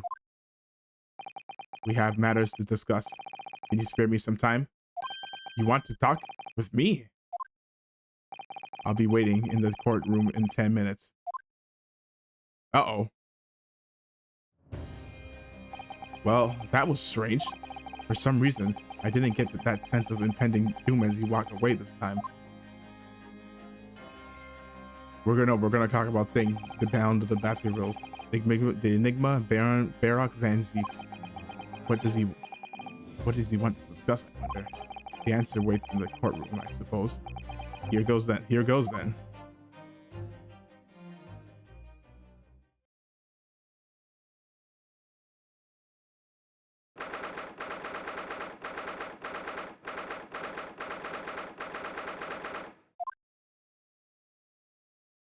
Oh, it's the mask. We're gonna see who the mask is, who the professor is.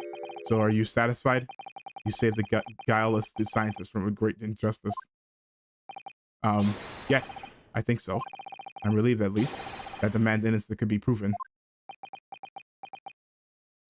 Anyway, I imagine you've been wondering where my animosity towards you Nipponese comes from. Oh! It's not gonna be that the professor is a Japanese guy. Well, at first I thought you just didn't like me. I imagine you saw me as a pretentious child from an unimportant land who had no business being here. But now, I think differently. You clearly know our ways, so I would guess that some specific incident led you to your dislike of my race. Will you tell me what happened, please? The professor. Yeah, the professor is Japanese. I thought I'd never hear that name in this courtroom again, to be honest. He took your brother's life. Your older Clint, my brother was Clinton Van Zeeks. 16 years ago, when I was still just in my teens, he was already the director of prosecutions and a key member of the judiciary. I looked up to him. He was everything I aspired to be. He was involved in the establishment of the justice system in foreign countries as well. There were exchange programs between Britain and other nations then too, to share knowledge and ideas. As a part of one of those programs, 3 judicial students came to Britain from your homeland, the Empire of Japan. We know 2. Well, we know 1. We know Mikotoba was her dad. And 2 others. Oh, her dad, Age Shin, must have been. Oh, a Snow? Oh, if it was 16 years ago, then one of them could have been my father. I think, of course, I remember Dr. Mikotoba well. I had no idea. I was a minor at the time, training at the prosecutor's office. One day, Clint introduced me to the 3 visiting Nipponese. So, you've actually met my father. He and his colleagues were polite. So, oh no, it was her dad, the judge, and 1 other person. He and his colleagues were polite and amicable. They were adept to their work and exacting their standards. It was my first encounter with the Nipponese spirit, and it made a very great impression upon me. But 6 years later, that's when it happened. The investigation was going nowhere. There were no suspects even, just an ever-growing list of victims. And in the end, my brother became one of them. The last, in fact, before the case was finally resolved. I'm so sorry, Lord Van Zeeks. Truly. Clint was already ready to put his life on the line for justice anyway, so he wouldn't have wanted it any other way. He lost his life to the killer, but it was his victory in the end. Yeah, he was the last one, so that means but for me personally though, it was a great loss. I find myself in a very dark place indeed. When I finally found out the killer's identity, the reason why no one had been able to catch the man sooner ceased to be such a mystery. He'd been hiding in plain sight all the time. In plain sight. Are you aware of political events 10 years ago? 10 years. It was a period of extremely sensitive diplomacy between British and Japanese empires. Yeah, so the case with him in the first game was the returning of the favor. Yeah, because our case was also a closed case. So they basically They gave up. Britain gave Japan a freebie, and Japan gave Britain a freebie. Usually was forged, right? The treaty, yeah, correct. The Anglo-Japanese Treaty of Friendship and Navigation was being concluded. The leaders of both countries were deep in extensive political discussions, which is why this particular killer's appearance in court was conducted as a closed trial. If the British public had known the identity of the killer, yeah, it's a Japanese person. Not only would the treaty have been in jeopardy, but our two nations could very well have ended up at war. What? A war between Britain and Japan? But that would mean, oh my, you mean to say the professor was a Japanese man? Yeah.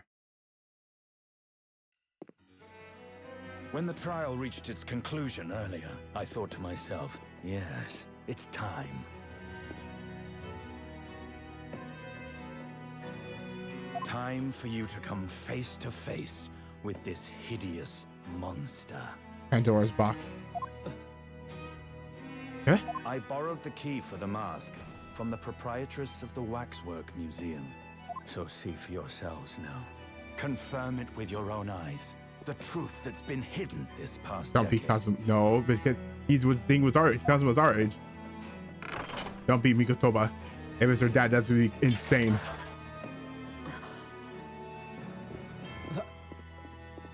That's the professor? That's the professor. Yes, that's him. Until now, the thought never even crossed my mind. That the mass murderer, whose crimes shook Britain as never before, Yeah. was Japanese. Oh, that's the yeah, he was a Japanese guy. Yeah. It was a Japanese guy. Japanese man. Wait a minute. Who is this? That face. I know. I feel as though I've seen it somewhere. It's strangely familiar. Oh, Kazuma. What's wrong?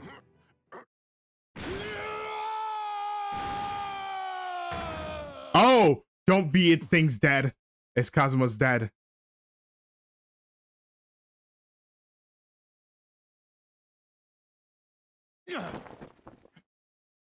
Kazuma. Father, yeah, it's Kazuma's dad. Was it? Oh no. What? Father? It's Kazuma's dad.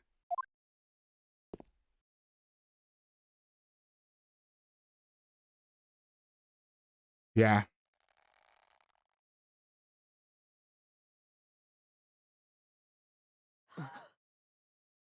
Kazuma! He's not dead. That was the great My mission best was. friend, Kazuma Asogi. Was not dead, was in fact alive. After a whole year, finally his memories returned. No headband. As he stood there before me, I shook.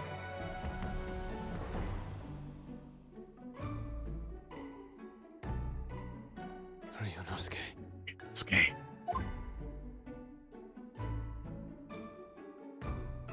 Hello again, Hello again. my friend. Kazuma-sama! Judicial Assistant Mikotoba.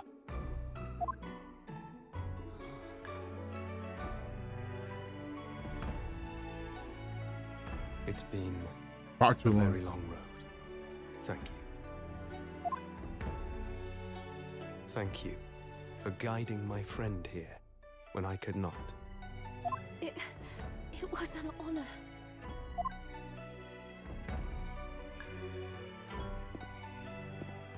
I knew you wouldn't die that easily, Kazuma. I owe you thanks, too, Absolute cinema. for taking good care of that in my absence. Oh. Karuma, the great blade of the Asogi clan, passed down through the generations. Asoki. When Yeah, you left Japan, Karuma. this sword was at my friend's side. Yep. A Japanese man's katana is his soul, and he couldn't be parted from it. But then, when the incident happened, it was Susato-san's wish that I inherit the sword, and I've kept it with me ever since, along with my memories of the friendship we shared. With this by my side, I always felt that you were watching over me somehow.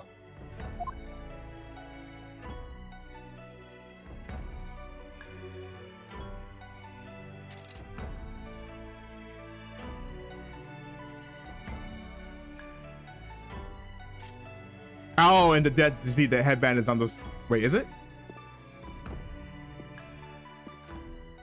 I've made it. At last. Yeah. He must have. Father. Yeah, that's his dad. Are you saying... Surely not. The, You mean the you knew all this time? professor. I'm looking at it. I can't But- believe. I can't I believe still can't believe it. his dad was the professor. This mass murderer is Kazuma's father.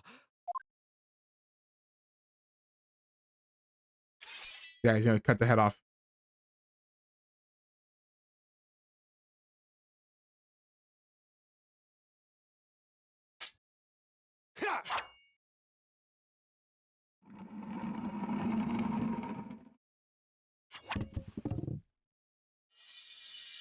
Wax don't make that noise. Kazuma-sama.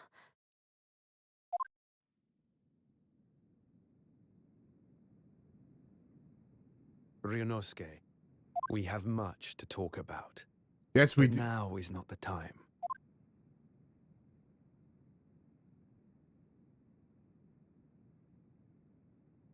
I'll be seeing you.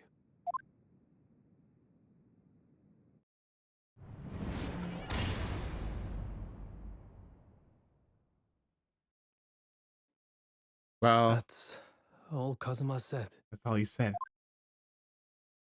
before he turned and left us there in the courtroom.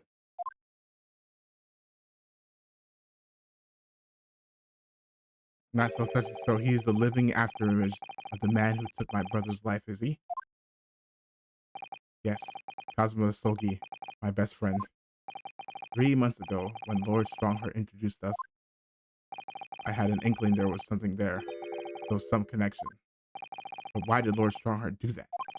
Why did he make Kazuma Lord Van Zeek's apprentice, and when he was suffering amnesia too? The man was apprehended, even executed, but his legacy just won't die. That's the sad truth. Anyway, that's all I had to say. I thank you for meeting me with me, as I asked.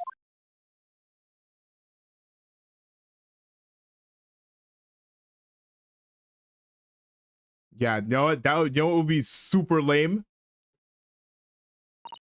10 years ago, my grandmother took me to the railway station. We were there to meet my father from the train. For me, it was the first time I'd ever seen him. Yeah, no, exactly. Yeah, exactly. That's why we mentioned it before, but he left when she was born, the year she was born. So and she didn't come. He was there for 6 years. So she first time seeing him was when she was 6. That's crazy. She's never talked about this with me before, though. It took time to adjust to having father around, but just when I was starting to get used to it, he called me into his study one day. He told me that a great friend of his had passed away in London, and that the friend had left behind a son, a boy 7 years my senior. Father told me the boy had made a promise to his late father, so he was studying to become a defense lawyer. Oh, maybe the case is that maybe the thing is that the father was actually innocent of the crime. I wanted to help, so I studied to become a qualified judicial assistant. As I'm sure you worked it out. Oh my gosh, she basically just promised to him that young man's name was Kazuma Asogi. So you see, that's how he and I met.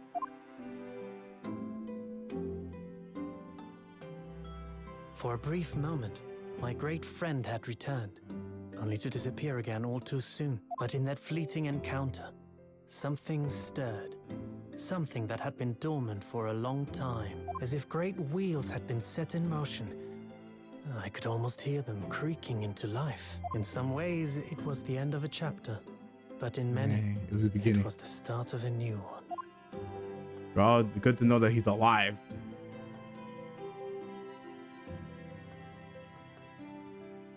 Holy, took a while when we got there. Boy, did we ever get there. Holy, yeah, that's definitely gonna be the return of the great departed soul. He came back. We weren't crazy. He lived.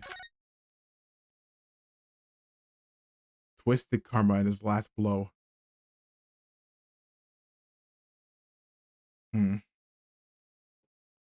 Huh. Okay. Well, oh my gosh, what a stream that was. That part was very informative. That, or sorry, not informative. That was a very interesting case. That was probably the best case so far. Even better, yeah, even better than maybe even the last case of the first game, I would say. And the last case of the first game was real good. This case was very good, even it's only the third case. This is only the third case. There's two more. We're on the fourth one, but yeah. But like I said, that's gonna be it for me. If you like, before I go, as always, if you like what you saw, if you liked what you saw, please consider leaving a like. Follow me on YouTube, Twitch, Twitter for streams, stream updates, bad tweets, and everything in between. And hopefully, I will see you in the next stream. Bye bye. See ya. Later. Peace.